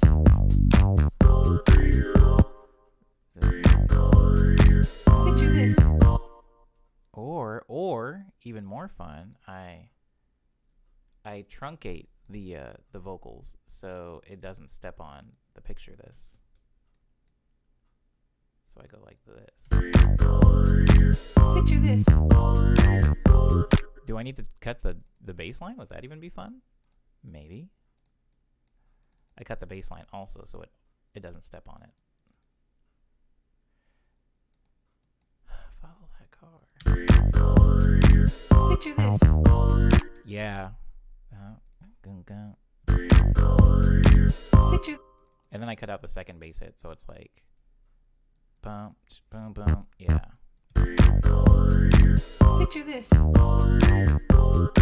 Ooh, but I cut both of them. Oh, now I'm getting a little carried away. I cut both of them, so it's like, like it's like that. Picture this.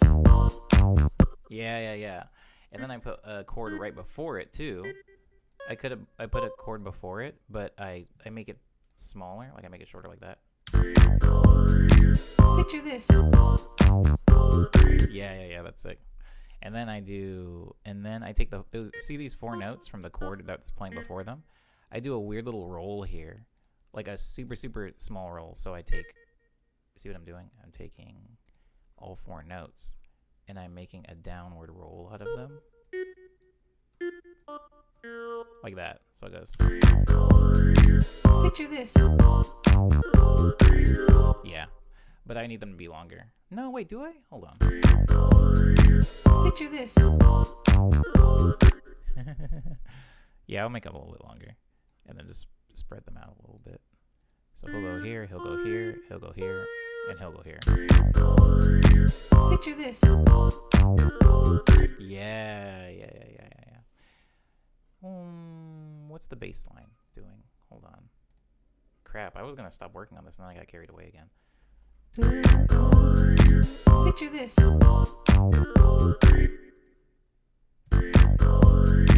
Picture this. Yeah, I could do something like that. Picture this.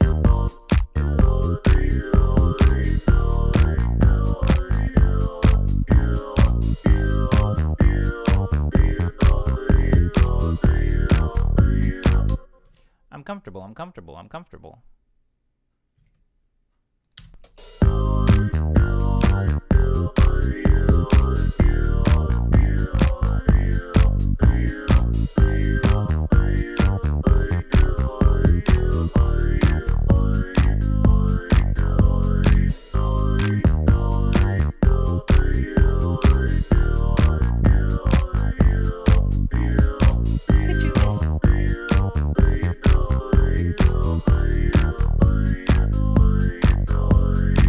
Picture this. Picture this.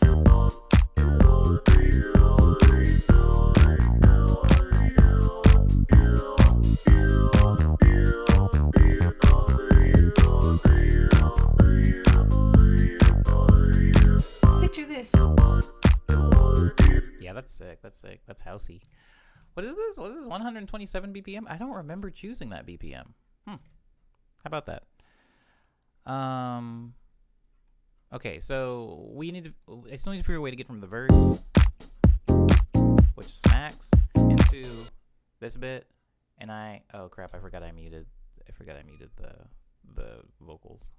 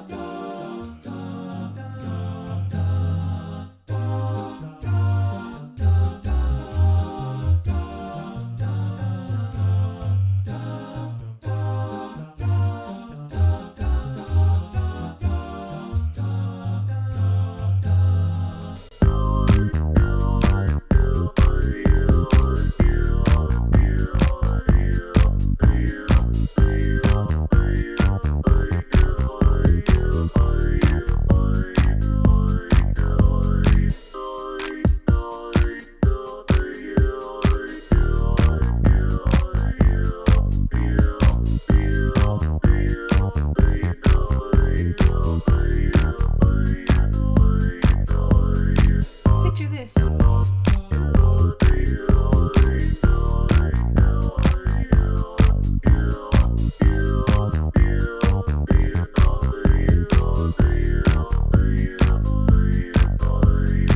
Picture this.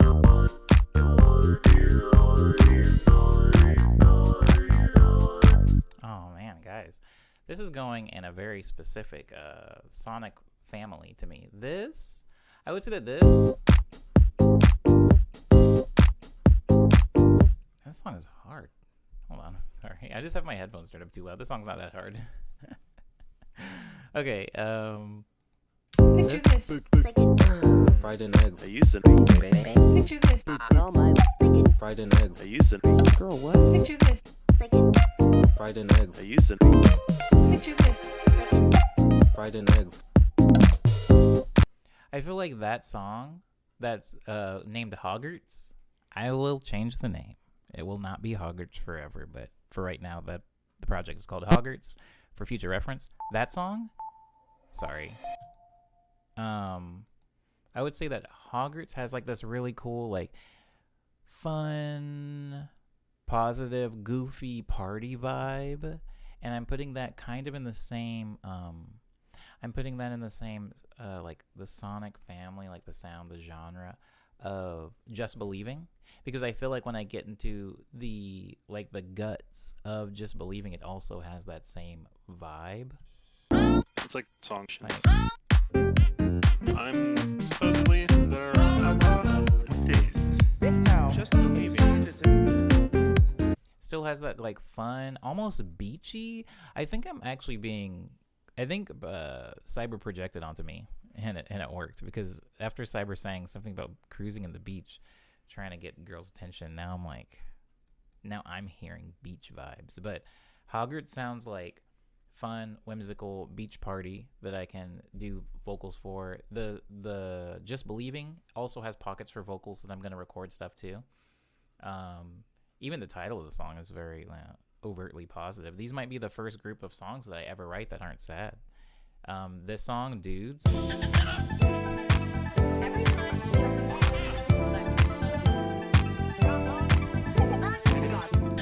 also has that like funky plunderphonic, and all these songs, by the way, are the plunderphonic like disco hybrids that I've been making.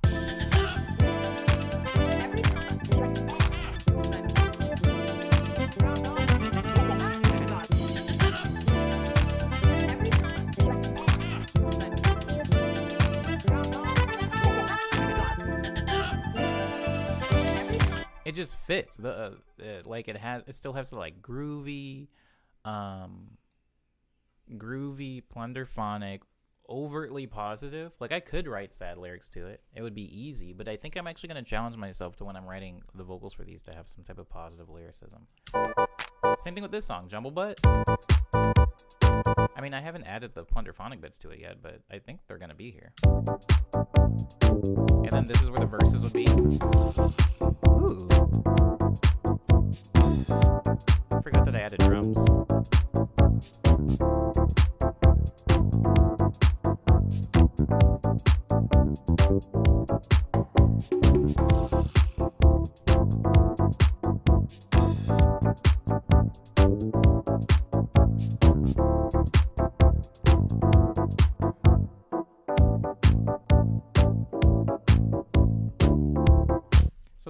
be like in the same boat somewhere, and I would like to have like a really because the hook, because the Plunderphonics would probably only be in the beginning, a bit.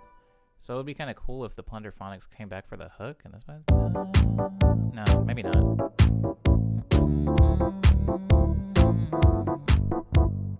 Somewhere in there, though. Somewhere in there. Jumble, but maybe less so than Hoggart's Just Believing in Dudes. Hoggart's Just Believing in Dudes. What a nonsensical string of words. The song Hoggart's, the song Just Believing, and the song Dudes all kind of have this very similar quality to them, that they share the Plunderphonic makeup. They're also very like disco-y. They're all in like 110 to 130 BPM ranges, which is where disco is, and so it's a little bit easier to write for them. I don't remember what this is actually. Oh, I do remember this. Oh, I do remember this. Oh my god. I did it. I did the thing where I ran out of time again. Remember at the end of last week's stream where I was like, oh, I'm going to start with this one. Because I had this chord progression.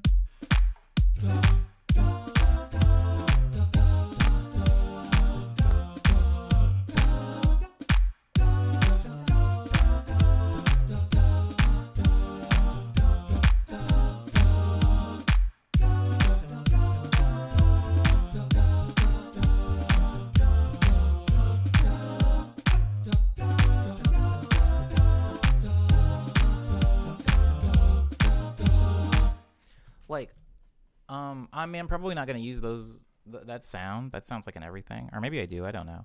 But maybe this wasn't a disco album, but it was instead cruising music. Maybe.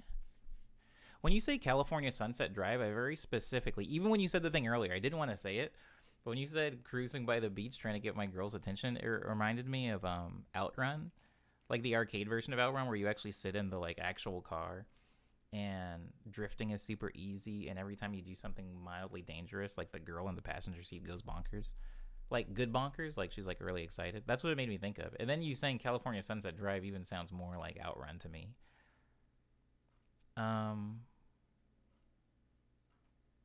It might have been somebody else. I am familiar with Ooh Girls, but I don't know that I brought it up ever. Those fit in that category. I might actually, guys, I might have to start making subfolders within the In the Studio folder, because I have a folder on FL Studio just called In the Studio, and it's everything that we make in these streams. And I think I may have officially gotten to the point where there's too many of these songs, and we might need to start doing some subfolders within, which is good. This is a good thing, right? But wow, I did not foresee this. I thought like we were gonna have like maybe a solid 10, 15. It's gone way beyond that point now, guys. I freaking love Outrun. Not the older ones. I mean, those are also good, but like the very specific one I'm thinking of, the one that basically just looks like Virtua Fighter but a racing game. It's very pretty, very bright, and 3D. God, I love that game. Jesus, that's a good game. Anyways,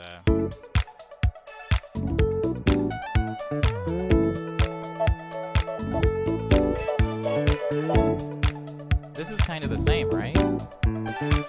This song. There is like a distinct difference between the two types of songs, to me anyway, where like one is a little bit more serious. This one airs on the serious because there isn't like the goofy vocal play in it, the Plunderphonics, but it still is in that same like tonal family.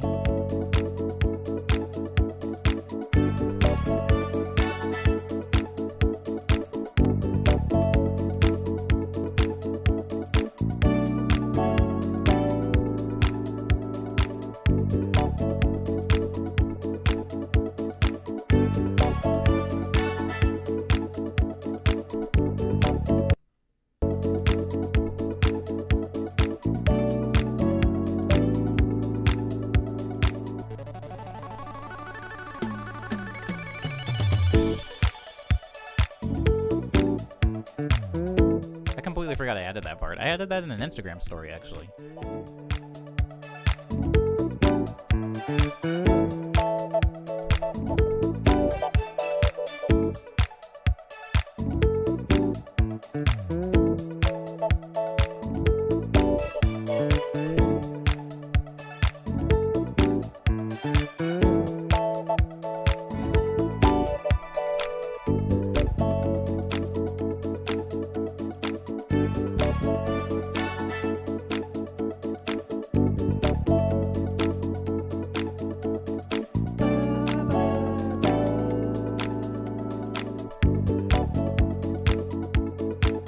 This freaking song is so ready for vocals. Like, it's not even funny. Like, there's so little left I can do other than just record vocals for it already.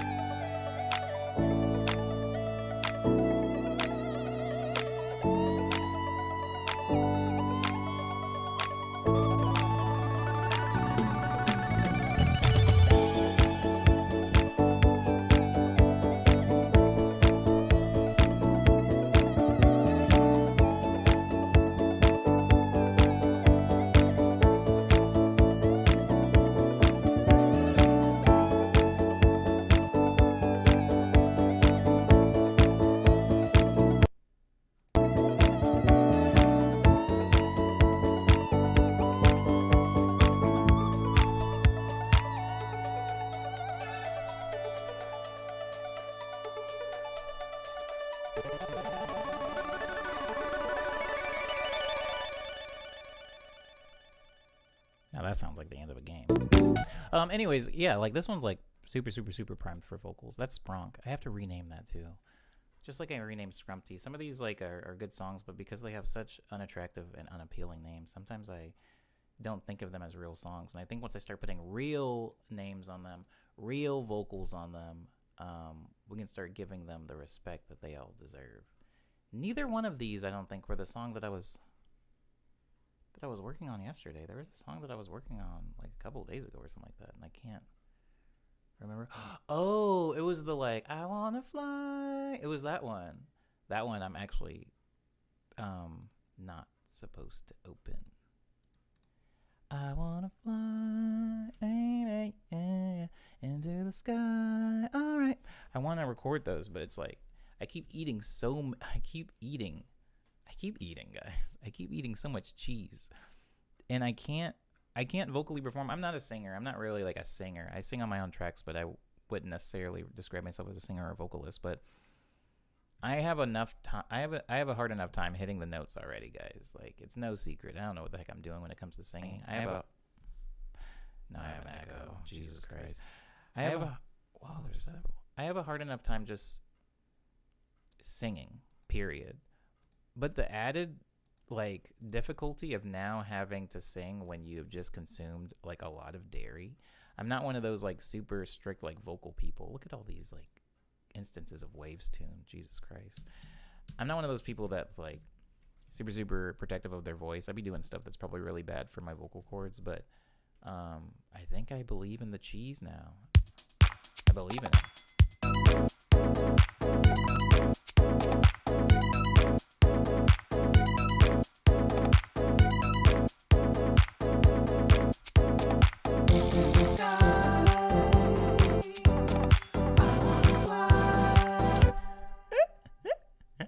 Sorry. Oh, Christ. Now this is an outrun. Yo, Cyber, tell me this isn't an outrun song. Tell me this isn't outrun. Into the sky. This is some racing game music. Into the sky. I wanna fly. Into the sky. I wanna fly. Into the sky. Baby. Oh crap, I have to mix that. Oh my god, why is it even on the pad track? Oh my god. That's not mixed. Ignore that. Ignore screechy frog omni on the bottom there. Into the sky. I wanna fly. Into the sky. I wanna fly. Alright. That is harsh. That is harsh. So here's the problem. Here's the main big problem. The super big main problem in this song is it's a sample from another song. Somebody say, well, what song is it a sample from? It's a sample from a song that I have called Cookie Pouch. This song.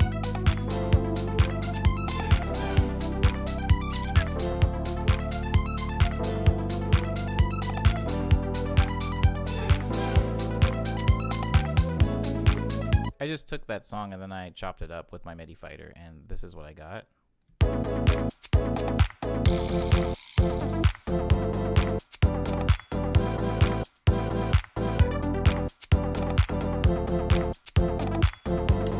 And that's all fun and cool, but the problem arises in that now when I go to my new arrangement where it's a completely different song, all of my tracks down here are like still named the old thing, so I have to rename all this stuff, and it's going to take, how about that? It's going to take an amount of time, and not an amount of time that we have. That didn't used to work. Not really an amount of time that we have here today. But I am gonna color these. Into the sky, baby, yeah. I wanna fly.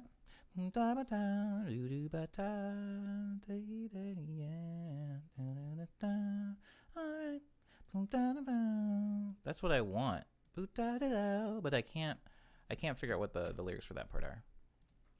I had this vocal melody a while back, and I think it was like, crap, who was it? I have the worst memory. It was either prime sample. It was either Alpha or maybe it was Mob. Somebody was like, let me sing on this. And I was like, I don't even know what the lyrics are. Can't sing on something that ain't got no lyrics. But now I'm trying to figure out what the heck. Oh, there was a loop, isn't there? Into the bar, baby, yeah. Into the sky, I wanna fly. Into the sky, I wanna fly. Alright. I forgot to turn down the alt-right.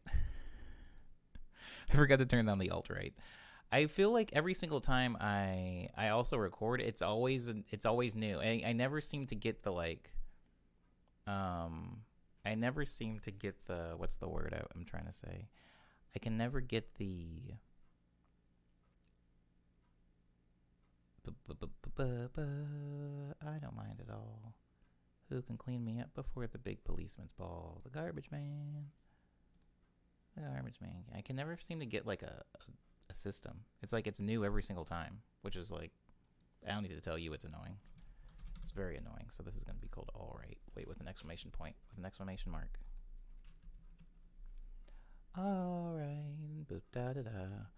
Something that I also struggle with. Do you guys ever, like, maybe you're walking down the street and you hear a baby screaming and you think, wow, I wish I could project like that. Do you ever think that?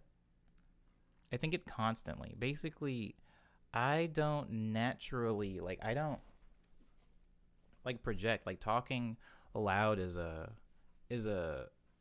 challenge for me, you know, and group settings I usually get talked over a lot because I just don't project a lot, and I'm kind of the king of like wanting to say something to a person but they're slightly out of earshot, so instead of like being louder or even like going over to them, you just kind of go, whatever, I guess it wasn't that important anyway.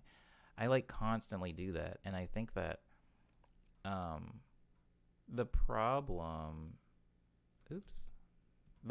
in that like arises when there's like vocals that need to be recorded, and usually when you, like, for example, I don't sing live. A lot of people that sing live, they know how to project, or at least they should. And when you're singing live, you're projecting because you're talking to a room. The problem is if you don't sing a lot live, you don't really gain that skill, you know, or at least in a lot of live settings, you don't gain that skill, especially if you don't naturally project like some loud people do. And so it causes this really weird thing where you'll sing at whatever a comfortable volume is for you in your room or in the studio that you tend. Why can't I find a microphone icon? Am I blind? I guess I just won't. I know there is one here, but I'm not going to spend any more time trying to look for it. So I'm just going to use this icon that looks like a crown. So, the problem is like you'll sing at a volume that's comfortable to you, but a lot of vocalists will tell you, or I should say a lot of vocalists have told me, that like you should be singing into the mic and into your recordings the same way you would live. You need to have that projection. You can always turn down the mic, but you need to get that projection. It's a lot easier and better than singing very quietly and then turning it up. It's better to turn the mic down and sing very loud. And so I feel like that's like my main struggle right now, is like trying to get to that point. And since I don't have that, I usually end up either overblowing it or underblowing it, if such a thing exists, like going too loud or too quiet. So I'm just gonna name this all right. Is there a way to like mass delete like everything off of the... Can I do that over here somewhere? It's so annoying that I can't figure out how to do that. All right. Boom, boom. Sorry, I haven't looked at the chat in a little while. No one died, did they?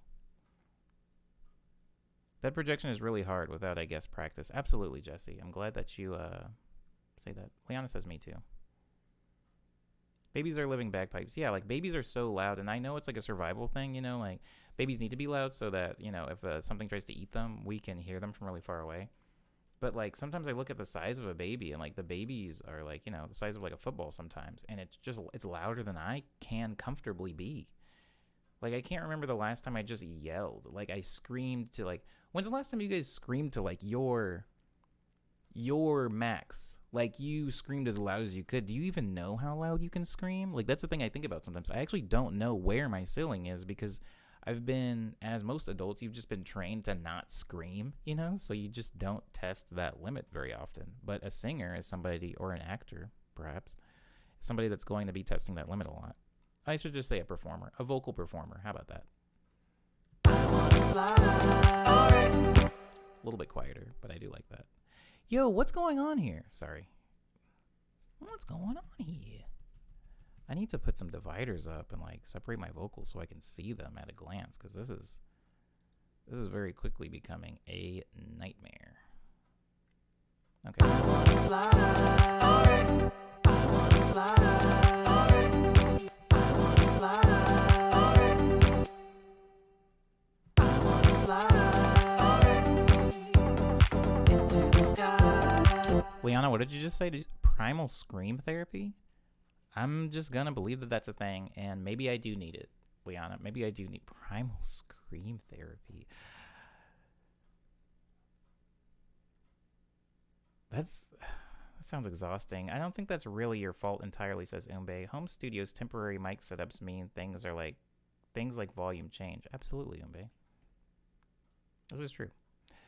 It's less about screaming and more about vocal control and using your diaphragm. Yeah, that's why I said projecting. I'm not necessarily talking about screaming. I mean, when I said screaming earlier, I was just like, do you guys know where you're like... Do you know where your limit is, you know? Like, if you ask a baby, like, how many times do you, like, hit your apex a day? It's, like, probably pretty often. You know, they're screaming all the time. They're laughing really loud. They're crying really loud. But then, like, I feel like most adults, unless, like, you're talking to, like, a bunch of, like, rando, like, Coachella girls, like, during, like, a Beyonce set, I feel like most people aren't, like, hitting. And even those people that are going to Coachella and they're screaming, like, I don't think that they're like that on the regular, you know? But, yes, it is about vocal control, of which I have none. I don't have any kind of control. I wanna fly into the sky.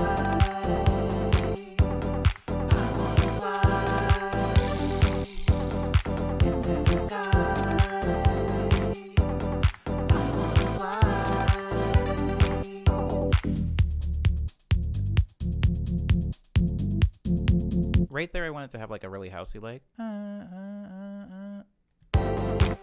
that. You hear what I hear? Can you hear what I hear? Some words, poorly mixed and mashed.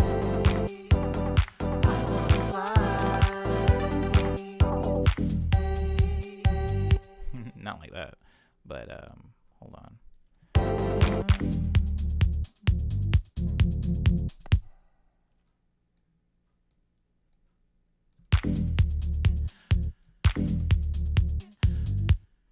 god, the sound of my breathing. Yikes. Ooh, wait, maybe I like it? What? Omni, what are you doing?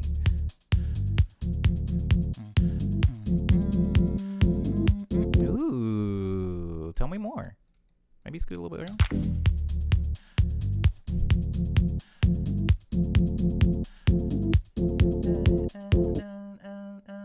And I want that.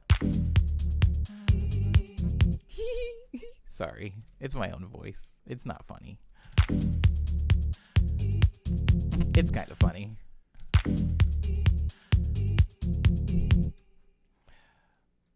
So I'll have it go like that.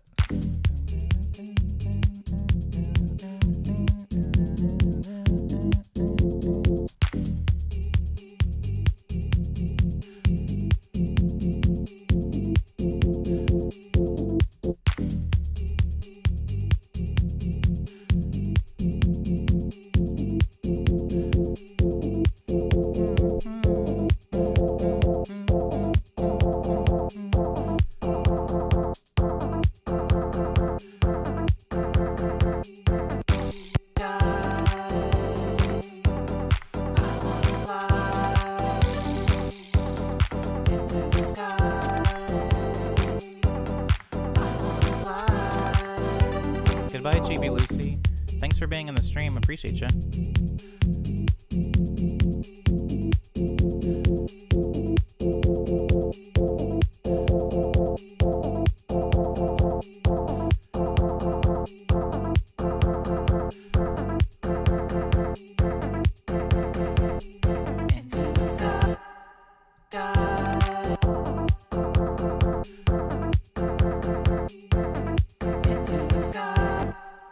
No.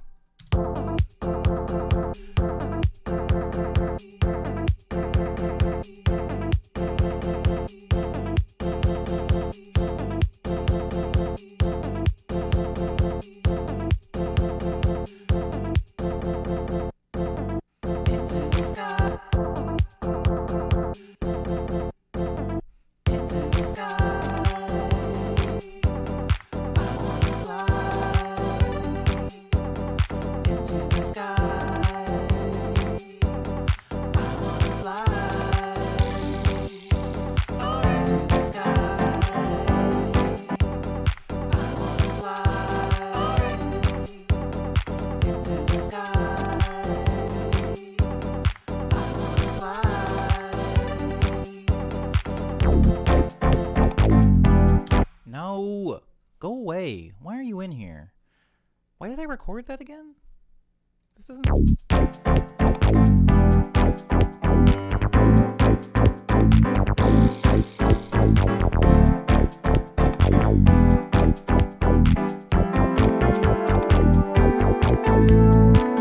feel like I just recorded that for an Instagram video. I'm gonna go ahead and delete that. Let's see. Delete. Delete.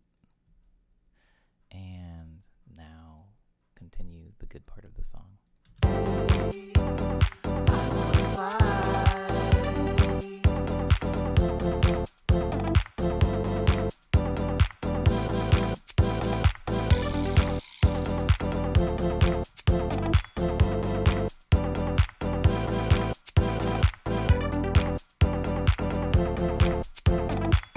I think I don't like how different those chords were from Cyber. I don't like how different those chords were from the initial sample. And I think the reason that I did that, 2, 3, 4, and 5. I think the reason that I did that is because I just didn't have time to figure out exactly what the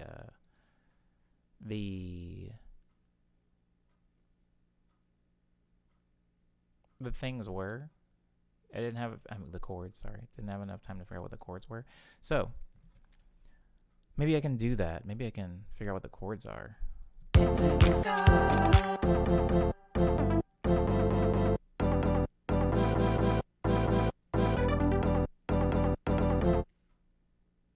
Oh, they're so good though. I like this sample. Into the sky.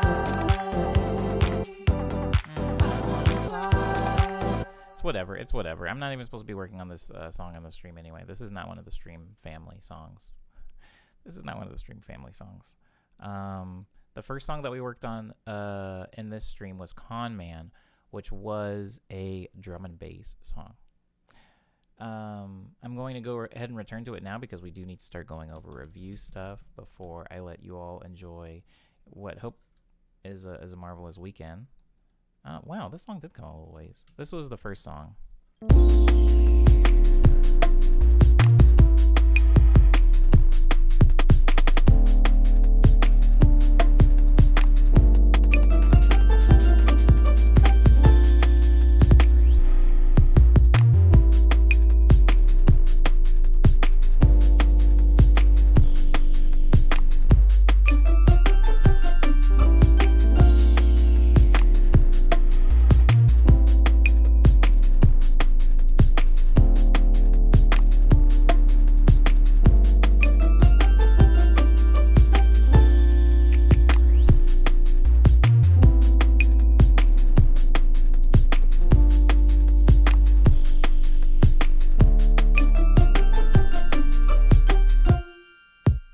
And that was it.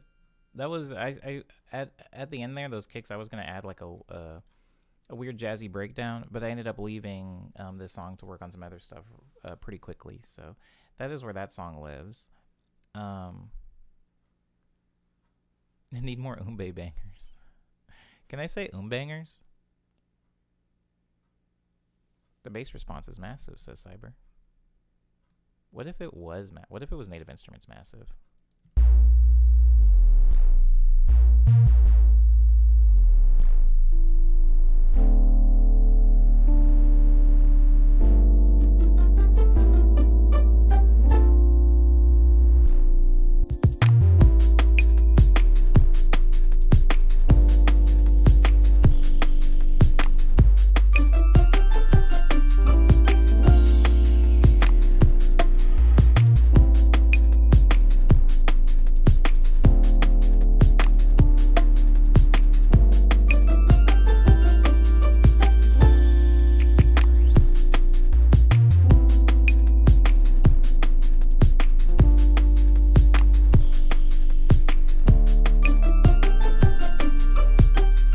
Definitely we'll probably work on this a little bit next week as well. I like where this one's going. Kind of just sounds like a daydream song to me, but we can do something fun and new and exciting with it for sure. That was the start of the stream, and then I lost everything. What did we next? I want to say we went right to Just Believing. Did I add anything to Just Believing? You better believe it. You bet your butt I did. I added an ARP to it. And I made the ARP live here. If you weren't here for the for the third hour of the stream, you probably missed the Just Believing ARP. But I'm going to open it up now and go over some. This song takes so long to open now, Cyber. There's so many things inside of it. It takes ages to open. It's like song. So I'm supposedly there. And so what I ended up adding was an ARP to the verses. So this is the end of the hook going into the verse. Air gun go. Oh, and I also added a little a saw wave right here. You can hear it. Just believe. I added that thing. Well, I'm like forgetting what I'm doing. Anyways, I added that to the middle. Go. Air gun go. Just believe. I gotta tell ya. I'm supposedly there. Days. This now. Just believe. Supposedly there. Air gun go. Just believing. Can we believe? Terrific. There's the ARP.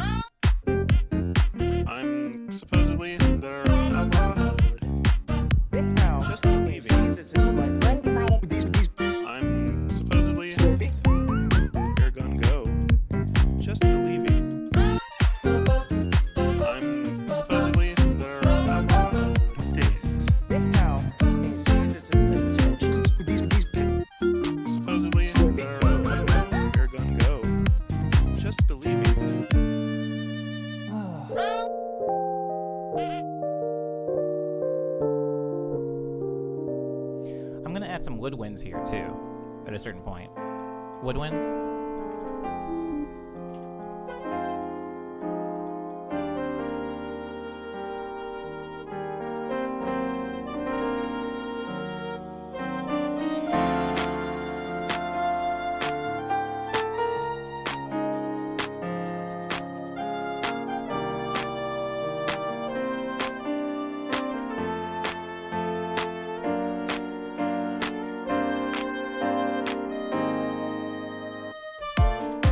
Then like also.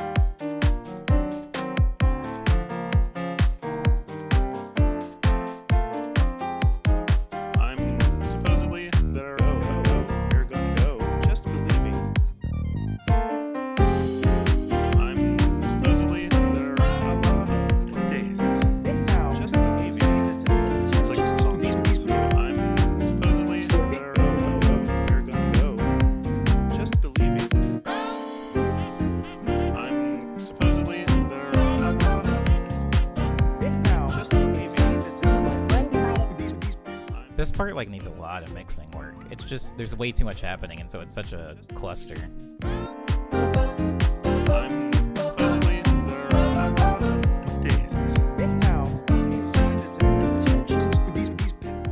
And then this outro is where I added the final art, which is glockenspiel and xylophone.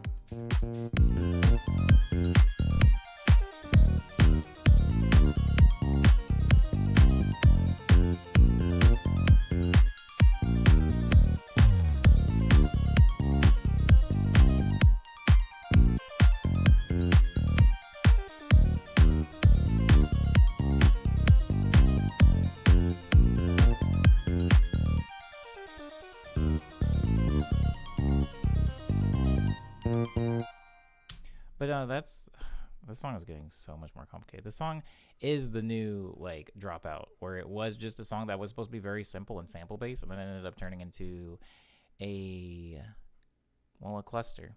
I don't think I added anything to Jumble Butt. I don't think I added anything to Funky Monkey. I don't even know quite what Funky Monkey is, and I probably shouldn't be opening it. Oh my god, I just said no and it asked me if I wanted to save, and I did so many freaking like mixing edits. Alright, it's fine. If I did it once, I can do it again. What is Funky Monkey? Oh! This was the song I was looking for that I was working on outside of the stream. This has had vocals on it. I have the vocals muted though.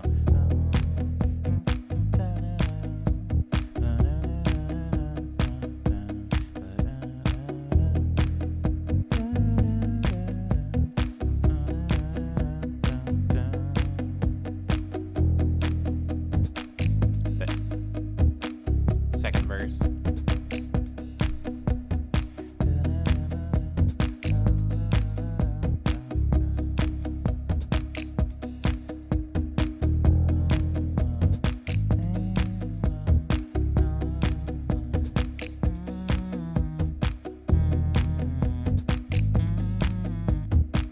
And this is the part where the vocal melody would come in that I wrote.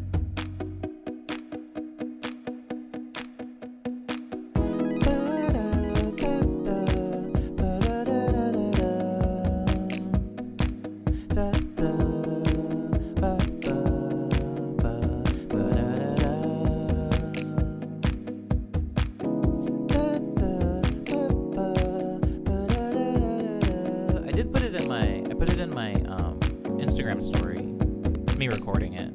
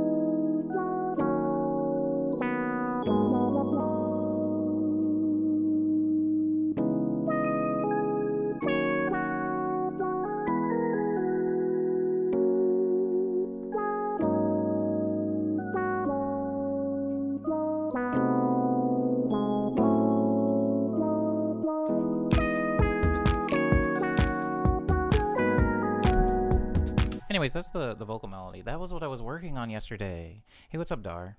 Yes, Cyber, high effort Omni. I'm back. I'm back from Lust Stream. I'm back from the depths of Lust Stream. I would say that actually Quick Breath and Ego Death were pretty high effort, but Lust Stream was really chill. Eba, ba, ba, ba. I love that vocal melody so bad. If somebody plays me a song that has that exact same vocal melody in it, and it turns out I just heard it like a few years ago, like, or maybe like, I don't know, 10 years ago, and I just forgot it, and now I'm writing it, I'm gonna be so brokenhearted. Because what I'm hearing in it is there's a group, well, there's a woman by the name of Imogen Heap, who's amazing. She's an amazing vocalist. She's also like a scientist. I'm not going to get into like all the cool things that she's done, but she was part of a group called Frou Frou, and they had a song where she has that vocal melody. Na, na, na, na, na, na. So like that part is definitely from that. Or she goes, ba-da-da-da-da-da. She has that.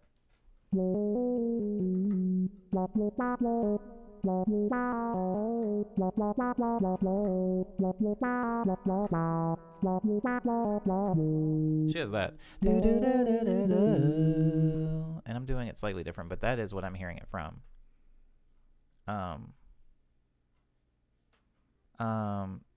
Their stuff sounds very sentimental, says Dar, saying Ivy and Sarasso have a super sappy sense of chord progression.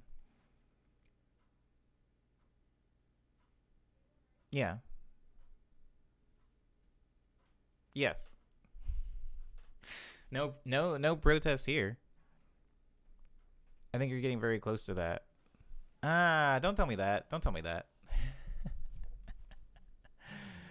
That is funny though. Cyber did say earlier. I don't think it was with this song, but with an earlier song, saying like Ivy would probably like this piano bit. I feel like there's there's a thing. There is a thing, right? If you're friends with somebody and you hang around with them long enough, you will start like talking like them, or maybe even dressing like them in small ways, right? And it is always like when somebody's like, "Hey, you didn't used to say dope a lot before you started hanging out with Omni. Now every other word is dope." Like I remember when Sky moved in. Eventually, Sky started using the word dope a lot, and like she never said dope before she lived with me, and I didn't say anything. But maybe there is something there. Maybe being around Ivy, like somehow Ivy doesn't even play piano in front of me, but maybe somehow talking to Ivy through like osmosis, I'm like absorbing Ivy's chord qualities. Is that a thing? Maybe, I don't know.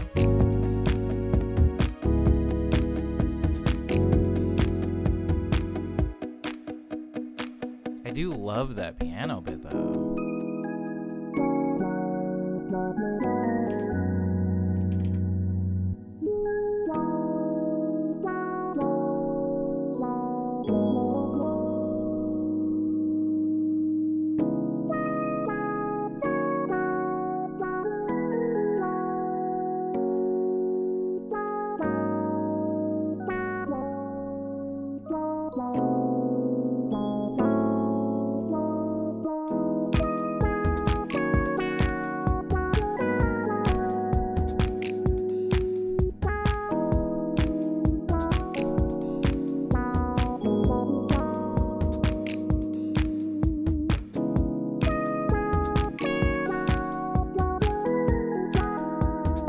That's the frou-frou line.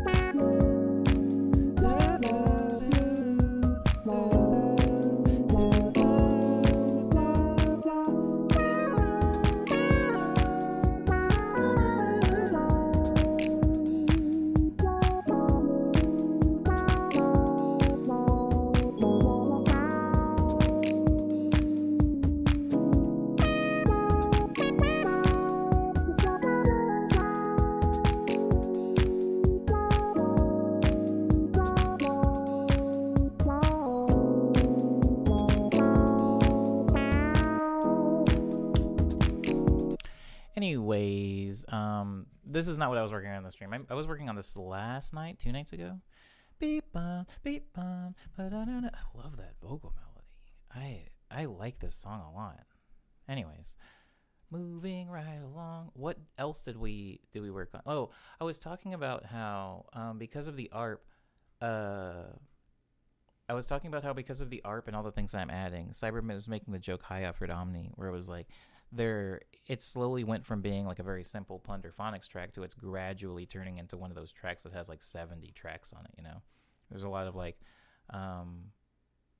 weird minutia that's being like pumped into every like nook and cranny of the song to give it that rich sound, like some of like my older music when I was like trying to go hamburger on SoundCloud, guys. But like this is also another example of like Dropout was that, because if you remember, you're one of the real ones. What the heck is Lucid D? What is this? Hold on, guys. I don't remember making this. Anyways, if you're one of the really ones, you remember. Oh wait, I just realized what that was. Hold on. All I have to do is mute that. If you remember, when the song's progression went like this.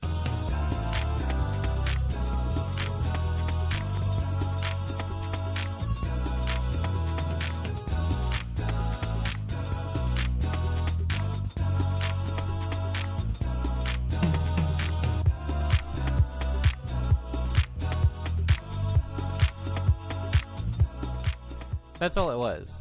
I just added a beat on top of the already existent chord progression.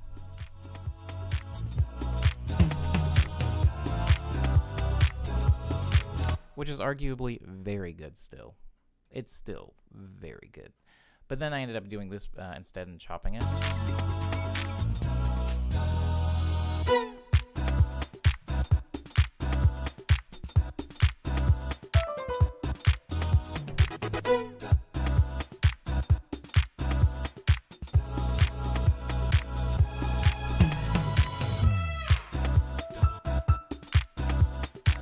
Now I'm not gonna go through every single like thing. Maybe in a different like Dropout Breakdown. Those are both DDR songs. Hey, that's why it sounded cool to me. Anyways, I'm not gonna go through every single nook and cranny of the song right now, but as you can see as I'm scrolling, it is like a lot of very small things. Like when you zoom out and look at the song, it's like there are things that go the entire duration of the song, like a lot of the percussive stuff. But when you really get down into it, it's a lot of like really small things, right? A lot of like really tiny things that are placed in. And if I keep scrolling, you see it goes down quite a bit. Like these are automation clips, but we're approaching 60 tracks on this song. You know, it's definitely over 50. You know, it's like 53. Approaching 60 tracks on this song, and it's because like it just got out of hand. And when I started doing the ARPs, much like with the song Just Believing, I started layering the ARPs. So we have this layer of the ARP. But then we also have this layer of the ARP. And then we also have this layer of the ARP.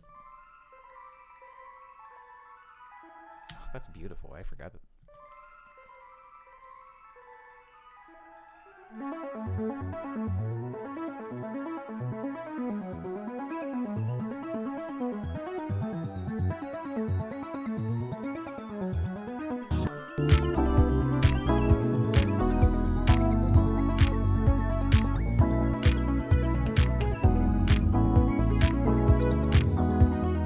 Chocolate appreciation time. Chocolate appreciation time, says Dar. Dar says chocolate appreciation time. Hold on, actually, let me see, Dar, because it is what are we on?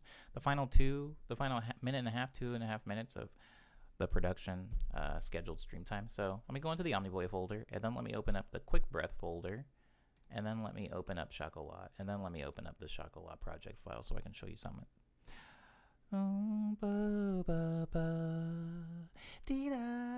It's a really good song. Oh, Dropout's really good. 2021, if people still care in 2021, it's going to be a very formative release year for me, because a lot of the music that I'm putting out in 2021 is stuff that I feel, well, first of all, it was supposed to have come out. Oh, actually, no, that's not necessarily true. It would have already been out by now. It would have come out in 2020 if this was a regular year. But the fact that I haven't been able to, or haven't allowed myself to release music in over a year, has like made me kind of stay in this weird incubation stage. And so who knows if these tracks would have existed, at least in this fashion, had I not been forced to stay indoors. So let's look at Wow. So some things already won't open, and that's okay because this is to be expected when, oh my God. So a lot of this song is very loud. So let me just go ahead and fix that.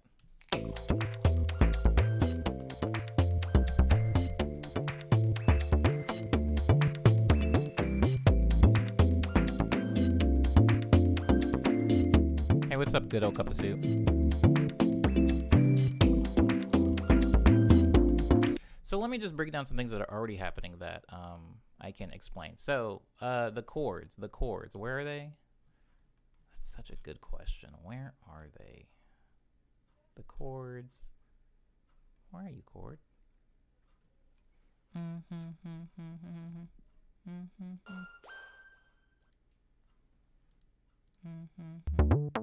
That's my bass.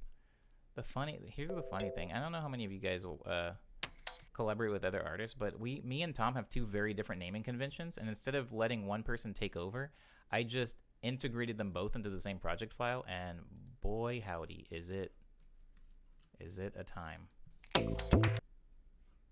Oh my God, it's mostly ran by the bass. Isn't that interesting?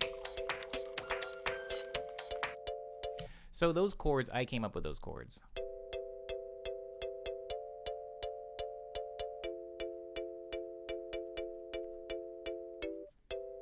I played those while I was over at Tom's house. And then I played a bass line for this song. And I played it in MIDI so that Tom could put whatever synth he wanted on it. He ended up using this synth. So this is the extent of what I did. Quick story time. Omnicubation. Ooh, I like that. Omnicube. Who did the bass line then? Was that Tom? The synth was Tom.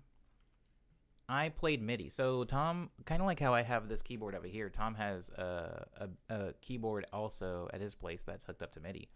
And so I played the chords and I played the bass line with my left hand, which is why if you notice the bass line does that same thing, the 3-note thing, the boom, boom, boom. Like if you listen to a lot of my chord progressions, even if I played Dropout, which I just played, it's like...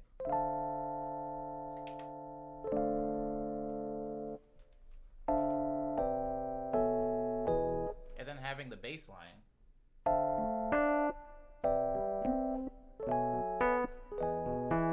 A lot of my bass lines tend to be played like that. The 1, 2, 3, 1, 2, 3, and if you listen to this 1, 2, 3. So the bass line and the chord progression is me. And when I was over at Tom's house, that's it. I did the bass line and I did the chord progression, and then I think I was on my phone because Tom was like, all right, well, that's all I need right now as far as tones, because Tom was doing a lot of drum stuff. And I remember either sitting on Tom's bed and being on my phone or playing the Switch, one of the two. And then while I was doing that, Tom messed around in Ableton. And so everything else you're hearing is Tom. So I'm just going to take those things away, and then this is all Tom. Even that lead line, the ba ba ba ba ba ba, Tom wrote that.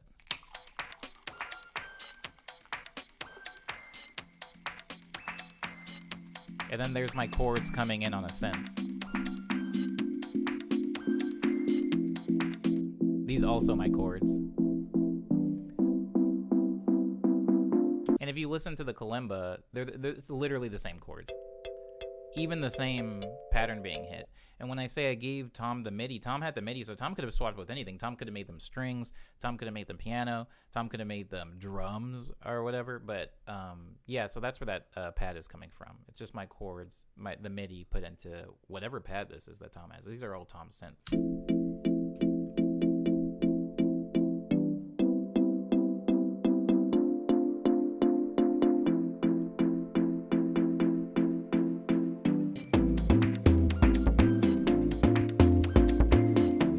So that's how the build-up goes. Now the drop.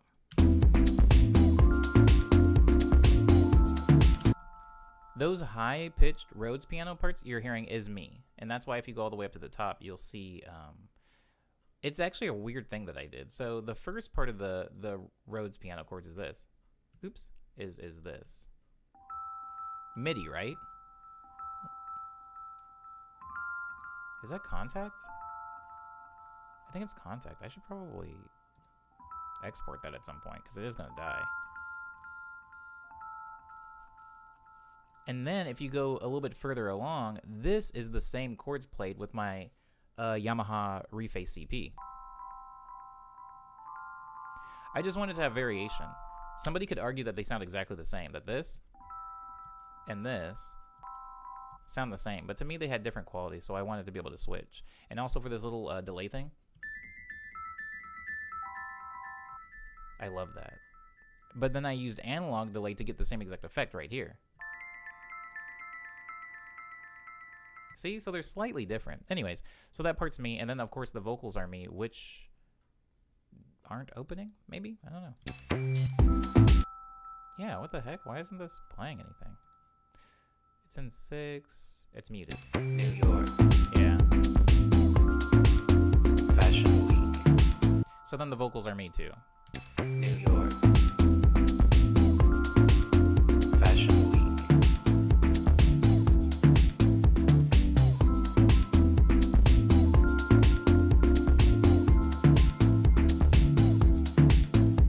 J'adore. A lot of the atonal stuff you're hearing added in is tom. Like this thing is tom. That one.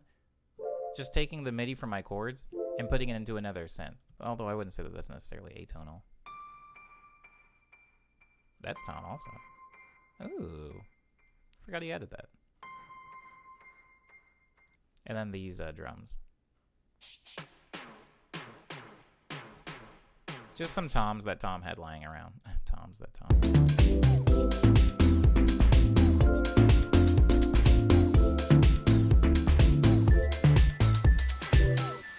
And then is my bridge. So this is just piano from Contact, which is why I'm like speeding through this, because Contact is in demo version and it's about to kill all the sound. So this is these are the piano chords I came up with.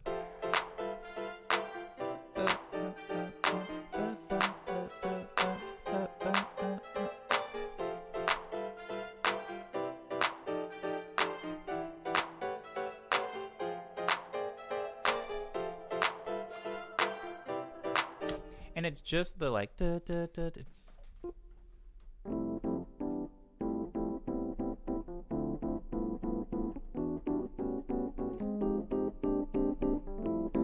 You get it. You get it. You get it.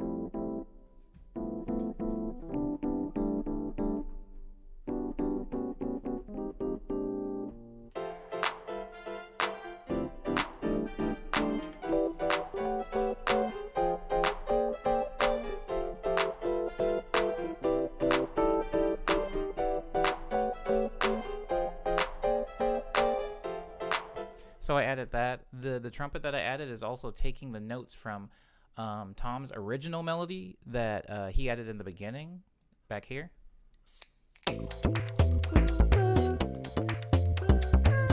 There. I just took that same melody and put it into brass over my piano.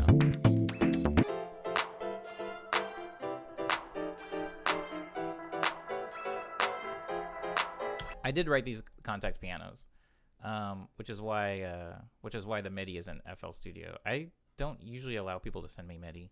It like messes up for some reason. I don't know how to open MIDI reliably, and that's embarrassing to admit. But no, these are my pianos. If anything is in MIDI, it's mine. A lot of the waves that you see coming in came from Tom's computer. The only thing that I left at Tom was the chords and the bass line. All the percussion Tom sent back. These piano chords are clearly me. Tom doesn't play keyboard. Tom doesn't play piano. And so those are me. What comes after that?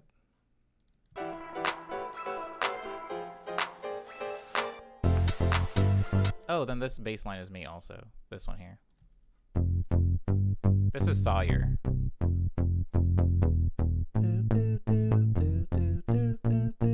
It's this synth.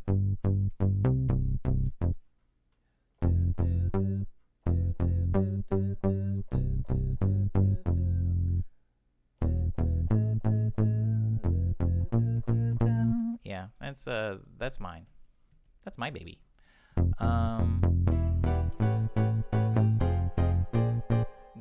Dar thinks that Azalea Banks would sound good on this. I don't know enough Azalea Banks songs, but I do know one that I like quite a bit, the very old one that like everybody liked. It was very housey. What else? What else is there? Oh, then I eventually added the bing bing bing bing bing bing bing bing bing bing bing bing bing. I added that way up here, which is why it's in MIDI instead of waveform. So I added first this one, which is a piano, the contact piano. Then I added this sound. Way too much reverb on it. Bing, bong, bong, bong. And then I added the steel drum. And then I just layered them on top of each other.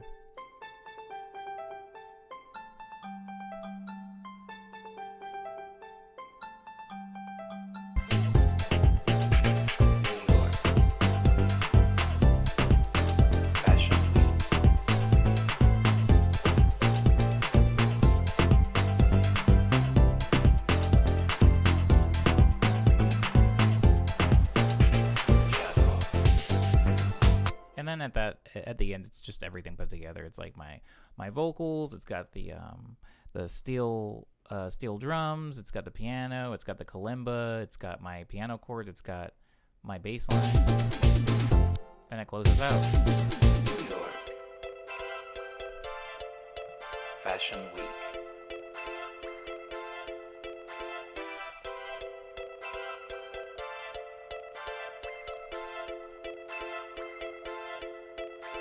J'adore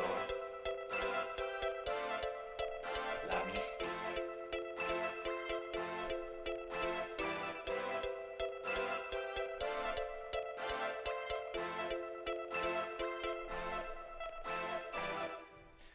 Okay. Mon secret. Qu'est-ce que c'est?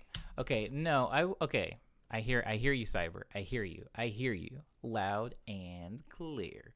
However, sometimes when I say most of the song, I mean, when I say most of the song, I'm looking at the song like this. Like if I'm looking at the song as if it's a giant brick and I'm looking at who did what, I did in this song, I did this section up here. I did this section down. Sorry. I did this section right here. And then I did the piano and the bass down here. And then I did, this is fun actually. And then I did the pad. No, I didn't. That's a tom pad. And then I did and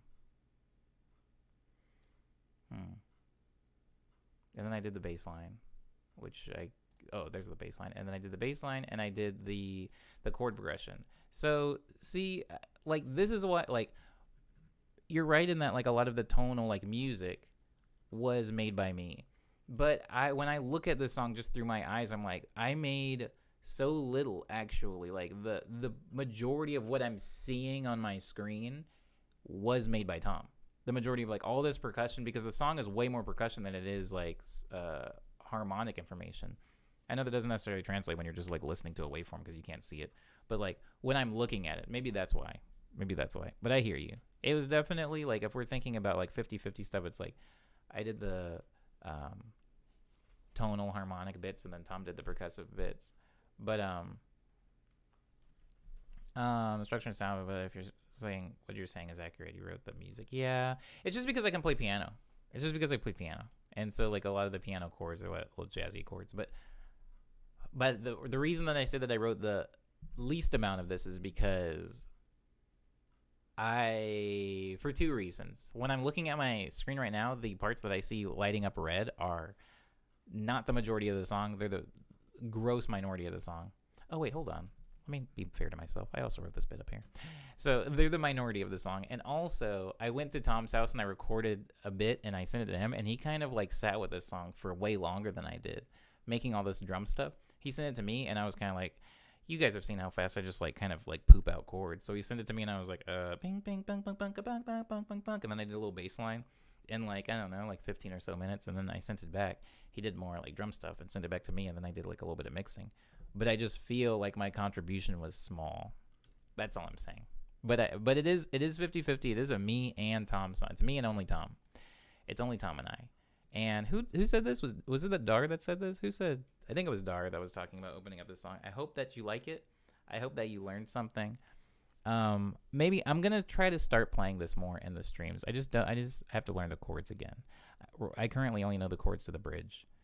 It's a housey beat. It's a collab, but you clearly injected the identity. That's fair. That's fair, Cyber. Well, the thing that's funny about this song is like now that I'm making like housey stuff, it's so funny how percussively colored house can be, because I would argue that my house music does not sound like this. And it's weird because it's like, it's house, you know, it all sounds the same. Sorry, don't kill me. But like, I feel like a lot of the house or whatever that I'm making, like from this song, Fashion Week. Let me go to like guts of the song. It has like a groove.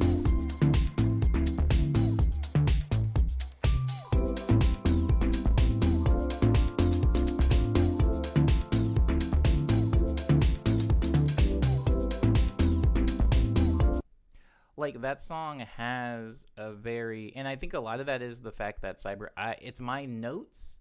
That's actually a pretty good point. A lot of it is my notes, but Tom's sounds, if that makes any sense. Like I played the notes, but then Tom took the MIDI and put it into whatever synth Tom had. So I wouldn't necessarily use those like colors. I'm getting stupid now. I wouldn't necessarily use a lot of those colors and specific textures when making like a house song, but those are my notes for sure. Those are like omni chords, if such a thing even exists. And then when I'm making a house song, it's probably going to sound more like Talkbox. It's going to sound a lot more like this.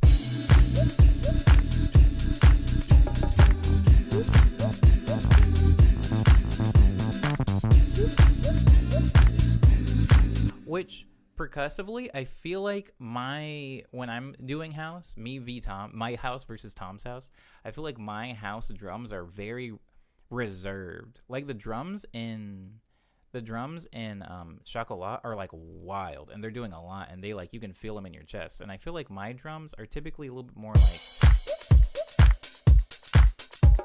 lots of open space. And I think one of the main reasons for that is because I'm doing a lot of complex chord work usually when I'm and a lot of weird note work. Tom's music doesn't necessarily have like these really weird piano chords in them. So there's a lot more space for there to be extra percussion. But if I had like extra percussion like on top of the jazz vocals, on top of the bass line, it would be a lot.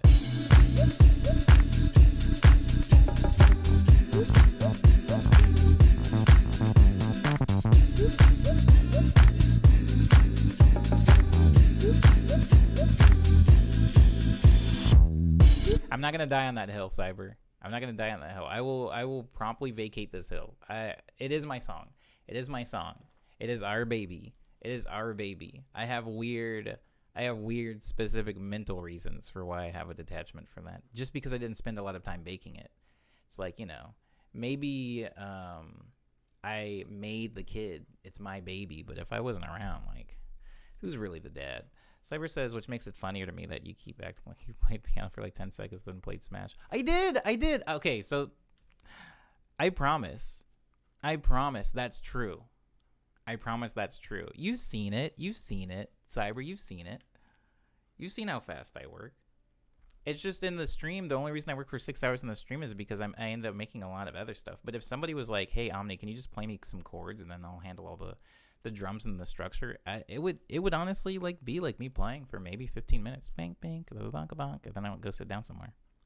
Eat a pizza or something, which sounds amazing right now. I think I'm going to get pizza after I end this stream. Don't say things like that to me, Liana. Don't scare me. Maury is a jump scare show. Why am I playing this song? Oh, to show the difference between our houses. See? I have to infuse jazz in a house or else I get bored.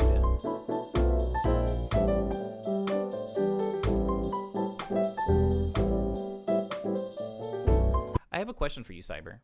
This is a house song, and we can all agree. We all agree. We all agree that that's a house song, right? Do we? Can we just agree on one thing, everybody? I just want to agree on one thing. Save changes. No, don't save changes to TalkBox.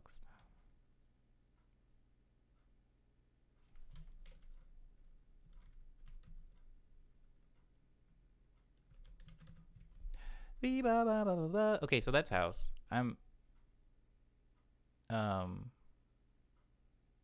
Wait, hold on.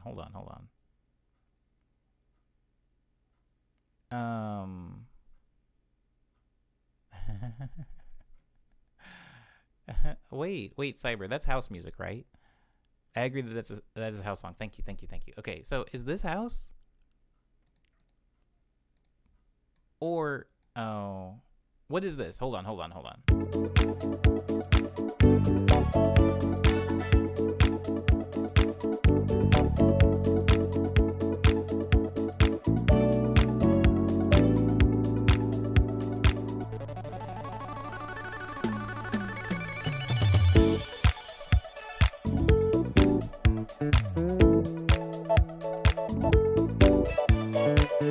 Is that house? Is that a house song, Cyber? This isn't a trick question. The assessment is that Tom made the bones and Omni put the meat on them bones. No one likes meat. You like bone broth soup. Cyber, is this a house song? I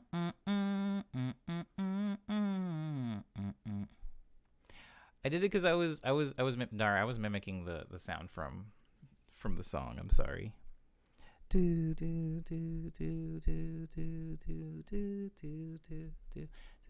this a house song?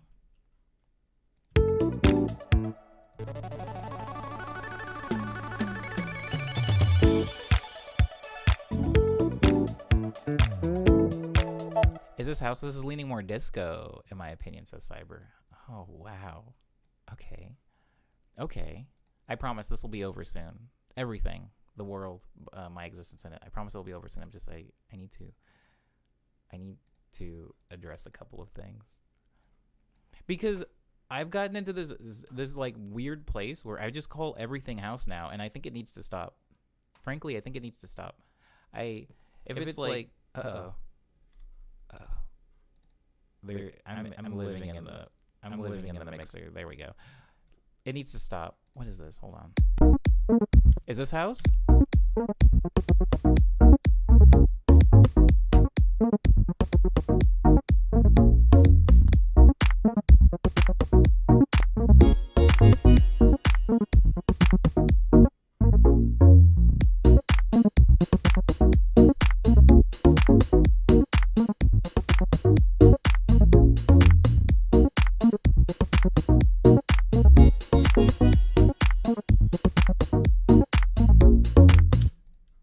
House or not house, or leaning somewhere, if a thing.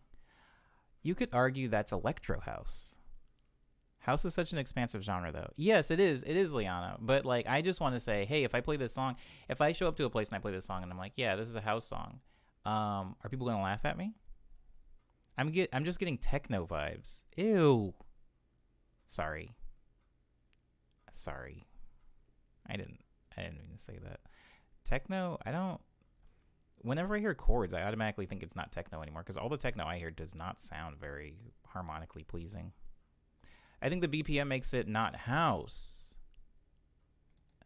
Is this house?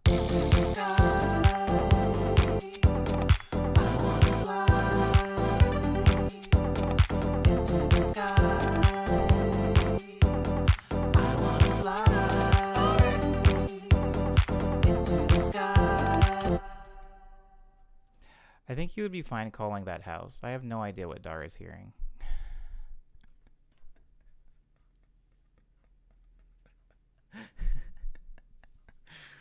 Oh, Christ. All right. Techno is leaner in production. Thank you. Thank you. I think that's what I was trying to say in maybe a slightly more offensive way is like when somebody calls my music techno, I feel like I haven't done enough. Because I feel like when I listen to techno, it's like one noise and then a drum, which I guess all music can be minimized to being a noise and a drum.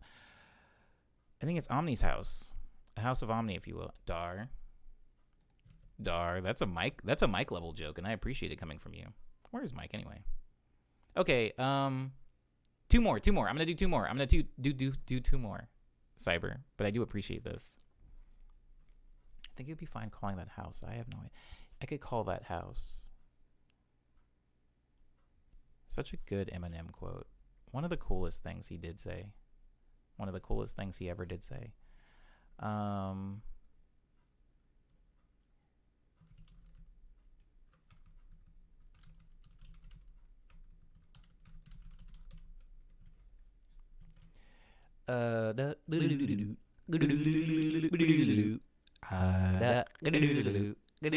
Okay, is this house?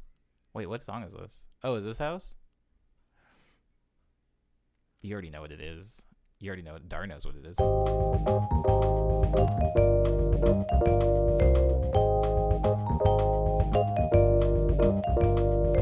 Wait, not this part. Sorry, that's obviously Bossa Nova. Is this house?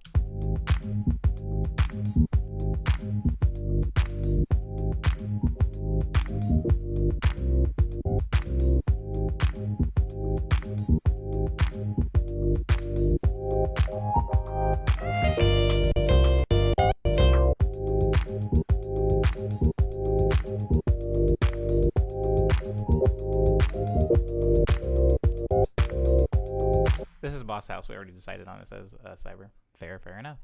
What about the hook? Is this house?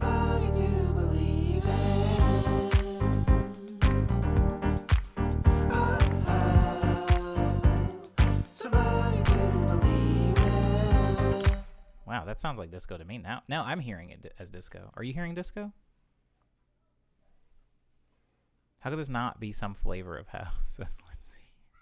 This is a fun game. If it's not fun for anybody else, I did say I was going to do 3 more. Hold.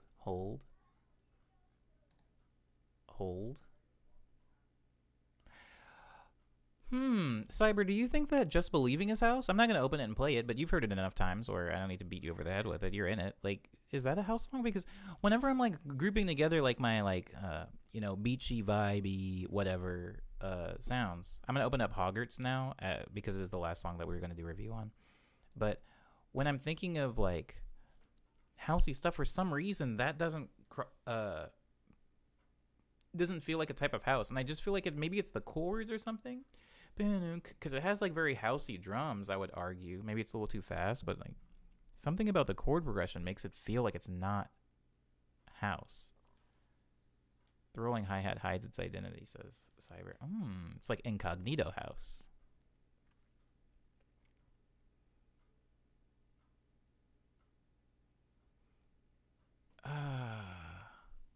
Who decides the genre? The Kings. Liana, the King. What?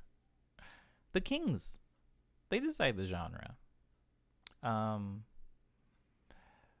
That's more of a beach vibe disco. It's not really house in my opinion. Thank you, Cyber. Yeah, I don't hear it as house either.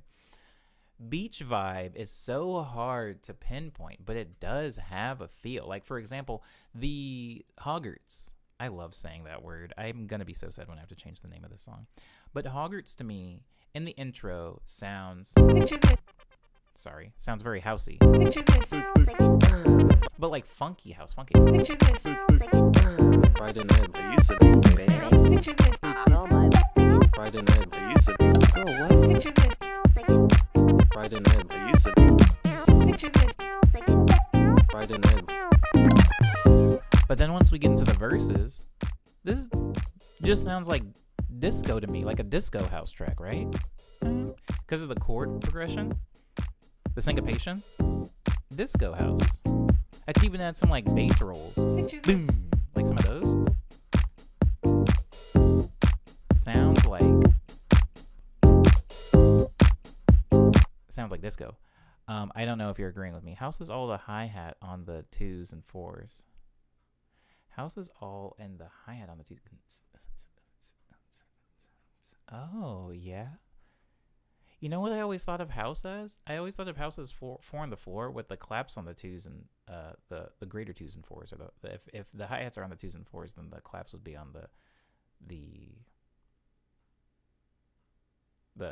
threes and the oh god, my brain, the threes and fives.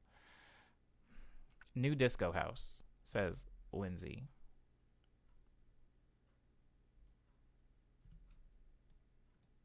This. Picture this. No, the outro, then me and Cyber did agree on and determine that it had a beachy vibe to it. And it's very bouncy instead of laid back.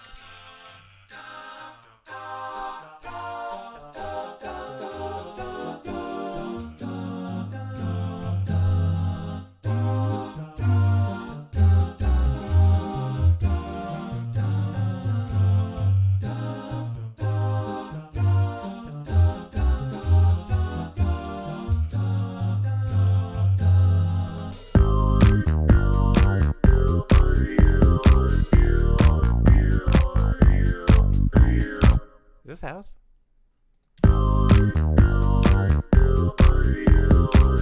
There's a very specific brand of house that I would say Cyber and everyone. Picture this. I do like it.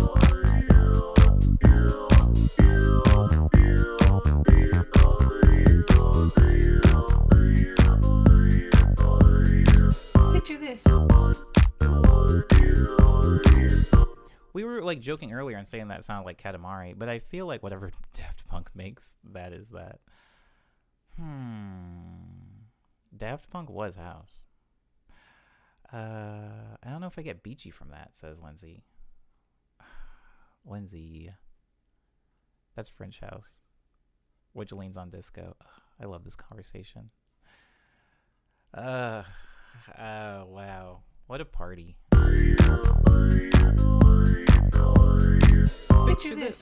Yo, Chibi Lucy's Picture This is gradually becoming Cyber supposedly to me, where I hear it when I'm not working on music. Picture this.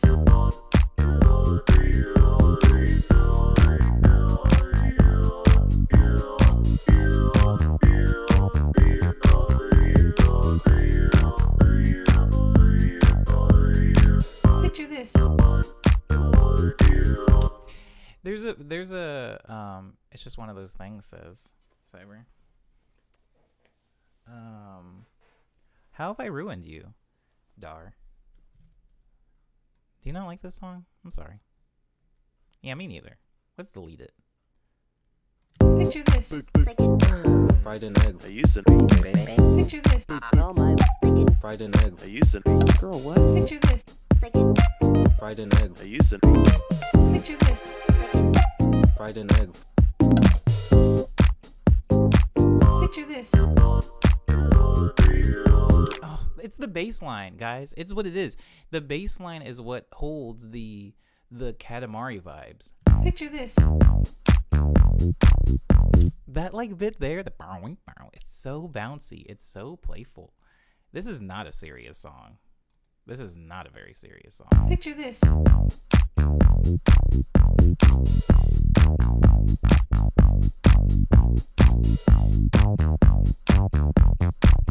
That's so much fun. Oh my god, it's like Sesame Street.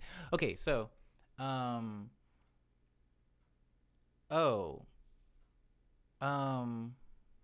wait, hold on.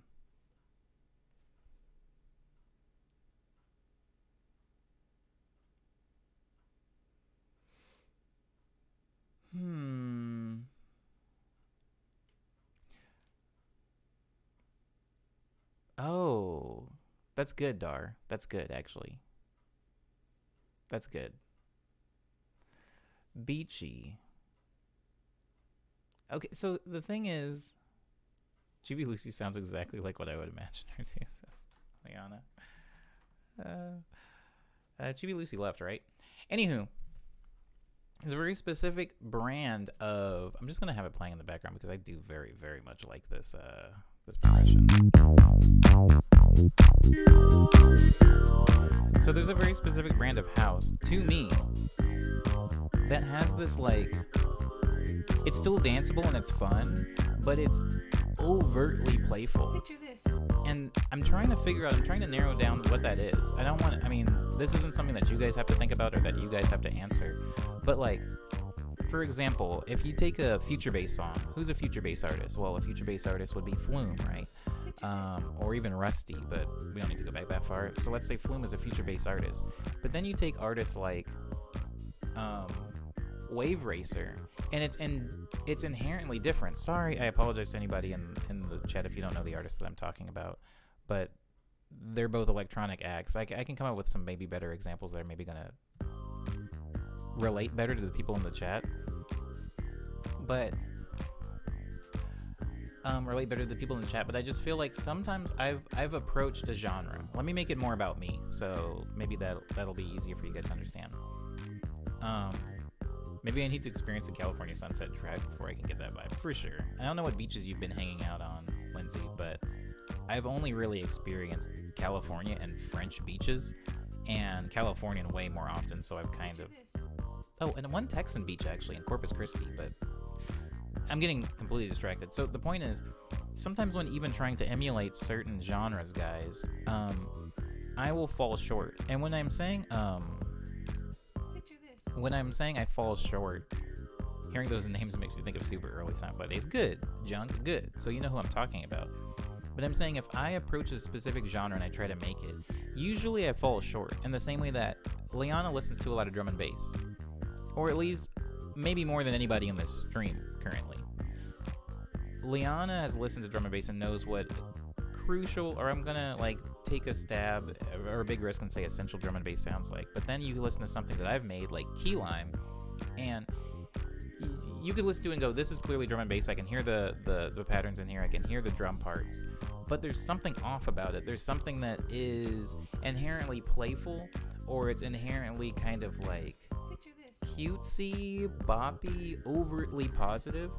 And I don't exactly know what that is. For a long time, I thought it was the chords that I was playing. But I would like to say that I've grown a lot in my ability to harmonize or build chords since Nice Dream. You know, my chords don't exactly sound like Nice Dream anymore. Now they sound a little bit more jazzy. And I wouldn't say that all jazz is inherently playful and cutesy. But for whatever reason, my approach to jazz kind of has this more boppy, almost Thundercat-esque feel. Maybe even like Nowhere at times. But there are also a lot of other people that are using jazzy things like Dorian Concept uses a lot of jazz-infused stuff, and it doesn't necessarily come off like that. It sounds more serious. It sounds more mature. I would say that a lot of times when approaching house, my attempts or my result will sound immature, if that makes sense. It sounds almost negative. I don't mean it in a negative way. It just sounds like when people come to me after a show or people message me after a stream, they're like, this sounds like, and then the next word is a video game or like some Yo Gabba Gabba like segment. I'm like, yeah, I get it. And I don't know what that is. I don't know if it's my sound choices, because I've even picked like more like grungy, heavier, harder sounding sound fonts or synthesizers, and it still has that sound. I'm like, is it the notes? And I play different chords and it still has that sound. I'm like, well, what the heck is going on? Is it the Rhodes piano? I mean, for this, it's definitely some of the, the voices, like these voices sound inherently like playful and goofy. I think so anyway.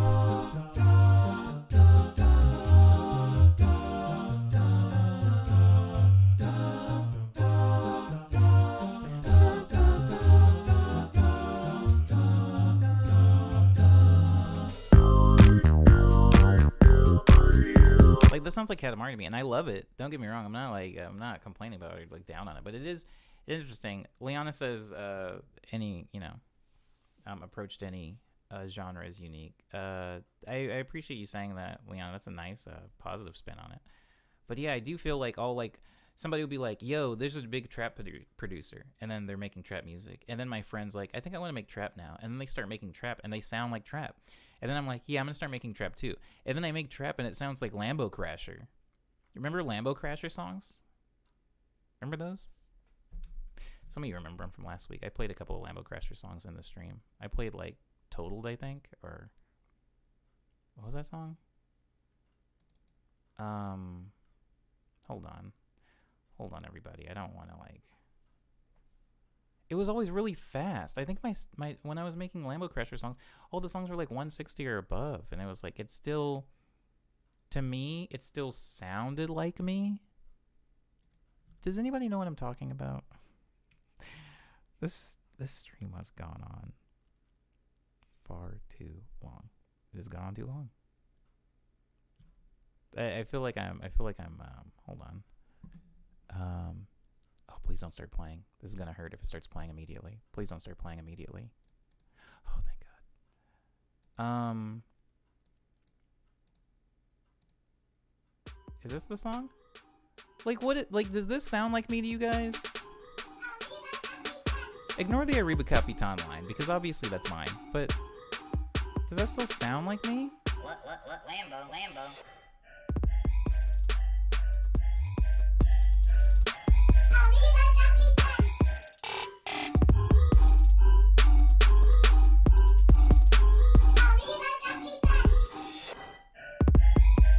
A meta sound. Noise! Sorry. Anyways, a meta sound. Liana, Okay, let me go up higher, sorry. Junk says, I think your music definitely captures the sort of playfulness that I often see in popular video game music. That's fair. That is fair. I've chased that goal, and then I've achieved that goal, and then I've spent the rest of my career trying to run away from that, and so I'm that's fair. You're absolutely right. Junk. This doesn't sound like Omni, says Cyber. Right.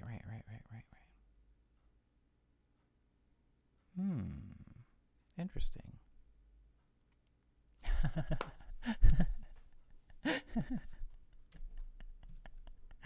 My signature sound is the absence of bass. I had a what's it called? I had an entire sound I had an entire sound of just like a sound library of just like really, really old 808s that I took, and I never actually mixed them. So yeah, maybe indicative of Omnivoice sound is no bass. There is sub, by the way, in that song that I just played. I'm hearing it, but I'm also wearing like studio headphones, so yeah, of course I can hear the bass in the first song. That's fair. I've listened to drum and bass for 10 years, and drum and bass today does not sound like 5 years ago or 10 years ago. This is valid. I can make that same, I guess, argument with hyperpop, yeah. Please, I'm going to give you bass. The bass is the most important part, says Dar. Ooh, I strongly disagree. But there is bass and there is bass in my songs, but I hear you. You want more bass. You're saying, where's the bass? Bass heads out there. I'm not necessarily like a bass focused person in music, but I agree it's a very important part of the music, but definitely not the most important part, because there's a lot of songs that I love that have zero bass in them. But I think Liana brought up an important point about meta sound. There's a meta sound that all active popular artists contribute to in most genres. That's such a good conversation that we can't have in the stream because the stream's over. But if you can remind me, please do, Liana. If you can remind me, I really want to have that conversation. That's very important. There have been things in specific genres that sometimes you won't even know that you've contributed, guys. Like, you as an artist, you won't know that you did it. That's like what's so sad sometimes. Like, you as an artist will make a thing. Somebody will see that thing. Maybe somebody with, more followers than you, or maybe they're more popular, or maybe they have a different visibility path, different career path. And they'll take that, and you've then like contributed to like a really large thing. But sometimes people don't see that because they're like too close to the painting. Yeah. Dar says it's the sole reason I don't like Watermelon Sugar by I don't know, not Charlie Puth, not Ed Sheeran, Harry Styles. Oh, I love that, Dar. That's so funny. I can't name one song by Charlie Puth. That Subway song? Didn't he do a song for Subway? I can name that. Also, I can't name a song by Ed Sheeran. Wait, that's a lie. Shape of You? Body?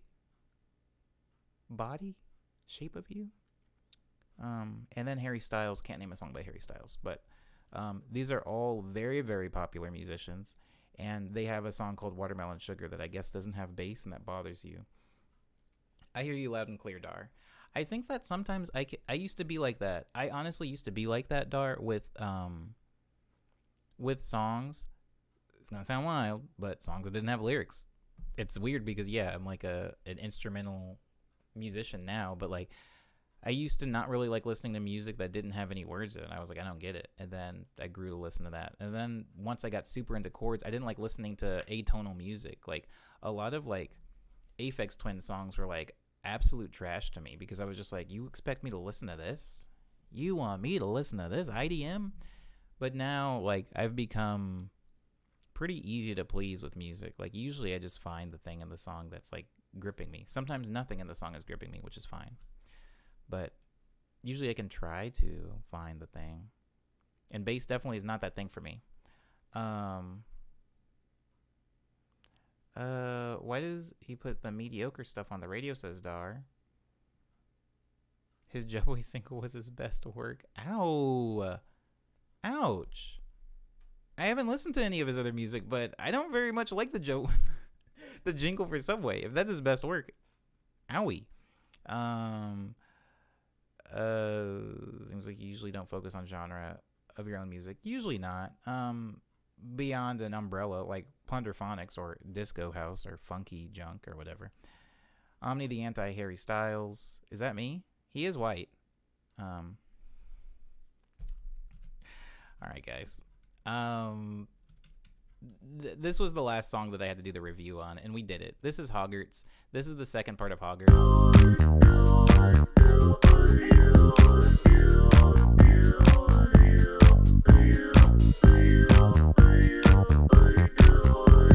I love how like hokey and pokey it is. Very hokey, extremely pokey, and that is the last song that I'm working on in the stream today.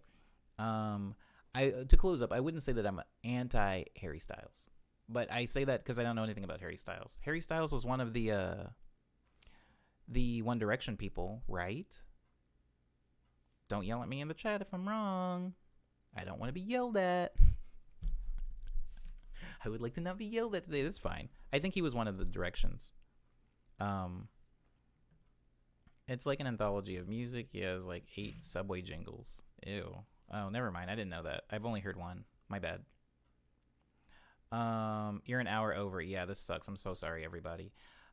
News. I have a lot of music out. Signals, House of Omni, Tall Tales, Night Dream, Love Dream, Speed Dream, Daydream, Lush Dream, Quick Breath, Ego Death. All of it's out. Also Quarantunes, which is exclusive to YouTube, which we're on currently. Right now we're on YouTube. Oh my God, how are there ants in here? There's just one ant on my wall. So, as far as new music, I am actually going to be releasing some stuff next year. Will it be this song? Who knows? I don't want to like give any specific dates, right? Because I said this exact same thing last year. I was like, I should be releasing stuff very soon. And so I'm not going to give a very specific time, but I do plan on releasing some stuff next year. Next year is a long time. It's kind of far away, and I feel like I feel confident that even if things don't change, I will at least be comfortable in being in an extended quarantine to be able to write stuff. So that's the empty promise that I'm making right now. As far as streams, this is the last stream of the week. I do not stream on the weekends. I will be back here on Monday for Morning Medley number 266. And we're forever contributing to season 3 and whatever that means going forward, in the rest of season 2. I've made small changes and adjustments to the plan for season 3, but obviously, like, it's still several streams away, so there's a lot that I have to work on. Also, I did say last night that we could play Among Us today. I don't know how that's gonna happen, but I'm just saying I am here to do it. After I get out of the stream, I do need to eat something because I'm gonna die if I don't. And then I will be on the Discord, and if anybody wants to play Among Us, I will play Among Us. What else? I will be here. I will be here for the weekend. When I say here, I mostly mean the Discord. So if you have something, any suggestions for season 3, you can put them in there. And as far as like sample submissions, I'm still probably not going to be ready for sample submissions even next Friday. If you've already submitted one, it's fine. I will get to it.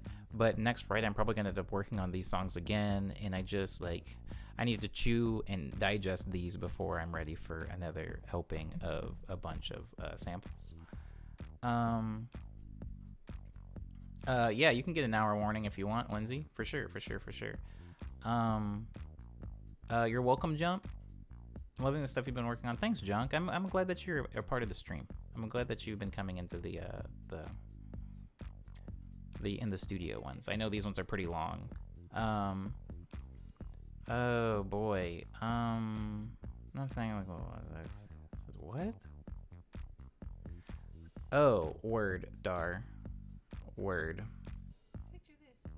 Just gonna tag everyone, I suppose, and maybe join the chat room on Discord for sure. I'll do the tag. I try not to abuse that. I try to only tag everyone when I'm saying good morning. But yeah, I'll tag people when Among Us is going to happen. However, indeed that is going to happen. I'm gonna go ahead and play the final song from the stream, which is Hush Hour now. If you have any questions or comments, or maybe there's one last thing in Fruity Loops that you don't think will take too long that you want to hear, go ahead and ask me that while I'm doing the final performance of the stream.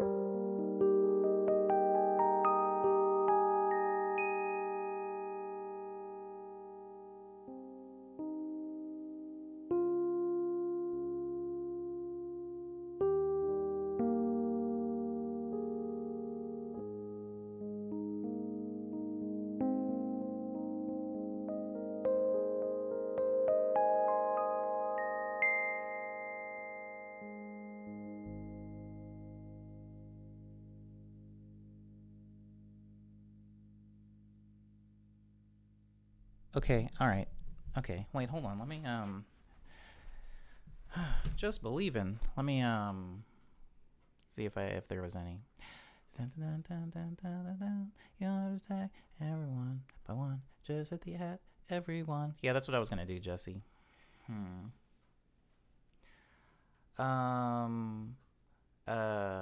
Lindsay's accepting tips on how to lie. Just tap into your inner deceit.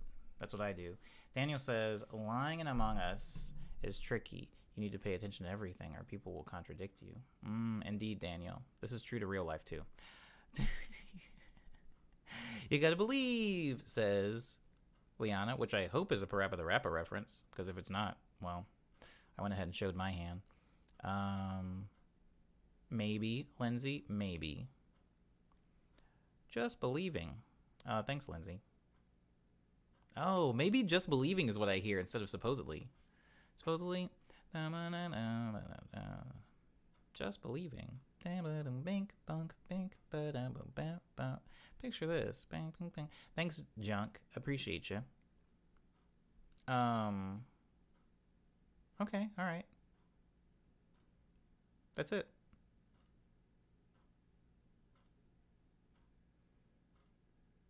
Oh, Dar, when the doors to the church were open. Oh. You know what was weird, Dar? This will be the last thing I say, and then I promise I'll get out of here. What was weird is being a kid, and sometimes in church is over, right? And so they play you out. They play everyone out. Like the band starts playing music, and the doors are open. You can now leave.